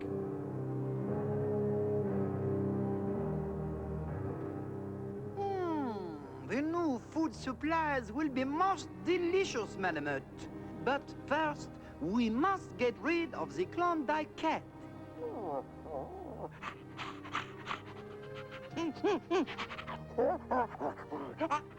Oh, yes, very good, Malamute. Klondike Cat? Oh, there you are. You're about the shortest Klondike cop I ever saw. There is a phone call for you from Major Minor. Must be important. Hello? Major Minor? Hello? Major Minor? Hello? Hello, Major Minor? Yeah! Savoir-Faire is everywhere! And now, the storehouse.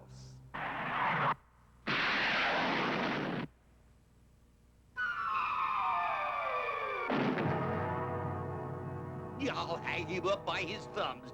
I'll make mincemeat out of that mouse. And now for the door.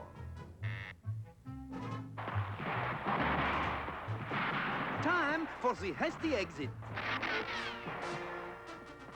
I just dare you to try that again, Savoir-Faire. First, we make the pot of coffee. And now we add the special hot pepper.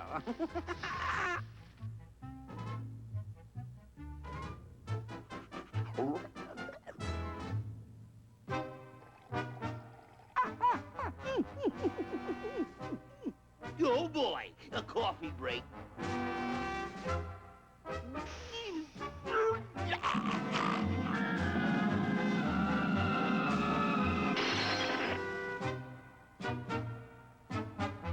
Hurry, hurry, Malamute. Soon we will eat the tasty meal.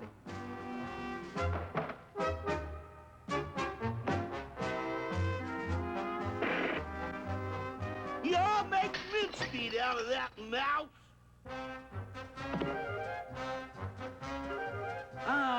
This is the last one, Malamute. Mush, Malamute, mush.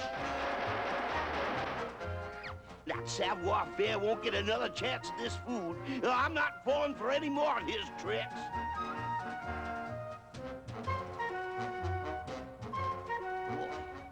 This guarding sure makes me tired. Wow! Major Miner thinks of everything. Yeah, I'll just take the weight off of my feet for a while. What is this? Stop! Let me out! I'm not... Will you let me? 10, 9, 8, 7, 6, 5, 4, 3, 2, 1, blast off. Savoir-faire is everywhere. And now we load the food on the sled. Hey, hurry, Malamute. Here comes the Major Miner. Mosh, Malamute, mosh. What's this, Klondike Cat? Sitting down on the job? Oh, I see you captured Savoir-Faire. Klondike Cat always gets his miles.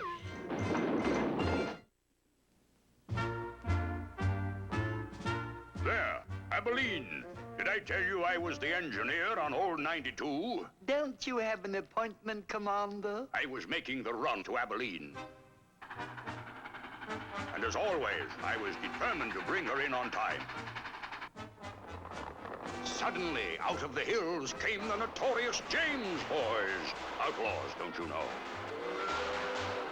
I gave the Old 92 all she had, but the outlaws were upon us. Stop this train! Determined to keep on time, I grabbed the smokestack and gave the gang a steam blast.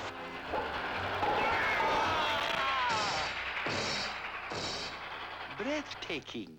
But that wasn't the end of the gang. I replaced the smokestack and thundered along until the James boys blew up the river bridge, and the train was moving too fast to stop. What could you possibly do?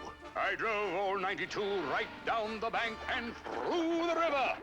Not only did I arrive in Abilene on time, but we brought in the largest load of fish ever seen there, and all cooked, too. Cooked? Precisely. The steam from our engine boiled the water and cooked the fish to a turn. I say, Commander, that is a fishy story. What? Don't touch that dial. The Underdog Show will be right back after this. This Sunday, Nickelodeon presents the Family Double Dare Tournament of Champions. And only one family gets to take home the championship cup. Brains versus Brawn in the showdown you've been waiting for. The Family Double Dare Tournament of Champions. This Sunday at 6, 5 Central on Nick. There's Lucky. Catch his Lucky Charms. Whoa! It's an awesome rainbow. Look at all those colors. It's as colorful as the tasty marshmallows in me Lucky Charms. But look, it's disappearing. No one's ever figured out how to keep rainbows from fading away. Can't you save it, Lucky? Yeah, you can do it.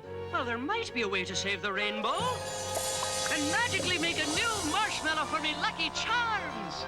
A new marshmallow? Excellent. Hi, a new shape for me Lucky Charms. The marshmallow is part of this complete breakfast. Lucky, hurry. Don't worry. I'll use me magic so the rainbow stays, so you can have rainbows every day. He's making little rainbows. Hi, marshmallow rainbows of pink, yellow, and blue. Lucky saved the rainbow just for you. And you can catch it in your next box of Lucky Charms. They're magically delicious. Access Hershey's Chocolaties. Milk it. Squeeze it. Stir it. Love it. Hershey's. Now that's Chocolaties. Look, it's a baby cup surprise. Surprise, surprise, baby cup surprise. How many baby cups are there inside? Good night, baby cubs. Baby Cup Surprise comes with 3, 4, or 5 baby cubs. 1 and 4 comes with 4 or 5. And now, we're back with the Underdog Show on Nickelodeon.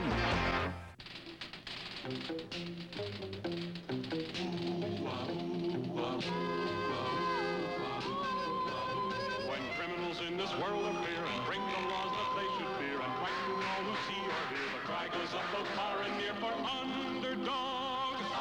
Underdog. Underdog. Underdog. Speed of lightning.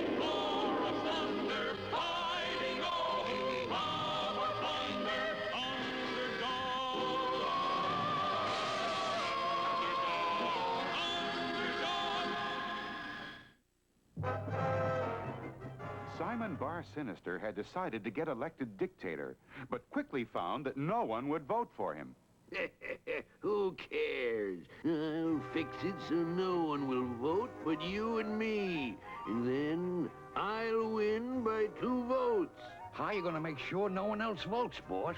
With one of my diabolical machines.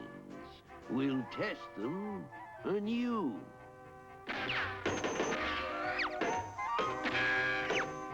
There's our voting booth. All you have to do is go in and pull the lever and... You voted. Now I'll shoot you with one of my diabolical machines and see if you can vote. Simon says, sneeze.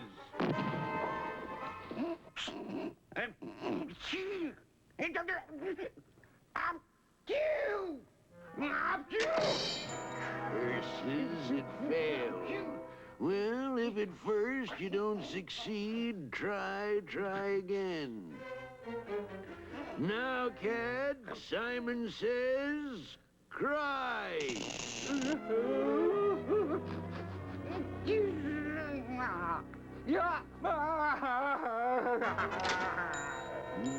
Another failure. Well, back to the old drawing board. All right, Simon says relax.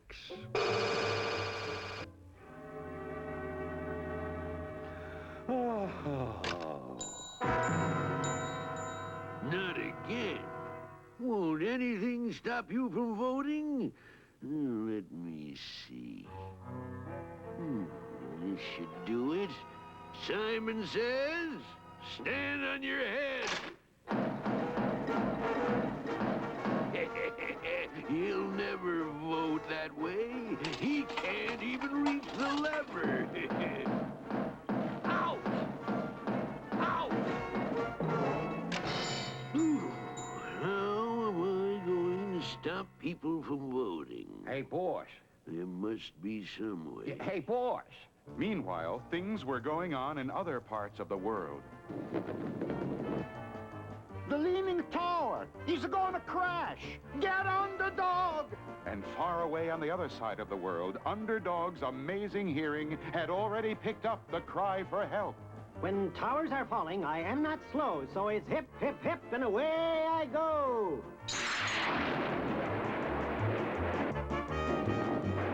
There's no need to fear. Underdog is here.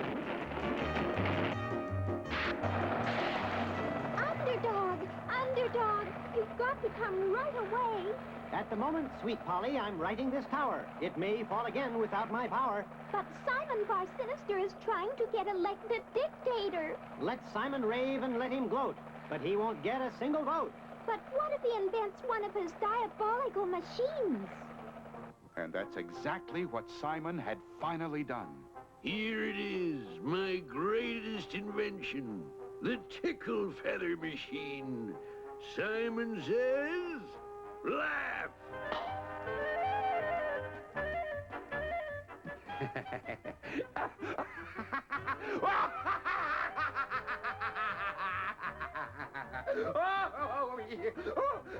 Well, aren't you going to vote? Yeah, what for?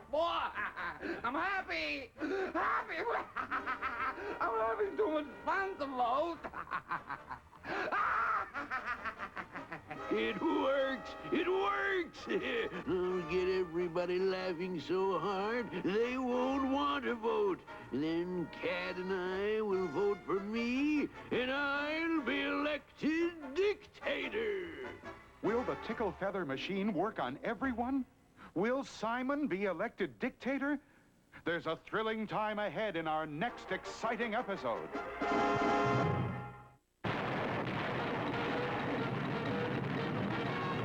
Looks like this is the end. But don't miss our next Underdog Show.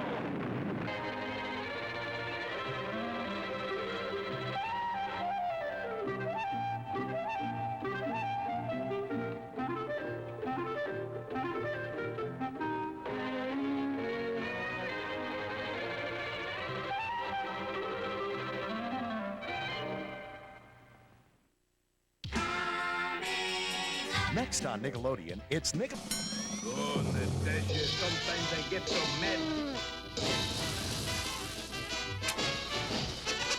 But in the paper, it must be true.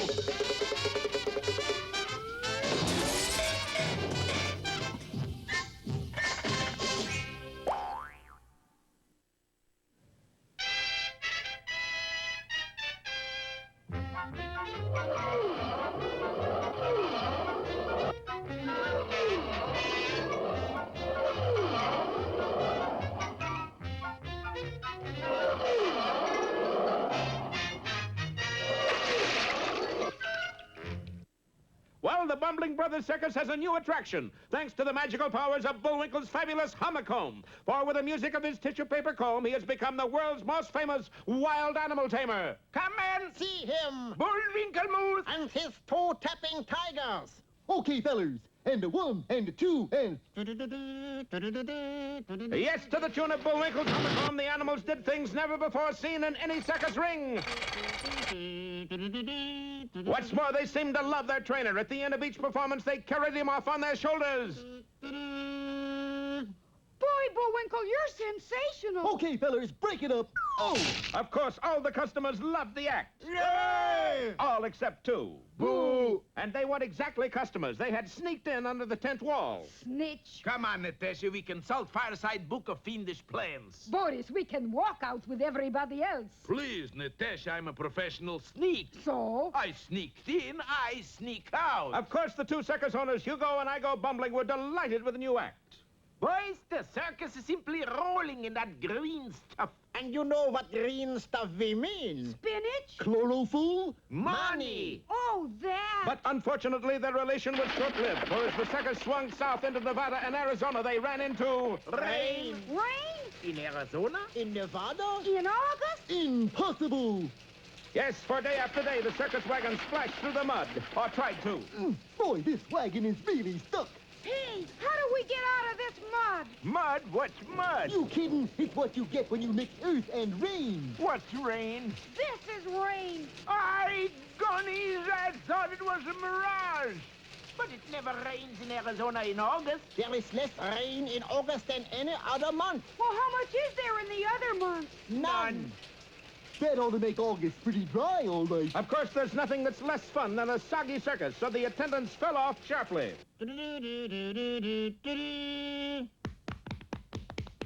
Hugo, there's only 2 people in the audience. And I got a confession, Igo. One of them is my mother-in-law. That's funny. Why? The other one is my mother-in-law. Of course, it wasn't long before the cash box was empty, and still the circus rolled disconsolately from town to town. But strange as it seems, as soon as it left the town, the sun came out and shone brightly. Bullwinkle, those rain clouds seem to be following us. Was it something we said? And that's pretty strange. I think I'll go up and take a look. You mean? Yeah, give me a toss up there. Right, Rock. Where are you fellas going? We're out to lunch. Okay, Bullwinkle, let's go. Holly! And Bullwinkle flung the plucky squirrel into the air. Up, up, up he went. But just as he reached the clouds, he happened to glance down and... Hokey smoke, Bullwinkle. I see it all now. Well, you should. You're high enough. No, I mean I know what's making it rain on our circus. But at that moment, the sharp-eyed squirrel zoomed into a cloud bank and... Come in, Rocky. Come in, Rocky. But not a word more could Bullwinkle hear. And what's more, Rocky didn't emerge from the cloud bank. Come out, Rocky. Come out, Rocky. Well, things looked pretty bad. Yeah, maybe if I comb my hair a different way. And even worse, at that very second, million-volt charges of lightning began to flash through the cloud. Don't fail to see our next episode, Loony Lightning, or Nuts and Bolts.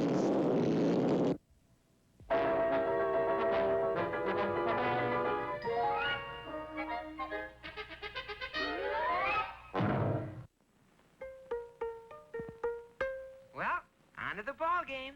Finishing practicing your harp, Junior? Uh-oh. Yeah, Pop. Good. Now, because you've been such a good boy, I'm going to treat you to another fable. But what about the Little League? My boy, I'm thinking of the big league. Life.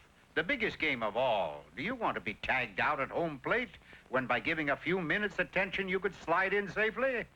When they pitch you that fastball trouble, don't you want to take a full, easy swing and knock old trouble out of life? Okay, Pop. Stop with the metaphors. I'll listen. I knew you'd see it my way, son. Well, the moral of our fable is new solutions bring new problems. Clear as mud, Pop. What's the fable? The title is The Sick Lion. I know just how he felt. Now, it's a well-known fact that the grandest thing about any lion is his roar. But this particular lion had a problem. Every time he roared, he sneezed. Oh, dear, there I go again. Quick, my nose drops, my aspirin, my hot water bottle. Yes, although this lion was kingly, handsome, and brave, he was always imagining that he was sick. A splendid roar, Your Majesty. Oh, what's the use? Every time I get off a good roar, I come down with a cold. It's always the same. You know why this happens, don't you, King? No, tell me, please, why does it happen? Because you're sick. Of course I'm sick. I got this nasty cold in my nose. That's not what I mean. I mean, you're sick. You need help, Leo, baby. You were a hypochondriac. Is it catchy? No, I mean, you think you're sick, so you are sick. Now just lie down and tell me, do you ever have the same dream night after night? Well, now that you mention it, yes. I have this one dream where I'm giving a concert in Carnegie Hall. It gives me great pleasure to present that superb baritone, Leo DeLion. Many brave hearts are asleep in the deep, so beware, beware.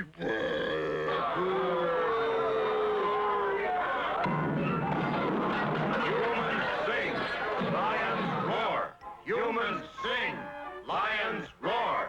Humans sing, lions roar. Humans sing, lions roar. Humans sing, lions roar. A very interesting case. Somewhere deep in your mind, you have a mad desire to be a baritone. You crazy or something? Only humans are singers. That's what my daddy told me. Humans sing, lions roar.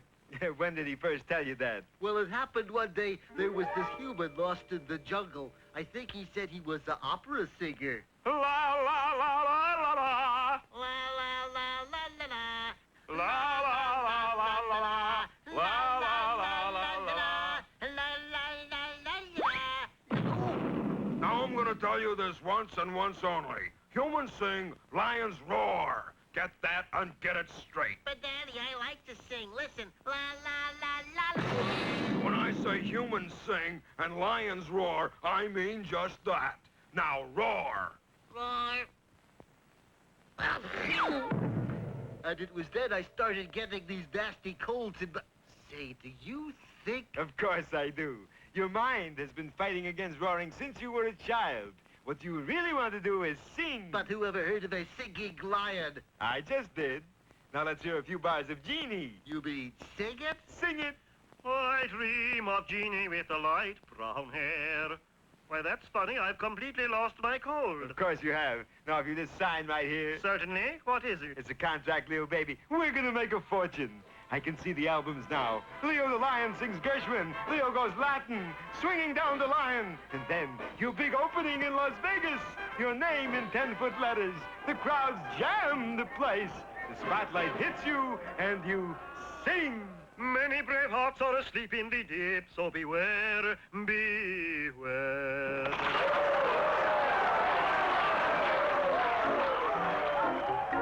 Leo, baby, you're made. You're a great success. But am I happy? Are you happy? You got money, haven't you? That's right. You're famous, aren't you? That's right. You don't have to roar anymore? That's right. So you don't have any more colds? That's right. Well, then what's not to be happy? Well, every time I sing, I get a pain in my leg. And so the lion still went on thinking he was sick. Now, you remember the moral, Junior? Sure, Pop. Psychoanalysis is good, I'm told, but it never cures the common cold. Why don't you go play ball, Junior? I knew you'd see it my way, Pop. Yes. Nickelodeon wants to help you explain Roundhouse to the adults. Step 1. Tell them about the practical use of press-on lips, the importance of daily exercise, and the educational value of preteen genetically altered martial arts iguanas. Step 2. Show them the difference between dancing and dancing. And finally, step 3. Describe the show. Awesome, dude! Totally dudical! And if they still don't get it, then they probably never will. Watch Roundhouse every Saturday starting at 8:30, 7:30 Central on SNCC. You guys eating Kellogg's Apple Jacks? Duh. But it doesn't taste like apples. So, and you like it? Why? We just do, okay? Appley Cinnamon Apple Jacks is part of this complete breakfast. You can't explain its great taste, so why try? Kellogg's Apple Jacks. We just get it. Know how to get the invincibility star? You will. Strategy maps on marked boxes of Kellogg's Apple Jacks give you the edge in 6 Nintendo games. I'm invincible. Surprise, baby cubs, surprise. How many baby cubs are there inside? 3. Good night, baby cubs. Baby Cub Surprise comes with 3, 4, or 5 baby cubs. 1 and 4 comes with 4 or 5. New Teddy Grahams rockin' bears. Got new shakes to savor. We love to munch this now. New rockin' bears in vanilla and chocolate too. This rockin' taste is just for you. 4 new rockin' shapes on tour for a limited time only.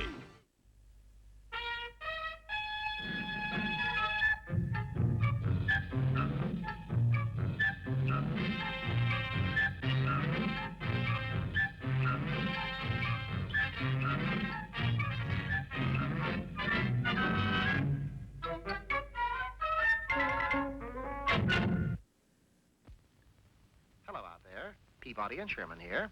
The Wayback Machine, my incomparable invention for traveling through time, has been set for the year 1513. Which direction are we heading, Mr. Peabody? South, Sherman, specifically Florida, and our host will be the illustrious Spanish explorer Ponce de Leon, the man who sought the fabled Fountain of Youth. The Wayback took us way back instantly to a small clearing in the heart of the Florida Everglades. We saw no sign of Ponce de Leon or his men, merely a large tent with a white object flying above it. Ponce de Leon's flag, Mr. Peabody. That's no flag, Sherman. That is a baby's bib. What's more, as we rounded the tent, the clearing abounded in diapers, and there, slaving over a washtub, was the distinguished explorer. Oh, Mondays. How I detest Mondays. Buenos dias, Ponce de Leon. Buenos dias. Ah, tourists. You are on your way to Palm Beach, no doubt. No, Mr. de Leon. We came to see if we couldn't help you find the Fountain of Youth. Oh, that's very noble of you, but it has already been discovered. You found it? Oh, not me, my men. That is them over there playing with blocks. They were grown men when they reached the fountain, and they were very thirsty. Drank too much? See, now instead of blowing taps each night, I play Brahms' lullaby. Oh, it's very degrading. We accepted Ponce's invitation to stay for lunch and sat down to a large bowl of mush. The luncheon progressed nicely, although I was forced into burping Lieutenant Rodriguez, 3 months of age. We were about to embark on a custard pudding when Ponce noticed that one of his men was missing. Corporal Gonzalez. He's not in his high chair. A quick search of the grounds turned up nothing, not even a clue. Oh, that's not like Gonzalez to go AWOL. He was always a most conscientious soldier. He would not crawl away. Gee, Mr. Peabody, a little baby like that lost in the Everglades. Perhaps he was thirsty, and if he was thirsty, he may be heading for the fountain. Quick, Ponce, lead us to the fountain. Gonzalez couldn't stand growing any younger. Ponce de Leon issued orders for his command to remain in their barracks, which is to say he unceremoniously dumped them into a playpen. 5 minutes later, we arrived at the Fountain of Youth. Look, it's the baby, and he's going to drink. Attention! Stand at attention! But the glass never wavered. Glancing about, I noticed a rattlesnake slumbering blissfully on the limb of a nearby tree. With deft hand, I shook his rattles, taking care not to rouse him. Naturally, the sound of the rattle arrested the attention of Corporal Gonzalez. Corporal Gonzalez, you are under arrest and hereby confined to your bassinet. We returned to the clearing and prepared to give Ponce de Leon's soldier a change of uniform. That's when the attack started. Indians! The Seminole Indians! Herding the soldiers together, we retreated inside Ponce de Leon's tent. I knew that sooner or later they would find us. Quick, issue each man a musket. Musket? They can't even hold a bottle. What do we do, Mr. Peabody? We're outnumbered. Only one thing to do, Sherman. Fight fire with fire. I waited until darkness, then crept slowly out of camp. Then, suddenly, I was in the midst of the Seminoles. Why we not attack 'em in darkness? Why must Indian always wait till dawn? We take 'em pictures of battle. No got flash bulb for night fighting. Assured the Seminoles wouldn't attack till daylight, I continued on. Then early the following morning, I rejoined Sherman and Ponce. Senor Peabody, quick! I think the Indians are about to attack. But instead of attacking, the Seminole chief came into the clearing all alone. A white flag! They've surrendered! Again, you're wrong, Sherman. That white flag is a diaper. You see, last night I went to the Fountain of Youth, took a generous supply of the water, and crept into the Seminole camp. While the Indians were sleeping, I spiked their water supply. But if that is true, then the Indians are... Babies? Yes. And at that very moment, 4 of the most ferocious braves crawled out of the brush.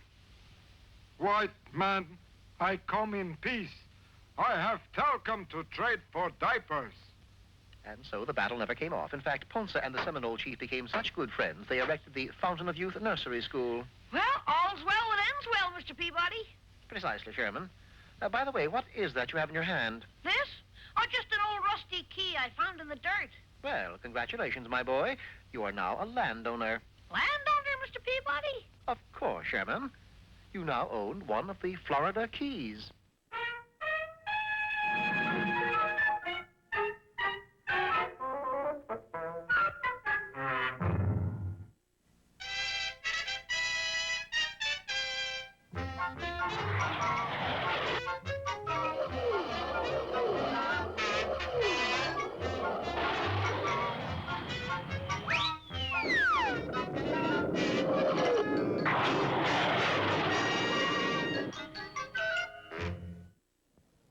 Well, in our last episode, the Bumbling Brothers Circus had fallen on hard times. It had rained steadily for weeks and weeks. Rocky, in an attempt to see what was causing the freakish weather, zoomed upward into the clouds. I can see it all now, Bullwinkle.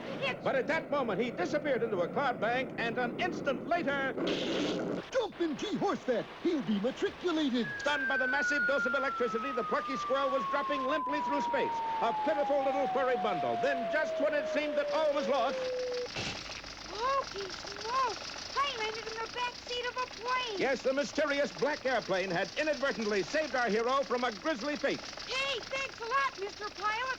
Mr. Holy smoke! There's nobody there. It was true. The front cockpit empty, the black plane flew on pilotless. And what's more, there's no control. That was true, too. So it was with a great deal of relief that Rocky saw that the plane was headed for a safe landing on a high mesa.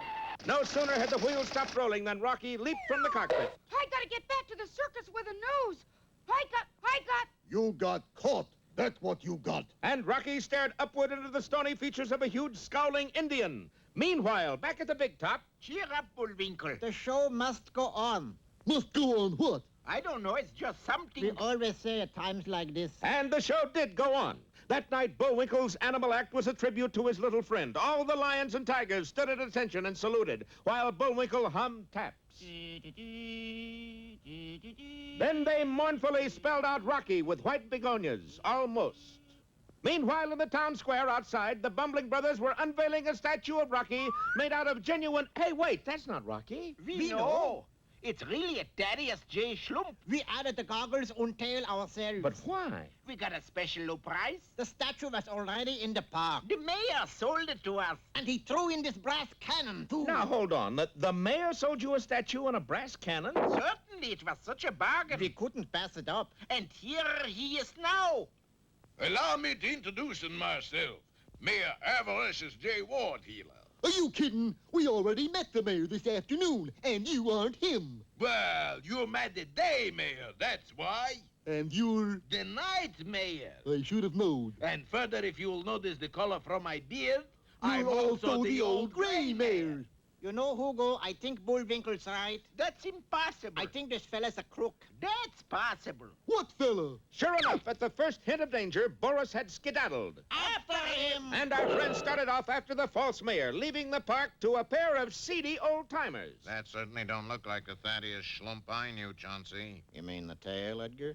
The tail I knew about. I just never saw him wear glasses. And meanwhile, what of Rocky himself? Well, he's tied to a stake in the middle of a mesa, awaiting heaven knows what. Yeah, what are we waiting for? We wait for Big Chief. It's pretty cold out here, you know. No worry. We build fire for you. And our hero's captor set fire to a pile of branches on which he was standing. Hey, you can't do that. Who say? The network say, quote, no cannibalism on TV, unquote. We don't eat you, just roast you. Oh, well, I guess that's okay then. And the network-approved flames licked higher and higher. Don't miss our next episode, The Fire Chaser, or Bullwinkle Goes to Blazes.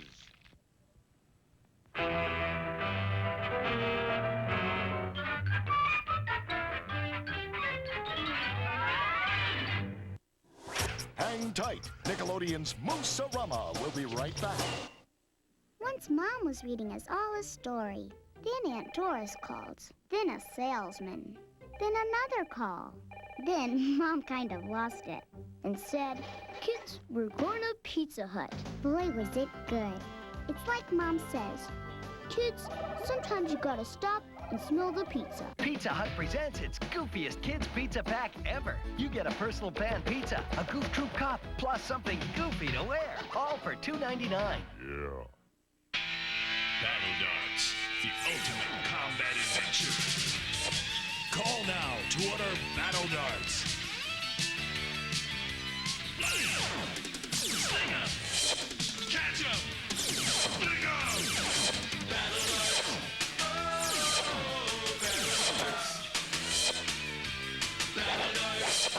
Battle Darts! Call this number to order now. Battle Darts comes with 2 shields and 4 darts. I want a dog. I want kitties. I want a whole pet shop. Who has the room? The Littlest Pet Shop, that's who. Every Littlest Pet Shop pet comes with a home of its own. Who has beesy birdies who flap their wings and gerbils who do tricks for you? Itty bitty kitties doing kitty things and playful puppies who play with too. The Littlest Pet Shop. That's who. I love the Littlest Pet Shop. Littlest Pet Shop. Each pet comes with something special and a home of its own, each sold separately. You are in the O-Zone. And now back to Nickelodeon's Moose-o-Rama. Are there poetry lovers? Today's poem is called The Bee. How doth the little busy bee improve each shining hour and gather honey all the day from every open flower? How skillfully she builds her cell, how neat she spreads the wax, and labors hard to store it well with the sweet food she makes. Boy, that's good. Oh, hush.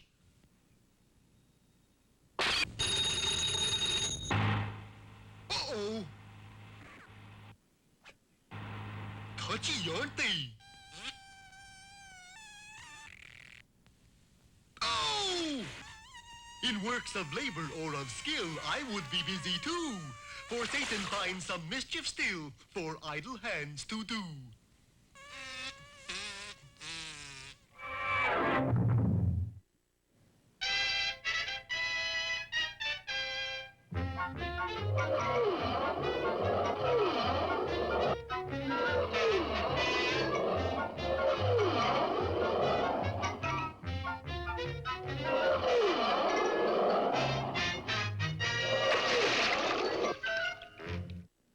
Well, when Rocky joined the Bumbling Brothers Circus, he never thought he'd wind up tied to a stake by a band of hostile Indians. Oh, well, that's showbiz. Soon, Big Chief come. Decide what we do with you. Well, if he don't hurry, there's only one thing he can do with me. Huh? Serve me with an apple in my mouth. Both networks say no cannibalism on TV. Oh, it's all right to talk about it. You just can't do it. That network, all right. All talk, no do. Meanwhile, Bullwinkle, who had been chasing a disguised Boris through the desert, saw the glow of the fire and headed toward it. That must be him. Should be just on the other side of this big Rocky. Bullwinkle! Looks like they're giving you a big league hot foot.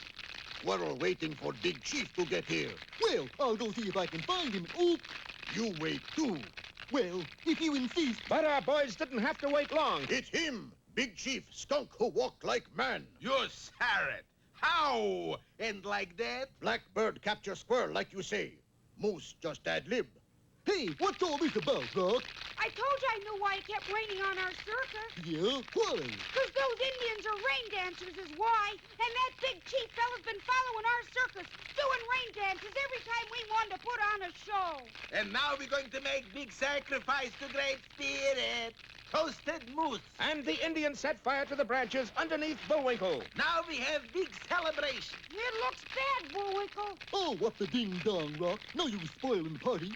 Live it up, I say. Hey, fellas. A celebration like this just don't happen every day. You crazy Bullwinkle. So let's have a ball. Come on, chillin'. Everybody dance. And hauling out his trusty hummercomb, Bullwinkle struck up a lively tune. Immediately, the Indians began a wild dance. Oh, Poor Bullwinkle, he's crazy with a heat. It certainly seemed so, but the musical moose went on playing as the flames leaped higher and higher. And then suddenly... Bullwinkle, it's raining. Of course. These Indians are rain dancers, aren't they? Hey, that's right. And I figure by now, they got a good cloud burst whipped up.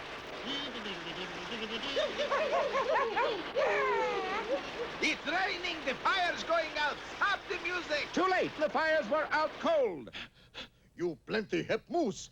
Blow crazy comb. Thanks a lot. We gonna miss you. Miss us? Sure. Big Chief say sacrifice. He mean sacrifice. Use Harrod, sport. That voice. Where have I heard that voice? Maybe he's that Kimosabi feller. No, he'd have a masked rider with him. You mean like me, darling? Great gobs of goo rock. It's him or her. Okay, boys, ready with the bow and arrows. They're gonna arrow size us, Rock. What can we do? Nothing. How come? 'Cause the masked rider and the faithful Indian friend are always on the side of law and order. You mean... I don't know how it happened, Bullwinkle, but we must be the bad guys. Funny, we're not wearing black hats. And Boris's band of Indian archers drew a bead on our two heroes. Don't miss our next harrowing episode of... That's a good one. Come on. It's the end of the episode. Oh, boy. The next episode is Flaming Arrows. Poor Bullwinkle meets his match. Harrowing episode.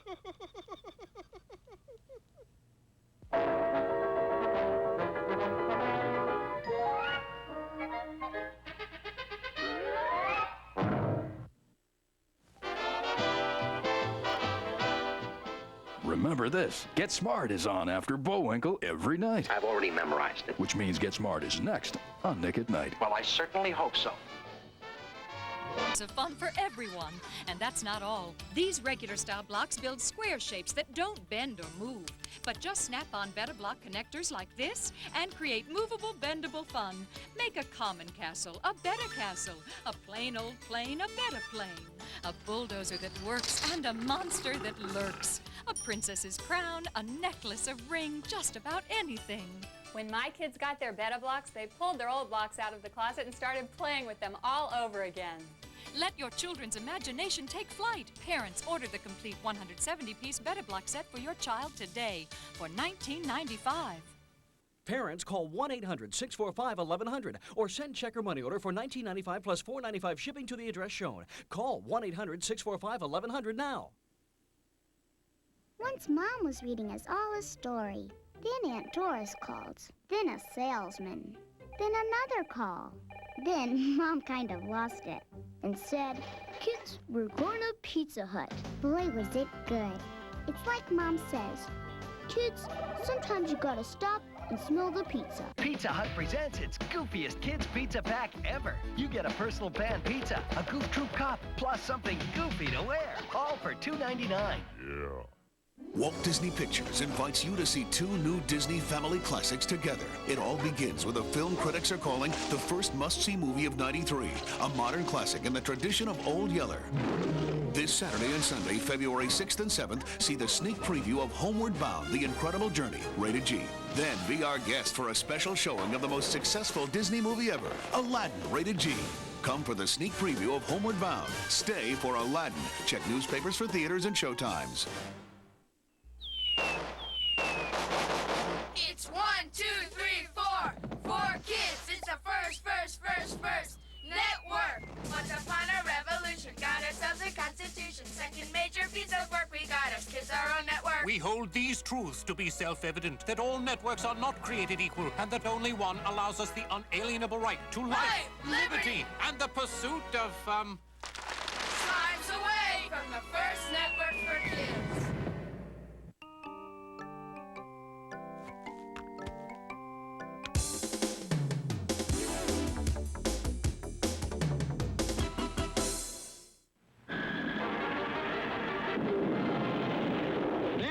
No need to fear.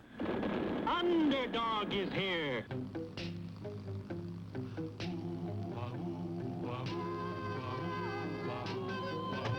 When in this world the headlines read of those whose hearts are filled with greed, who rob and steal from those who need to right this wrong with blinding speed, goes underdog, underdog, underdog, underdog, speed.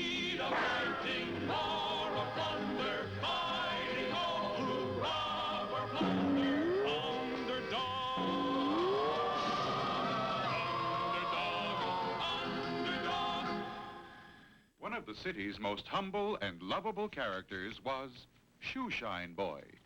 All finished, sir. Thanks, Shoeshine Boy. You're humble and lovable. Bless you, sir. Little did anyone know that whenever there was a call for help, Help! Help! Help!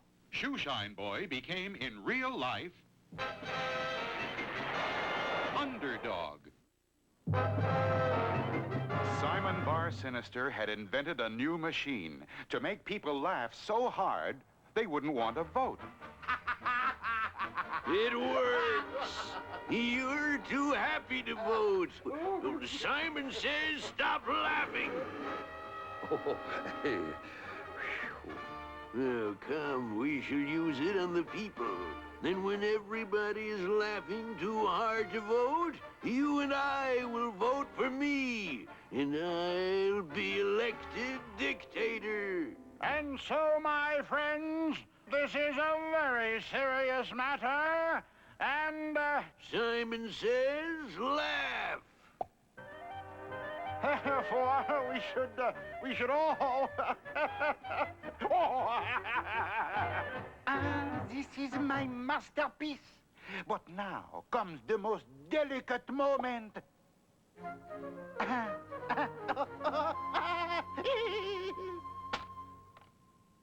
I'm the president of this bank, gentlemen, and I say that we should all...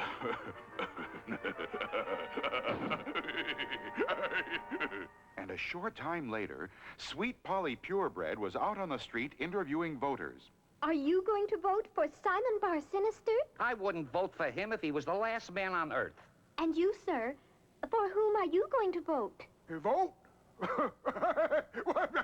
I'm having too good a time to bother voting. Isn't that strange? How about... Are you going to vote? Me? What is going on here? Oh, I might have known. Simon Bar Sinister. Simon says laugh.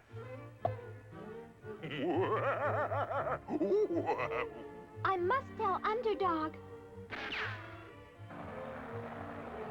Underdog, Simon did it. He's using a gun that makes people laugh so hard they won't vote against him. There are millions of voters. He can't shoot them all. If it looks like he's going to, then give me a call. Boss, you can't shoot all the voters. There's millions of them.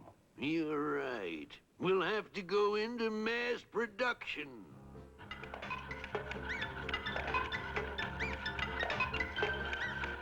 There, millions of my magic tickle feathers. We'll dump them all over the land and have everybody laughing. Simon says, laugh! Laugh! It took some time, but was worth the wait. The Leaning Tower is standing straight. Underdog, Simon Bar Sinister has dumped his tickle feathers on the whole country. Everyone is laughing and no one will vote. You must do something. When the country's in trouble, I am not slow. It's hip, hip, hip, and away we go.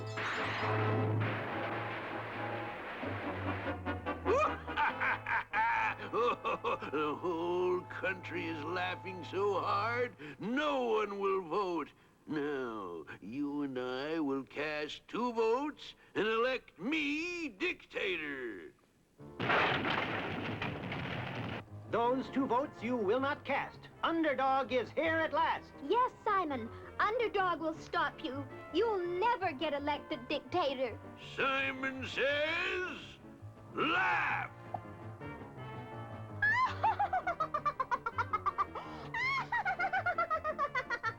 Hold on, Simon. This is no laughing matter, and I will... Simon says, laugh! Will the tickle feather tickle Underdog? And if he starts laughing, who can stop Simon? The answers lie ahead in our next exciting episode.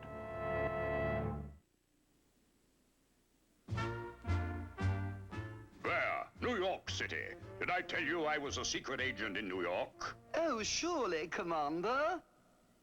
My chief had given me a briefcase to take to the ambassador on the 50th floor of the Empire State Building. No sooner had I left headquarters than... Give the briefcase. Thinking quickly, I whipped off my belt, which was in reality a trained rattlesnake. The enemy agents fled, but I had not gone far when the briefcase. It was a tight spot, but I removed my specially designed shoes, clamped the heels together, and they became a deadly machine gun. A few steps further and give the briefcase. I gave him a squirt of tear gas from my boutonniere, bound him with my coat, tie, and shirt, and went along. I was about to enter the Empire State Building when... The briefcase? Ha, ha, ha, ha. Why do you are laughing? Why were you? It looked hopeless. Aha, but in my pipe was a cleverly concealed jet engine. Turning it on, I shot up to the 50th floor, stepped through the window, and delivered the briefcase. Ingenious, Commander. Quite.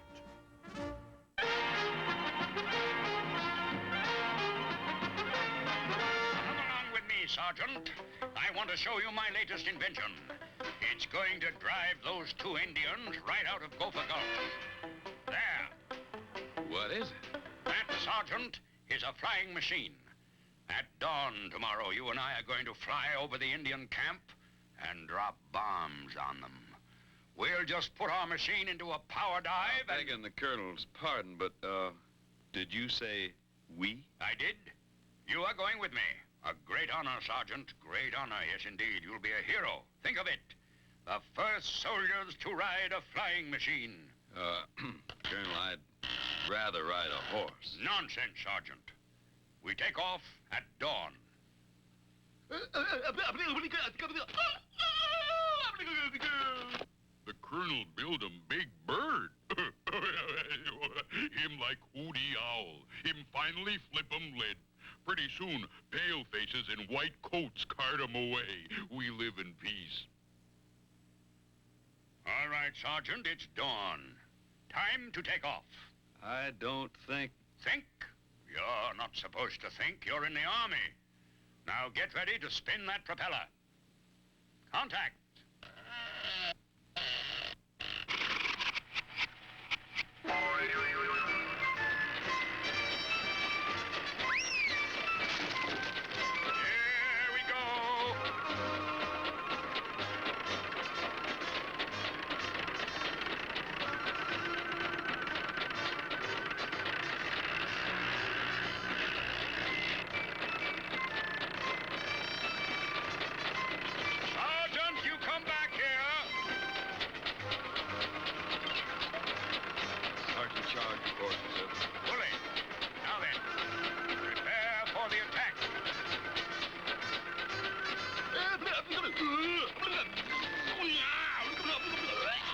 What? You see 'em, big bird? Whoopie-doopie, me see 'em too.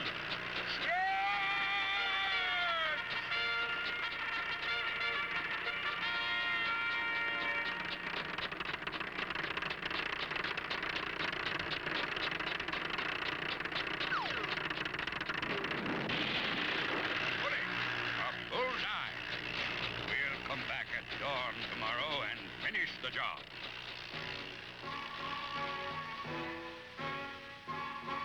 Big bird, plenty bad. It wreck 'em our teepee. We must stop 'em, Big Bird. You got 'em planned? Yes, but I'm coming you love being a fly boy. Become able to fly boys. Oh, we get 'em own flying machine. Whoopie-doopie, you genius.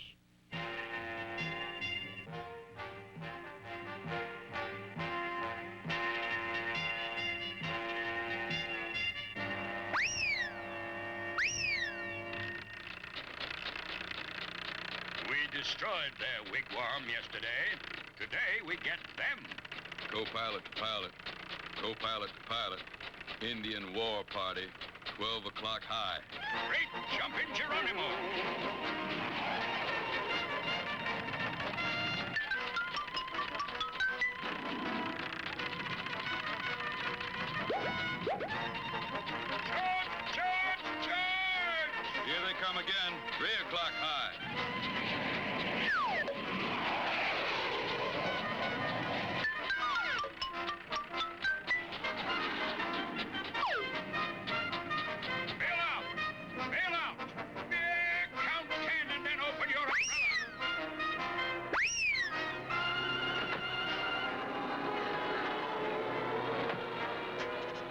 all come around for our next adventure.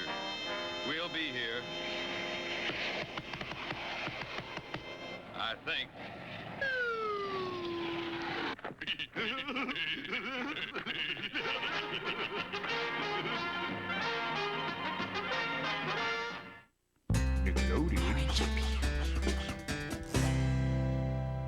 If I hated everyone who was black, Or white. Or Asian. Or Native American. Or Jewish. Or disabled. Or too skinny. Or fat. or was a little too shy, Or wear clothes I didn't like. Or talked the way I didn't talk.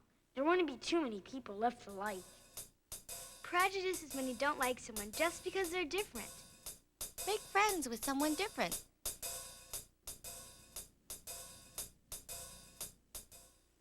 Cocoa here in the shade of the trees, taking a break with my Cocoa Krispies. When an ugly aardvark comes along, sticking his snout where it doesn't belong. He loves their taste so chocolatey, but it's no good being nosy when you go to sneeze. Bless you. Part of a complete breakfast, Kellogg's Cocoa Krispies even turns the milk chocolatey. With every bite so chocolatey, oh everybody wants my Cocoa Krispies. Daddy, watch me feed my baby Argon. My baby all gone. You make it all gone. You can fill it again. And she loves cherries from her jar. She ate them. My baby all gone. For months, the Klondike country had been terrorized by the most notorious of all bandits, Savoir-Faire. Savoir-Faire has stolen my dinner. He's stolen my bonbons. He's stolen my cheeses. Savoir-Faire is everywhere. Major Minor, in charge of all the Klondike cops at Fort Frazzle, made a drastic announcement. We must call upon the one Klondike cop who always gets his mouse. Klondike Cat.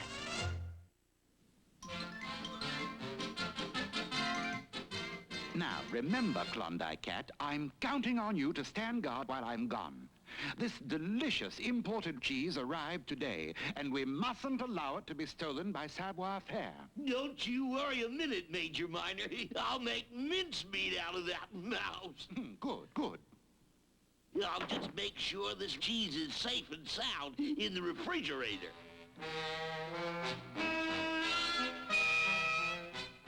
Oh, what a shame, Malamotte. The table is set, but the cupboard is bare.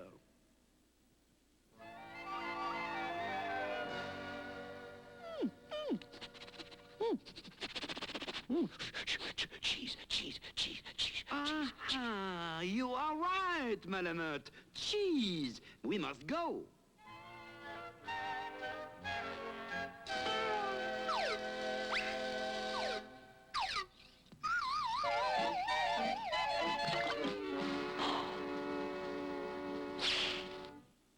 Mush, Malamotte, mush!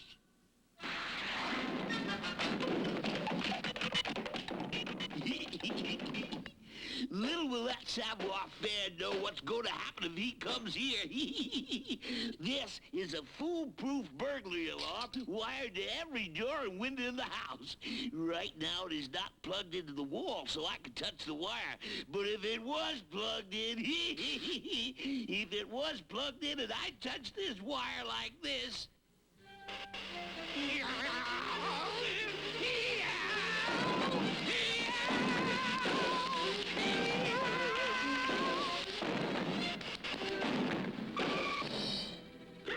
Yeah, how did that happen? I know it wasn't plugged in.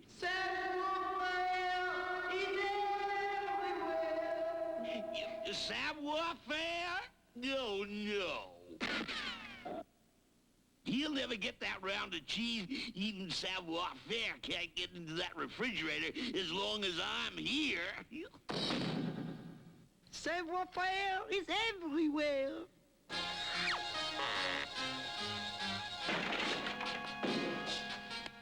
And now, to the feast of cheese. Not so fast there, Savoir-Faire. I'm taking you to jail.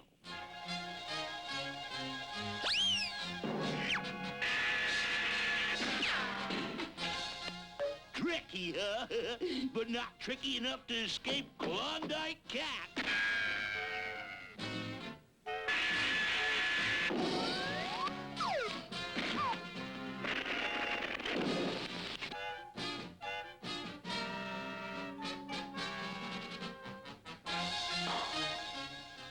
I'll boil him in oil. I'll shoot him at sunrise. Savoir-faire is everywhere. I'll make mincemeat out of that mouse.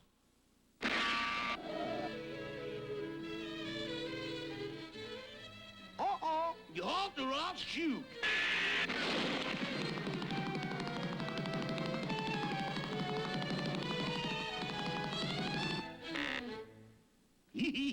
This is it, savoir-faire.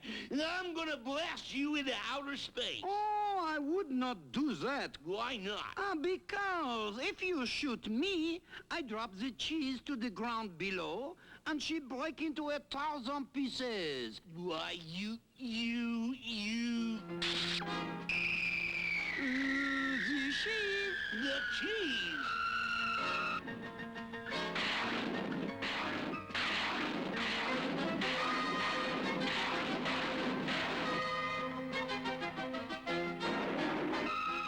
My goodness.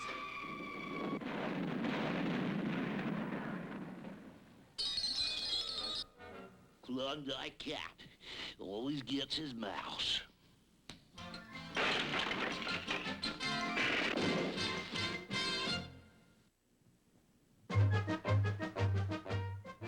There, the North Swamps. Did I ever tell you about the giant mosquito? No, Commander, but I have an engagement. One morning at my cabin in the wilds, I was set upon by the most enormous mosquito I had ever seen. I let him have it with my handy spray gun. It didn't work. I tried my rifle against the brute, but the bullets just bounced off him. There was nothing to do but run for it.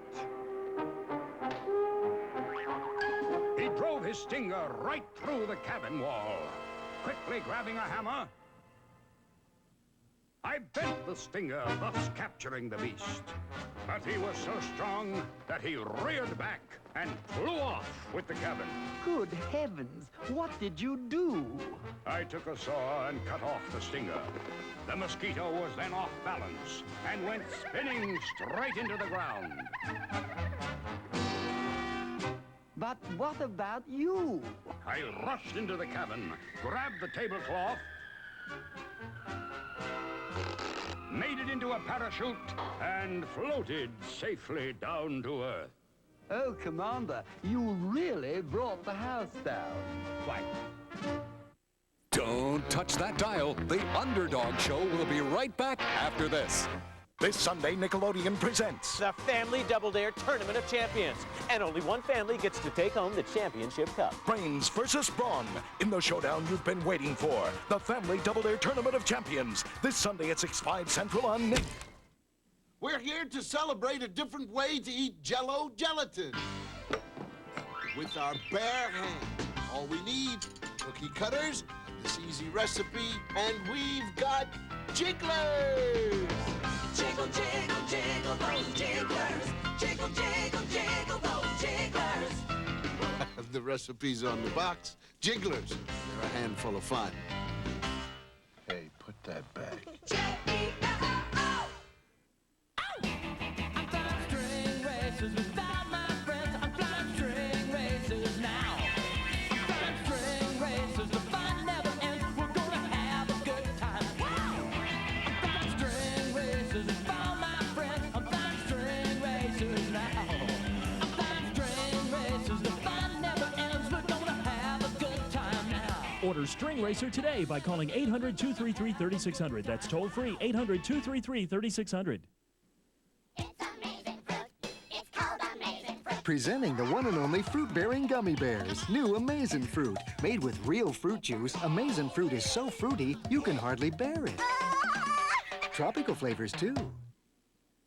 And now, we're back with the Underdog Show on Nickelodeon.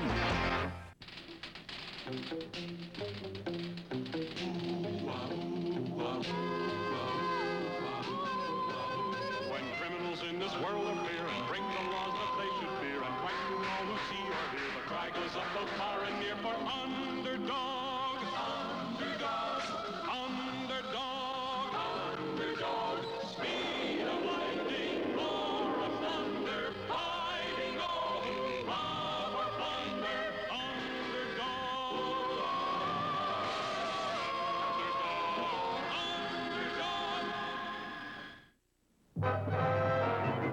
Simon had shot a tickle feather at Underdog to make him helpless with laughter. It's just plain silly, don't you see? Your feather will not tickle.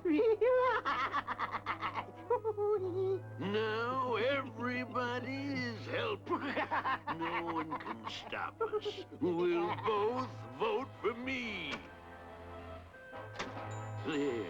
2 votes for Simon Bar Sinister for dictator. No votes for anybody else. Therefore, I have legally been elected dictator. Everybody has to do what the dictator says. Yeah, but who you gonna dictate to? Everybody's laughing. Simple. I'll make them stop laughing. I'll use my vacuum gun. Bring me a banker, a builder, a chef, and, oh yes, sweet Polly Purebred. Simon says, stop laughing. Good. I've legally been elected dictator. You must do exactly as I say, or I'll have you thrown in prison. You, banker, bring me all the money in the bank. You, builder, build me a great palace. You, chef, make me the most marvelous meals in the world. And you, sweet Polly, put on a spectacular TV show for my entertainment. Yes, oh, dictator. Well, get going.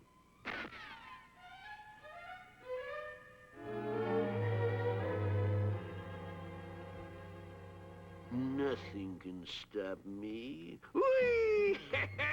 And entertainment. Do the bongo congo. First you form a line, rocking to the rhythm makes you feel so fine. Now you form a circle, take a turn inside. You'll find bongo congo like a circus ride. But where was Underdog?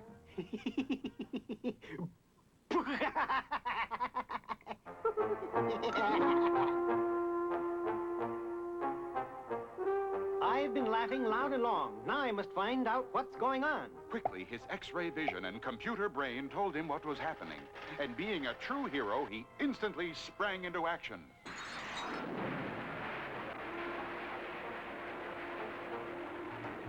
Do the bongo congo. First you form a line, rocking to the rhythm makes you feel so fine.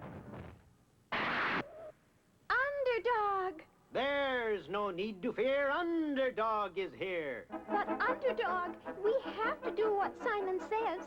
He was legally elected. No, he was not. Please take note. Simon isn't registered to vote. That's right. Simon and Cad weren't registered, and therefore their votes don't count. We don't have to do what Simon says anymore. He wasn't legally elected. I'll take back all this money. I'll tear down the palace. What's going on here? Where's my tickle feather gun? Now you, Simon says, laugh. No.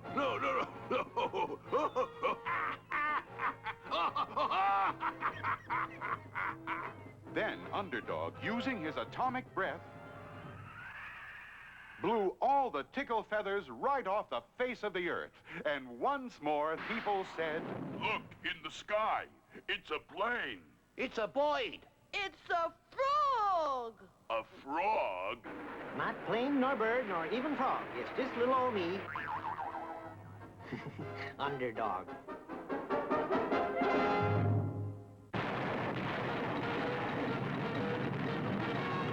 Looks like this is the end. But don't miss our next Underdog show.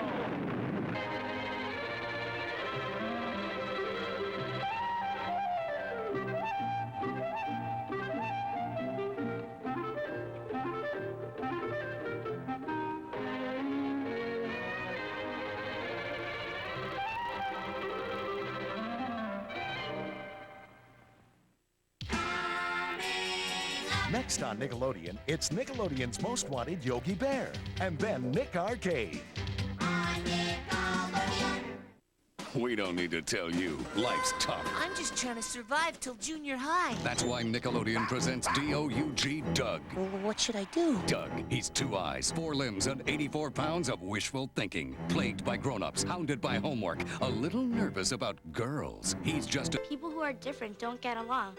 It's that they don't know how to start. If each person learned how to say hello in a different language, It would be a great start. because the best way to start a conversation is with hello. Konnichiwa. Hola. Merhaba. Assalamu alaikum. Ciao. Shalom. Prejudice is when you don't talk to Someone just because they're different. Start with hello. We're here at Nickelodeon Studios asking kids to explain Groundhog's Day. Groundhog's Day is when the groundhogs stick their head out of the cave and I'm not really sure. Groundhog's Day is a thing where groundhogs stick their head up out of the ground, ain't it? I think that if he sees his shadow, we get 2 more weeks of summer vacation. Groundhog Day is when a furry groundhog comes out of his hole and sees his shadow. If he sees his shadow, he gets 6 more weeks of winter. I don't know what it stands for, but it doesn't get me a day off of school. Happy Groundhog's Day from the first world headquarters for kids. The first?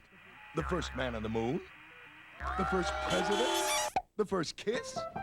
Hey, the First Kids Network.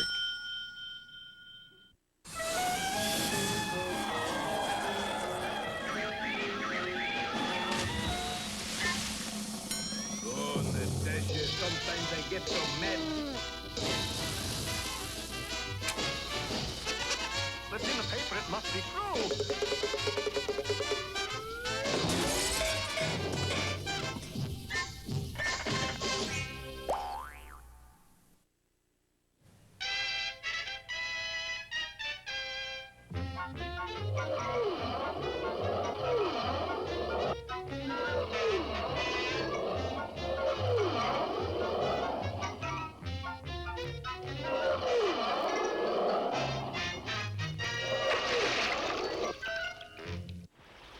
Well, Rocky and Bullwinkle finally found out why it kept raining on their circus, all right. It seems they were the victims of an Indian rain dance tribe, headed by Chief Skunk, who walks like a man. Or as we know him, but is bad enough. But the information seems to have done them little, if any good, for in our last episode, they were tied to stakes while the Indians prepared to use them for archery practice. This seemed like pretty chicken thing to do, Chief. You kidding? I got orders straight from Great Spirit himself. Oh, what reason he give for knocking off Moose and Squirrel? No reason, it's just policy. That figure. Well, unless Great Spirit gives sign, it all up with those two. But at that instant, there was a rumbling roar, and the ground suddenly began to shake under their feet.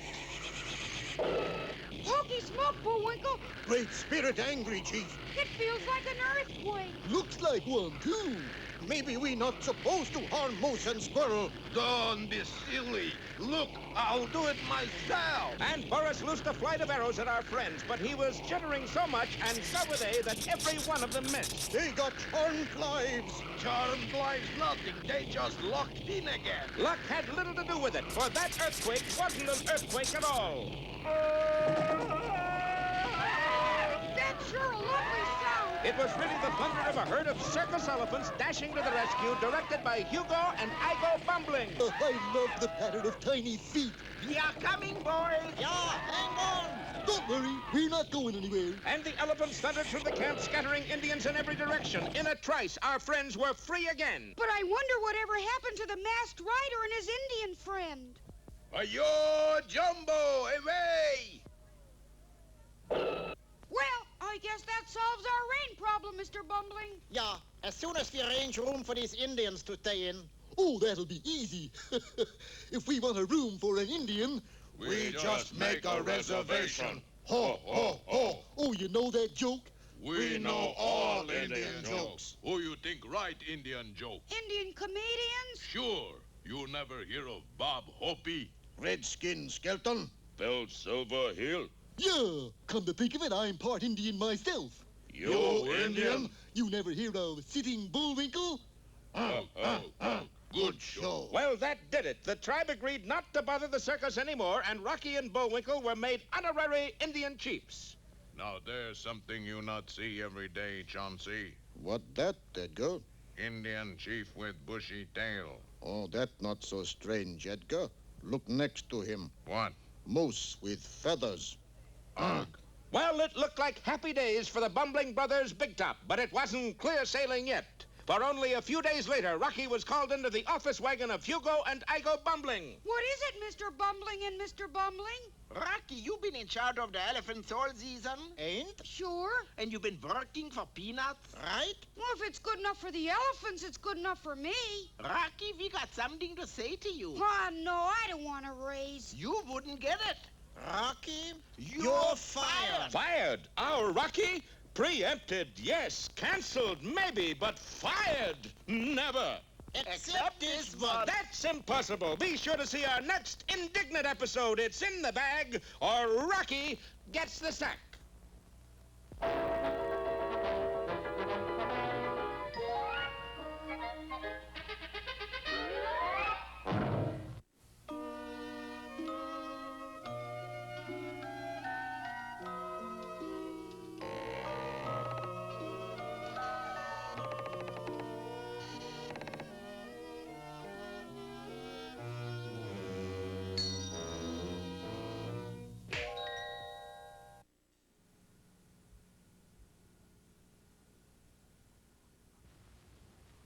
Once upon a time, in a large forest, there lived a woodchopper, his wife, and their 2 children, Hansel and Gretel.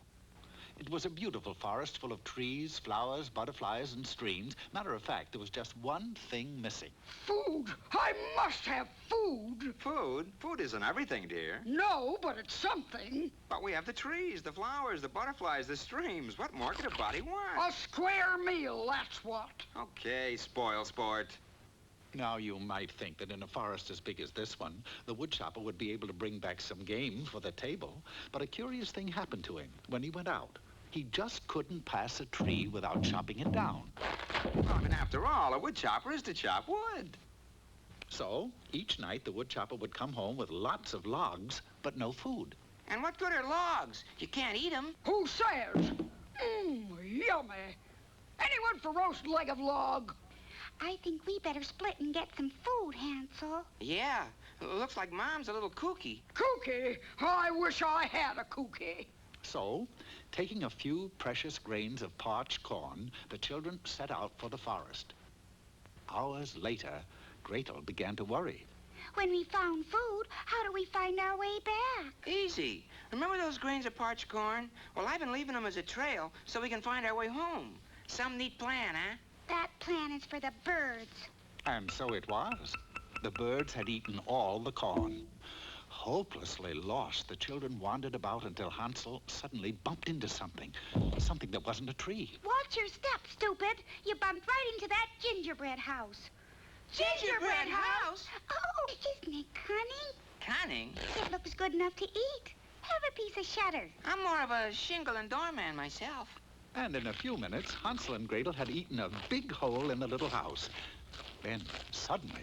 Nibble, nibble like a mouse. Who is nibbling at my house? There's always a catch. You're a wicked witch, aren't you? Well, yes. And you got all kinds of magic powers, true? Well, no. You can't breathe fire and smoke? Nope. I just get dizzy. You can't summon up demons? I don't know. Hey, you demons! You got no magic powers at all? Well, there is one thing I'm pretty good at. Turning children into aardvarks. Yeah, at that you're pretty good. But I don't really care much for aardvarks. Then why do you keep changing children into them? Because I care even less for children. Besides, I have the witch's tradition to uphold. Isn't there something you'd rather do? Oh, sure. I'd like to know how to ride a broomstick. Broom, boy. But what's the use? I'll never get off the ground. If I show you how to ride a broomstick, will you change Hansel back again? Of course. But you aren't even a witch. Oh, come now. There's a little bit of the witch in all of us girls. Give me the broom. Now, you take this broom. Yeah. And you twirl it all around. Yeah. Now you put it on the ground. Oh, yeah. And you sit right down. Yeah. Now you tell that broom. Boom, boom, boom. Fly around the room. And sure enough, Gretel began to fly. Now me. But unfortunately, the witch hadn't asked how to turn the broom off.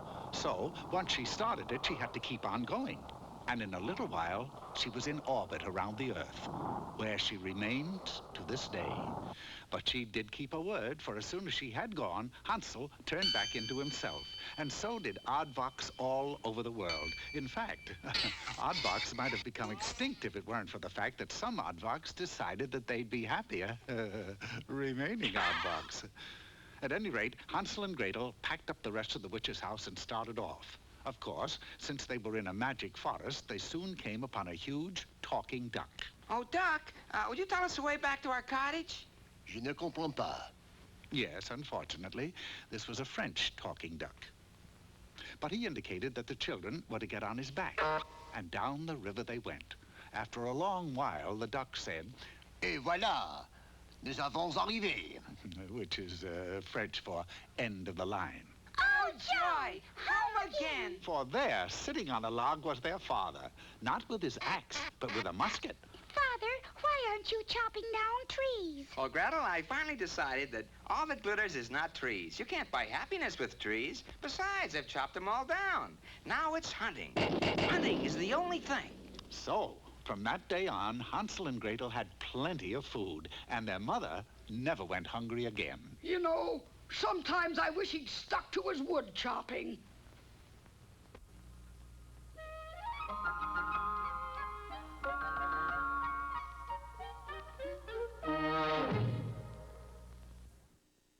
Nickelodeon Roundhouse. Creative, intelligent, and profound. And one other thing. And everybody's crazy! Roundhouse every Saturday at 8:30, 7:30 Central on SNICK.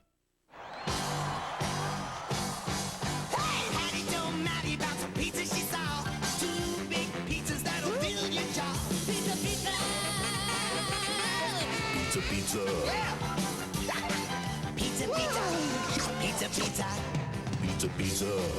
Pizza, pizza. Pizza, pizza.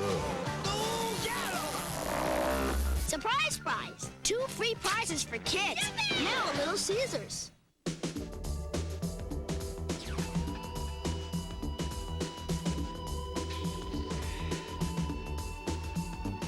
To unlock your body's potential, we proudly offer Soloflex. 32 old-fashioned iron-pumping exercises, each correct in form and balance, all on a simple machine that fits in the corner of your home. For a free brochure, call anytime.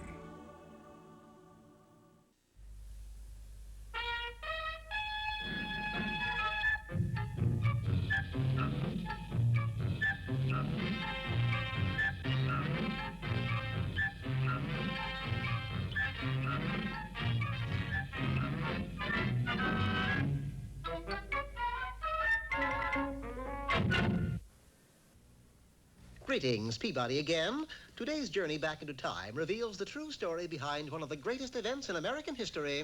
Gosh, you mean the invention of the hot dog, Mr. Peabody? Hardly, Sherman. I'm speaking of the discovery of gold in California, so you may set the way back for the year 1848. And the place? Sacramento, California, where we will meet John Sutter.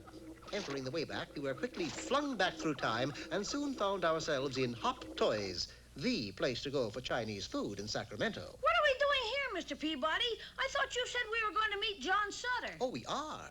You see, Mr. Sutter eats all of his meals here every day. That's him sitting over there behind that large bowl of lychee nut chop suey. Approaching his table, we introduced ourselves and found him really quite friendly. Nice to know you. Pull up some soy sauce and set a spell. You sure must like Chinese food, Mr. Sutter. Not me. I can't stand it. Makes me sick. Huh? Then why do you eat here every day? To get the fortune cookies. You mean to say you believe those fortunes? Sure, doesn't everybody? Hey, say now, this here is a dandy. It says I'm going to take a long trip, so I guess I'll go to Mexico for a year or two. He can't do that, Mr. Peabody. How can he discover gold in California if he's in Mexico? Come, Sherman, we must stop him. Knowing that we could never talk Sutter out of taking the trip, we did the next best thing by signing on as drivers for the stage company. All aboard!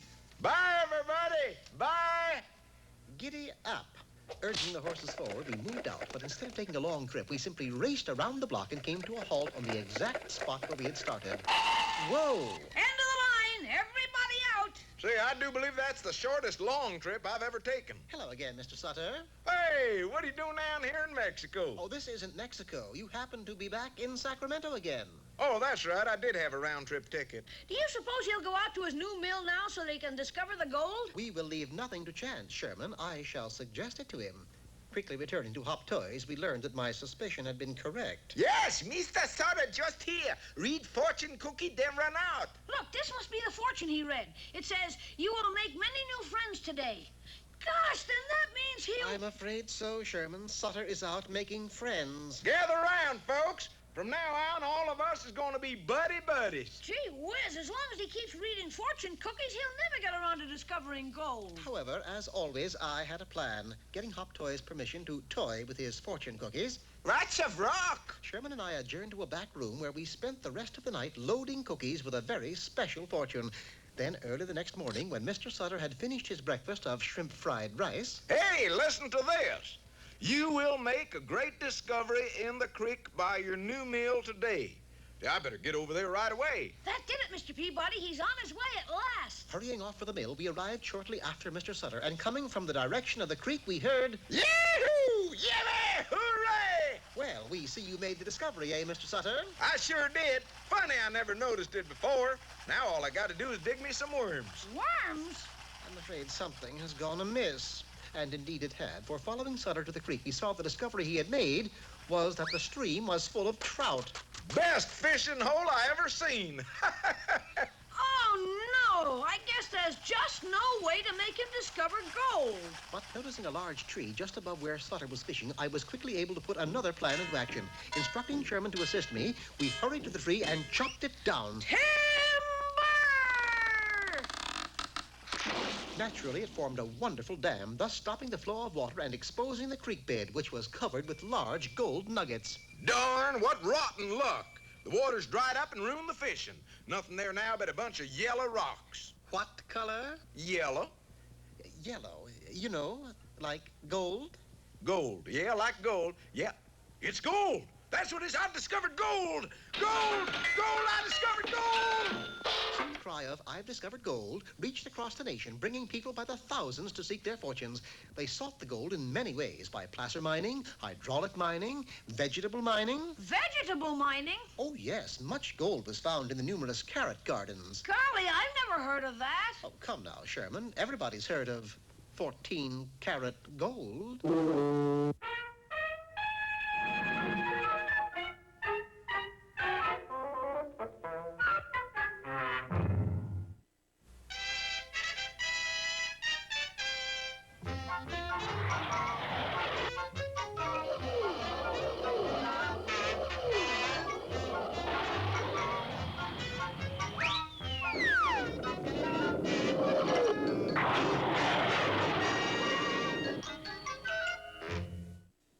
Well, there was shocking news for Rocky in our last episode. After having taken care of the Bumbling Brothers circus elephants nearly all season, he was called into the office and... Fired. Fired. Sorry, Rocky. But why? Well, it was a terrible story the Bumbling Brothers told, and they told it terribly, too. You see, every week we weigh the elephants. You know, we've always had the biggest ones in the world. Every elephant at least 3 tons. It's a rule, 6,000 pounds. But last week... Only 5,400 pounds each. And we got 10 elephants. Together, they lost 6,000 pounds. Rocky, I hate to say it, but... You've lost a whole elephant somewhere. So you're fired. Gee, naturally. Of course, when Bullwinkle heard the news, he was furious. You can't do that to my pal. Either he stays or I go. Oh, it's all right, Bullwinkle. I don't blame him. Neither do I, but I'm a hero. I always gotta stick by my buddy. Well, I go, we got to have a good lion tamer. And that's me. So we better keep our lousy elephant trainer. And that's me? Unfortunately for our boys' peace of mind, the next week was even worse. Bullwinkle, this elephant weighs under 5,000 pounds. Yeah, his ribs are starting to show, too. Now, let's look at this thing logically. That'll be a switch. Every elephant eats 2 bales of hay and 50 buckets of water a day. Not counting snacks between meals. And the kids feed them about 20 pounds of peanuts. That's about 200 pounds of food every day. They should be getting fat. Unless they're taking pills. Bullwinkle, that's it. What's it? They're taking pills. Without a prescription? Somebody must be sneaking reducing pills to our elephants. But how? Well, I give them their hay myself, so somebody must be putting something in the water. Who gives them the water? Allow me to introducing myself. Hey, don't I know you? Sure, Mike. I'm Gunga Drain, Indian type water boy. Gunga Drain? Hey, you're in another adventure of ours. What are you doing at the circus? Well, we already had the costumes. No use letting them go to waste. Gunga Drain? You may talk of ginger beer when you're quartered safe out here with only penny fines. All right, I know the poem. I don't like this, Bullwinkle. Neither do I, but it's the only dialogue we got. Don't you like Kipling? I don't know. I just can't say it. You better come along with me to the office, Gunga Drain. I can't. Why? I think my mommy's calling me. Your mommy? Where's she? Where else? In Egypt. Bye. By golly, Bullwinkle, I think we did it. We sure did. What? We got rid of the water boy. I'll bet the elephants will get fat now. Alas for Rocky's hopes. The next time they weighed the elephants... Hokey smoke, Bullwinkle. This one weighs under 1,000 pounds. He does look svelte, I must say. But we got rid of our water boy. Let's see. You give him the hay. Right. I give him the water. Right. Who gives him the peanuts? The kid. Then some kid is doing it. Some kid. Bullwinkle, I'm ashamed of you. I won't believe it's a kid. Okay, me neither. Well, our heroes have demonstrated a touching faith in the youth of America. But at that very moment, a diminutive figure wearing a Rocky and Bullwinkle t-shirt was feeding peanuts to the elephants. Peanuts loaded with reducing pills. Don't fail to miss our next episode. A short wait for all seats, or one of our trunks is missing. Hang tight. Nickelodeon's Moose-o-Rama will be right back. Somebody asked me once, they said, well, how do you do a news show for kids? And I said, well, sort of like you do it for grown-ups, only a whole lot better. Nick News W5. Kids are a lot tougher audience. I got more babies, Puppy Surprise! And they've got double surprises! Surprise! Puppy Surprise babies! Lots of cute babies with a double surprise. Is it a boy or a girl? A girl with a ballerina costume. Now you can add more babies to your Puppy Surprise family with Puppy Surprise dress-up pups. You buy each separately. A girl with a bridal gown. Wow, he's a baseball player. Girl and boy babies with a dress-up surprise. Each girl or boy dress-up pup sold separately with costume. Original Puppy Surprise also sold separately. You guys eating Kellogg's Apple Jacks? Duh. But it doesn't taste like apples. So, and you like it? Duh. Why? We just do, okay? Appley Cinnamon Apple Jacks is part of this complete breakfast. You can't explain its great taste, so why try? Kellogg's Apple Jacks. We just get it. Know how to get the invincibility star? You will. Strategy maps on marked boxes of Kellogg's Apple Jacks give you the edge in 6 Nintendo games. I'm invincible. New from Jim Henson Video, 2 classic Muppet movies, each with a special offer. It's time to meet the Muppets. That's us. It's time to join the crew. That's them. It's time for Muppet Magic and a special gift for you. We've got the Muppet movie, the Great Muppet Caper 2, and you can get a free watch. Did you say get a free watch? Yes, we say get a free watch. When you see the sign, it's Muppet time, especially for you. For a limited time, you can get a free watch with each Muppet movie on video from Jim Henson Video, rated G. You are in the O-Zone. And now back to Nickelodeon's Moose-o-Rama. Oh, dear. What's the trouble, Bullwinkle? I can't get any newspapers to run stories about the fan club. Why don't we publish our own newspaper, then? That's it, Rock. Did I hear newspaper? Permit me to introducing myself. William Randolph Hearst. William Randolph Hearst? That's my pen name. I used to write obituary column. Later, I won Pulitzer Prize. Oh, bet. What do we name the paper? How about the Bullwinkle and Rocky Fan Club Weekly Gazette and Star Express? Well, that takes care of the front page. He's right, Bullwinkle. Why don't we just call it the news? That's catchy. I didn't know you knew how to type, Bullwinkle. Nothing to it. Clee booty ferglers up, pretty eagle? Of course, that's just the first draft. Look, Chief, hot scoops. Mysterious bomber demolishes warehouse. Mad fiend burns old folks' home. Express train derailed. Great reporting, Boris. When did these happen? Any time now. I'm working on it. Rocky, Bullwinkle, I just got some ads for the paper. Gee, that's great, Captain. How much money did you take in? Take in? You mean they're supposed to pay us? Well, staff, here's our first edition. Now, what are we gonna do about circulation? We could rub our hands together. That might help. What we need is a good, hard-working, ambitious sales manager. That sounds just like you, Bullwinkle. Well, All those in favor of making Bullwinkle sales manager, say aye. Aye! This isn't exactly what I had in mind.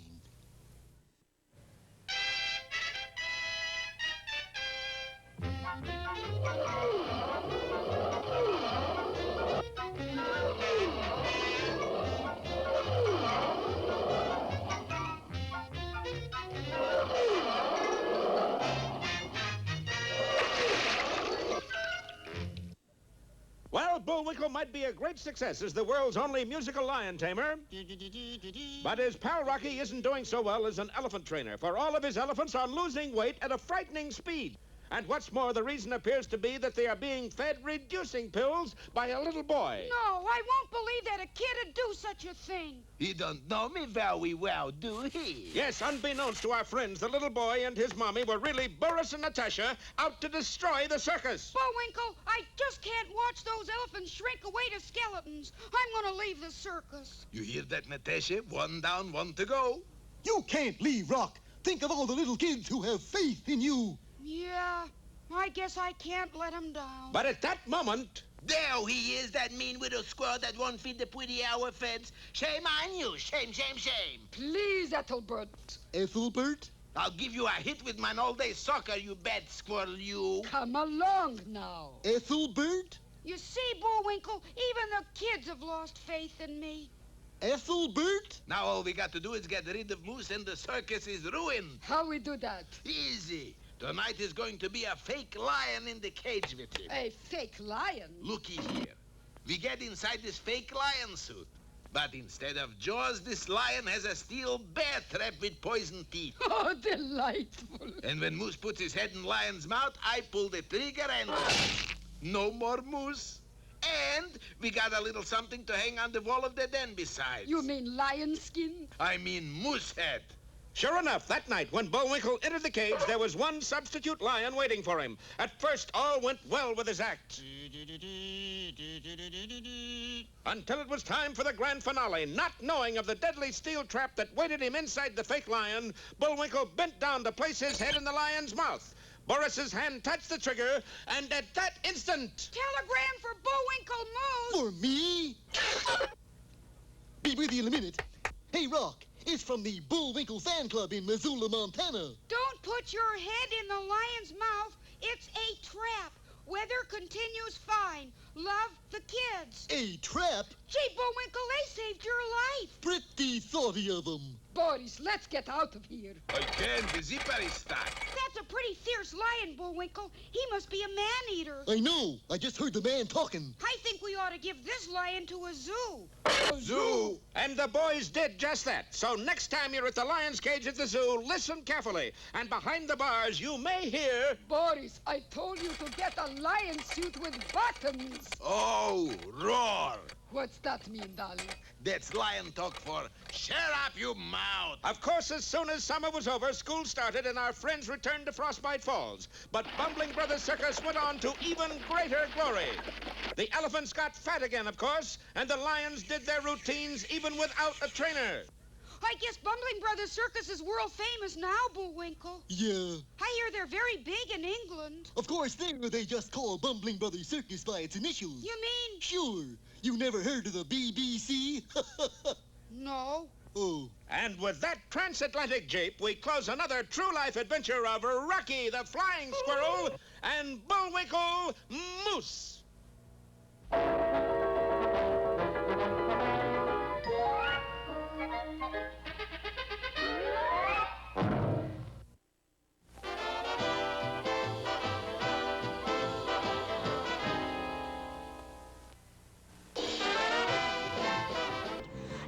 Nickelodeon.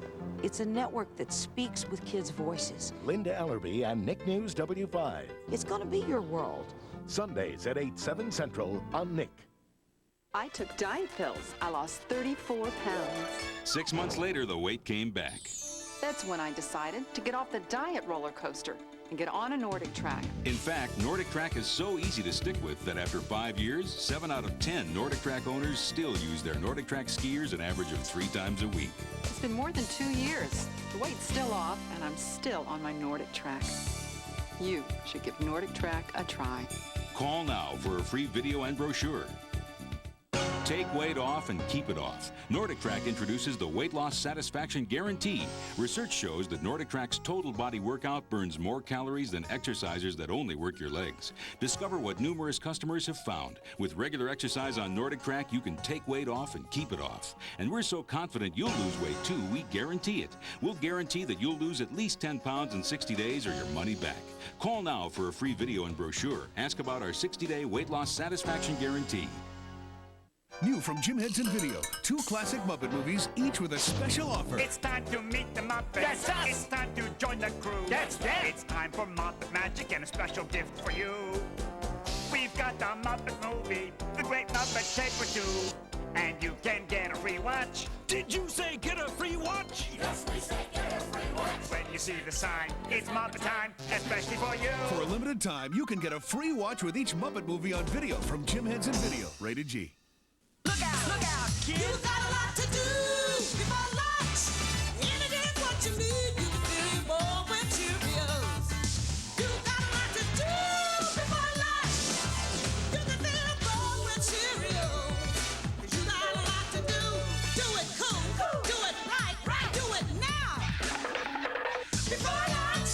A bowl of Cheerios is part of this complete breakfast. You got a lot to do before lunch. Just because you're not the same, it doesn't mean you're weird or strange. You're just different, and being different is being great. Just because you're a different one, there's no telling what you might become. Thinking different, being different is being great.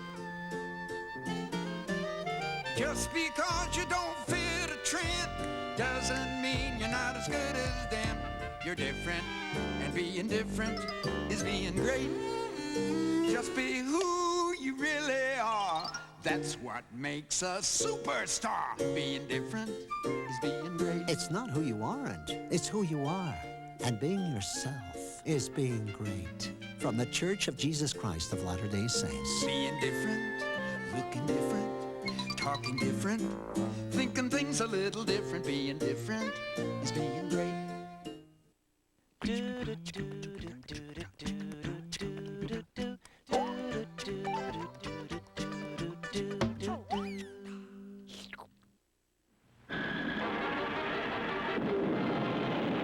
There's no need to fear. Underdog is here.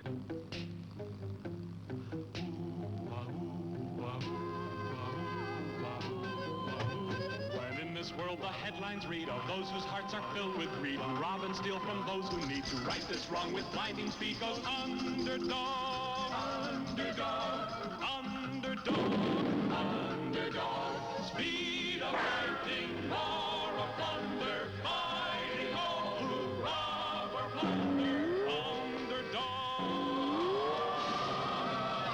underdog, underdog. One of the city's most humble and lovable characters was Shoeshine Boy. All finished, sir. Thanks, Shoeshine Boy. You're humble and lovable. Bless you, sir. Little did anyone know that whenever there was a call for help, Help! Help! Help! Shoeshine Boy became, in real life, Underdog.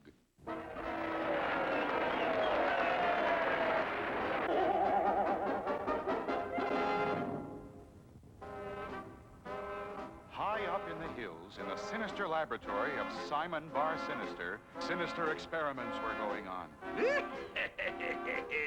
This is going to be my greatest invention. The Big Dipper machine. What's it do, boss? Do? Why, this little machine is designed to dry up all the water in the world. And let's see how it works. Dump that bucket of water on the floor. All right. Simon says, dry up. Hey, boss, it didn't dry up. It froze solid. Look out!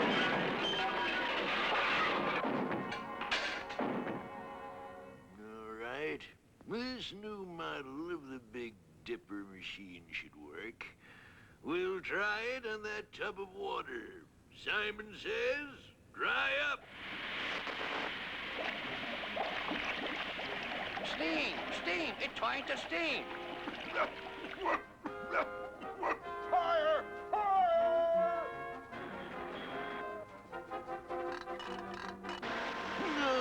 No, you fools. It's not a... Yeah! Get out of here, you meddlers! There's no fire here. Go, go, go! But Sweet Polly Purebred, ace TV reporter, stayed behind. I'll bet that Simon Bar Sinister is up to no good. Gee, boss, your machine failed again. Just a few minor adjustments, Cad. But I'll have it fixed in no time.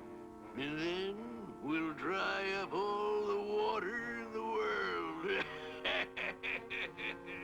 Dry up all the water? I must tell the police about this. Now, with the atomizer adjusted, it should work properly. I'll try it on this other tub of water. Simon says, dry up. Hey, boss, it's working backwards. It's making more water. There's something wrong again. Right in here, officer. They're going to dry up the whole world. All right, open up in there. What's going on here? Oh, nothing, officer. Nothing at all. Just a leaky faucet. I've already called the plumber. Yeah, but Sweet Polly, I can't arrest a man for having a leaky faucet. But I heard them say that they were going to dry up all the water in the world. Oh, if only Underdog were here. But at that very moment, Underdog had some watery problems of his own. He was fighting a pack of killer whales that had somehow gotten into Lake Winola and were terrorizing the swimmers. I've got the Big Dipper fixed this time, Cad. I'll try it out on that fishbowl. Simon says, dry up. It worked. Of course it worked. Everything I do works. But how does it work? It's simple. The Big Dipper rearranges the atoms of water and sucks them up into this little jar. I can put the whole Atlantic Ocean into a jar this big. Oh, I'll get all the water in the world and store it right here in this case. People will have to come to me for water, and I'll have them in my power. Can the Big Dipper machine do what Simon says? Can it really dry up the Atlantic Ocean? There's plenty of excitement ahead in our next episode. Ridiculous. This is ridiculous. That measly little light bulb doesn't give enough light for a mouse to read by. We've got to do something about it. You're absolutely right, Tennessee. How about if I give it a good yank and... No, Chumley, we can't pull the light down closer to the paper, but we can get the paper up closer to the light. Here, give me a hand stacking up these boxes. Well, sir, this is more like it. Now, Chumley, will you please toss up the sports section? I'll bring it myself. No, Chumley, don't climb up. You can't. There isn't... Chumley. Oh, oh, oh, oh.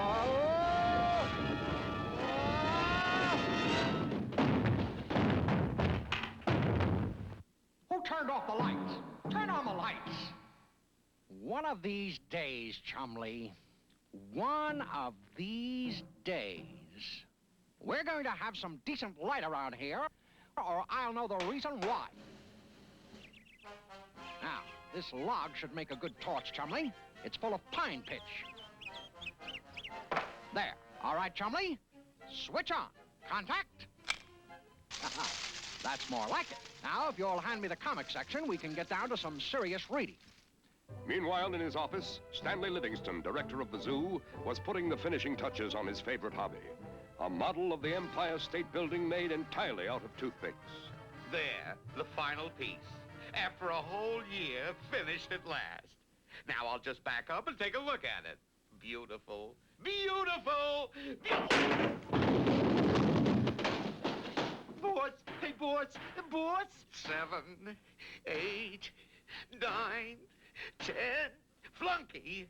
How many times have I told you not to come through that door without knocking? Now look what you've done to my model of the Empire State Building. Yeah, but boss, And stop calling me boss. I am not a boss. I am Mr. Livingston. But boss, Mr. Livingston, And one more thing, Flunky. Would you kindly remember to remove your hat in this office? Yes, boss, Mr. Livingston. Now, what was it you wanted to talk to me about? A fire, Mr. Livingston. Well, that's better, a fire.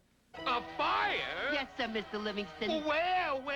Over there, Mr. Livingston, sir, in the Walrus and Penguin house. Oh, this is awful. Well, don't just stand there holding your hat, man. Call the fire department. Isn't this fine, Chumley? Nothing like reading at home in peace and quiet. Yeah. What's that? Seems to be getting closer. Wonder where the fire is. Oh, well. Hey, wait! Hey! Well, I might have known you were at the bottom of this. We were just trying to get enough light to read, Stanley. Improve our minds. The lights in this zoo are a disgrace. Read? Improve your minds? You're not supposed to read. You're a penguin and a walrus. Now, let's have no more nonsense. Did you hear that, Chumley? Did you? I'll show him. I'll build our own electric light system. Tennessee Tuxedo will not fail. Yeah, you know as much about electricity as I do. Nothing. What do you mean I don't know anything about electric lights? What's there to know? An electric light is simply a little glass, a little wire, and a little electricity. Simple. Huh? Now let's get to work. First, we need something for the bulb. This should do it. Now all we need is some wire and a plug. A short time later. You see, Chumley, I told you there wasn't anything to it. When we plug it in, the electricity will flow through the wire, go into the bottle, and fill it with light. All right, Chumley, plug it in. We'll show that Stanley Livingston. This is going to electrify the zoo.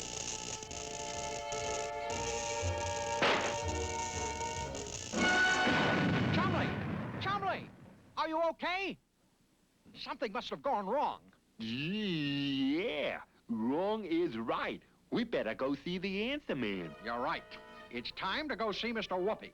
I'll bet it's that pesky penguin and walrus again. Come on, Flunky. This seems like a very good time for us to go, Chumley. Follow me. We'll escape under cover of darkness. During Black History Month, Nickelodeon asked kids at the School of Dance Theater of Harlem what they hope for the future. I would like for everybody to be treated equally. I like to see people start to love each other, and I don't want to see any more hate. I hope when I get older and I have kids, I don't want them to be in a world like that. I want them to be in a good world, and I want them to learn about all cultures and races. Nickelodeon honors the future makers of Black history. All I said was I like Kellogg's Frosted Mini Wheats, and now my dad thinks I'm obviously very intelligent. It's so nutritious and fortified with sweet frosting. He's living in a time warp. It's exactly what a dignified young lady should eat. Kellogg's Frosted Mini Wheats are an excellent part of this complete breakfast. It's so nice to have a daughter who really listens. Huh? Nintendo Power now comes on marked boxes of Kellogg's Frosted Mini Wheats. You can get up to $15 back by mail on these Nintendo games. Let the power pay you back. Dear Maximum Security Diary, Megan is always bugging me to join something after school. First I tried cheerleading, but I can't smile that much, it hurts my face. I tried basketball, but I never got the ball. So I tried class council, and it's great. We meet at McDonald's, my favorite place. And the class president, Brian Sweeney, is totally neat. Brian Sweeney? Totally neat? That guy? David! You're dead. And you say there was a big flash and everything went black. That's right. So we want to know how to make a light. Well, we mustn't keep you in the dark about that, must we? Oh, no. I think this is a job for the three-dimensional blackboard. Now, where did I put it? In the closet, I guess.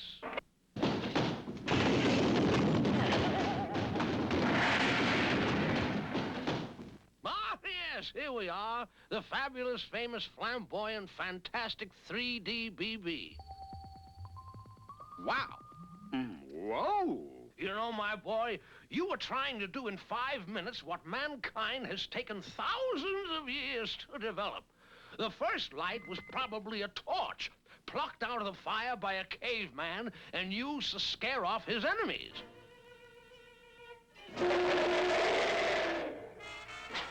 But then, of course, you know all about torches, don't you? Oh, yes. Later, somebody discovered that oil would travel up a wick and would burn thus. And after that came candles, then kerosene lamps, then gas lamps. That's fine, Mr. Whoopi, but what about electric lights? Yes, electric lights, yes, of course. Well, you'll note that in these other forms of light, something burned, right? Yes, we know about burning. Well, for years, men tried to make a light that would not use a flame. And in 1879, Thomas Edison, the world's greatest inventor, did it. He knew that when electricity is passed through a fine thread, the thread will get white hot and give off light. Trouble was that the thread, which is called a filament, soon burned up.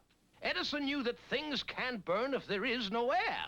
So he put the filament in a glass bulb and pumped out all of the air.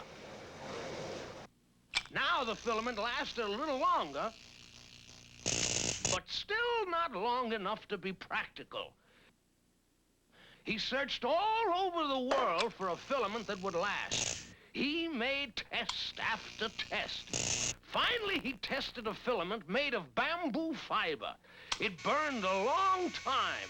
The electric light was a success.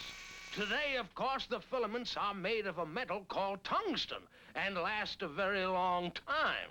Did you get that, Chumley? First, we need a thread for a filament. Then we pump the air from the milk bottle, and then we'll have ourselves a real light. Not so fast, not so fast, my boy. You know what happened the last time you tried to make a light. You both might have been killed. Electricity is a very dangerous thing and should be handled only by trained, experienced men. I want you to promise me you'll never again fool around with electricity. Promise? All right, we promise. But what are we going to do for a light? Oh, you'll think of something. And so they did. On the way back to the zoo, Tennessee got an idea, and quickly entering a certain store, came out with a large package. There now, Chumley. I'll just turn on this switch and all the light we need. Yeah, but why didn't you do this in the first place? Why didn't I do this in the first place? Chumley, don't be ridiculous. If I bought a lamp in the first place, we'd never have learned about torches, right? Uh-huh. We'd never have learned about oil lamps and candles and gas lights, right? Uh-huh. We'd never have learned about Thomas Edison and how the light bulb works, right? Right. Do you want to be ignorant all your life? Do you? Do you? Do you? Chumley, you seem determined to spend the rest of your life in the dark.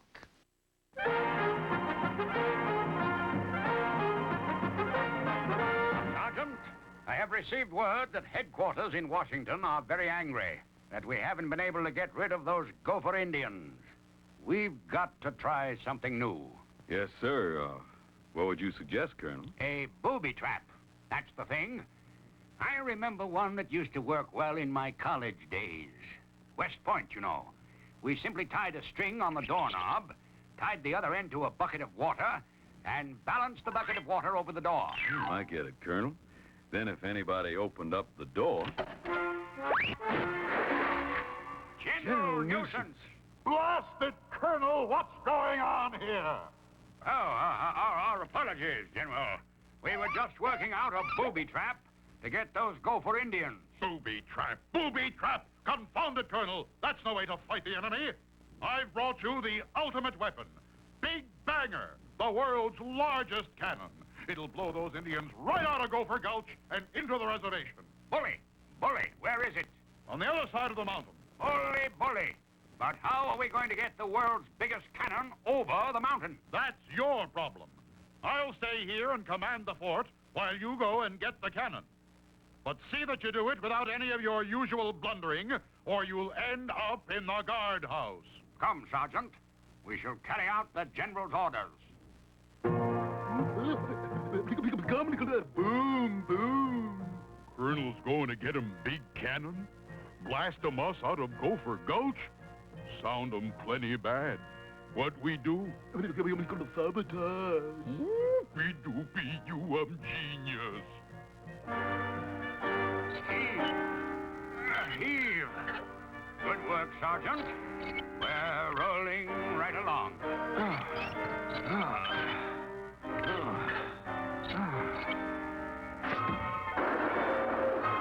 Up! Up! This is against regulation.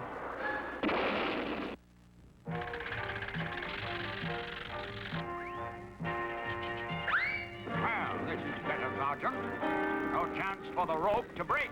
Yeah, but how do we know where we're going? Don't be silly, Sergeant. Where else can we go but up? Well, how about out or down?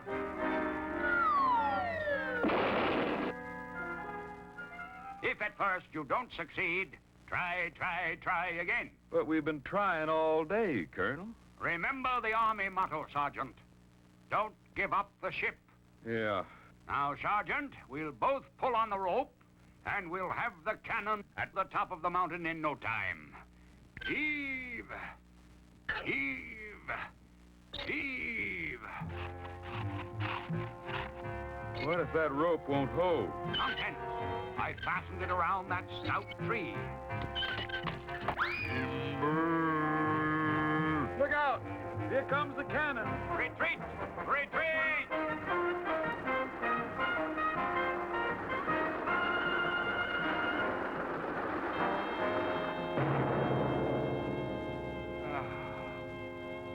Well, at long last, we're at the top, Sergeant.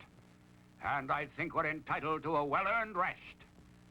There's the fort down there, and there's the Indian camp over there.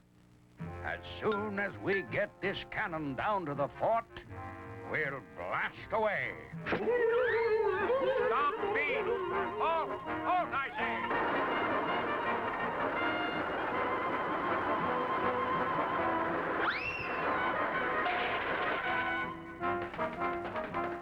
Get 'em ready.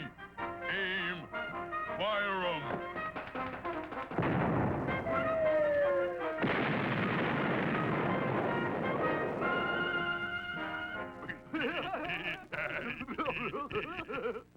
Colonel Coyote! Y'all be sure to see our next adventure. We ought to be out of the guardhouse by then. I hope. Don't touch that dial. The Underdog Show will be right back after this. There's a new dimension of Nickelodeon's Ozone. Enter the Video Zone. Take the ultimate video challenge of Nick Arcade. Weekdays at 5, 4 Central on Nickelodeon.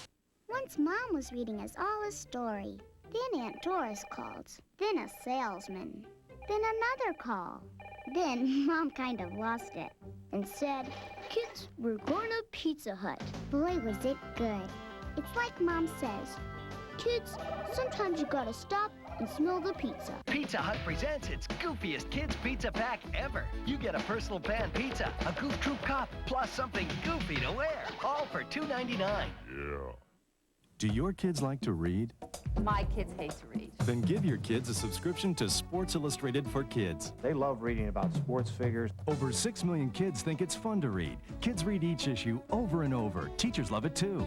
A sports magazine for kids would show them that reading can be fun. Sports Illustrated for Kids has it all. Exciting photographs, inspiring stories. Sports Illustrated for Kids is something that Dana and I could read together. Through their heroes, kids learn about being good winners and good losers, and it gets kids kids interested in the world. Dana could understand that you can't always be a winner. I think Nicholas would really benefit from seeing what other kids are doing all over the world. Subscribe now. You can even use your credit card. Pay in 4 monthly installments of $4.74 for 12 exciting issues. So call now. If Sports Illustrated for Kids gets my daughter to read, it's a bargain. Kids love getting it in the mail. She would be absolutely thrilled to get something in the mail. Sports Illustrated for Kids makes a great gift. So call toll-free and subscribe to Sports Illustrated for Kids today. And now, we're back with the Underdog Show on Nickelodeon.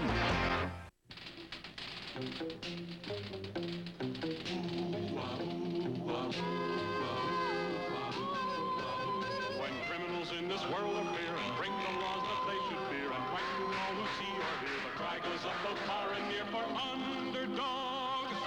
Underdog. Underdog. Underdog. Speed of lightning, roar of thunder, fighting all who rob or plunder. Underdog.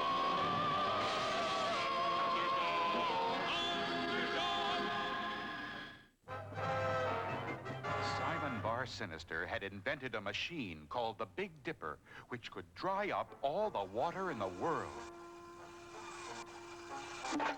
Beautiful, beautiful. It works.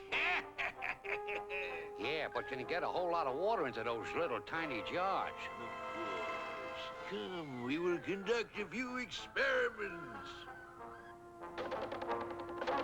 And now I will do a swan dive. Watch. Simon says, dry up.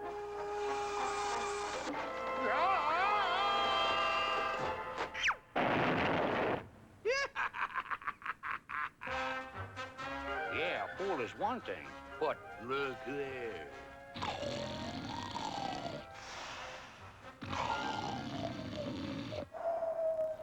Simon says, dry up.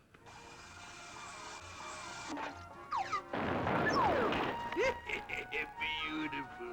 Yeah, but that wasn't a very big pond. This big enough? Simon says, dry up.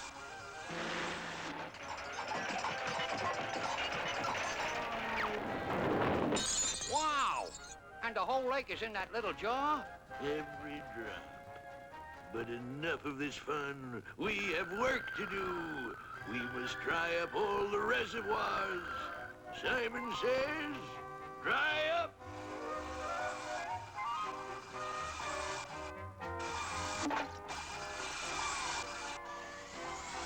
And soon there was no water at all in the great city, and the people became alarmed. I knew this was going to happen, friends.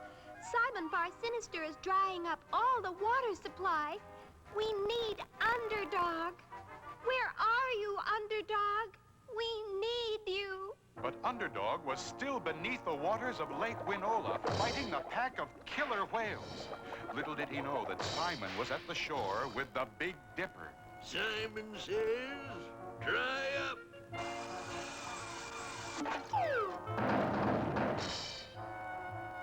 Where did all the water go? Underdog.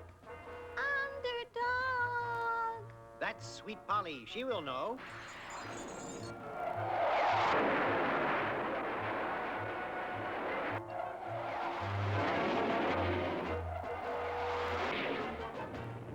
There's no need to fear. Underdog is here. Quickly, Sweet Polly explained the desperate situation.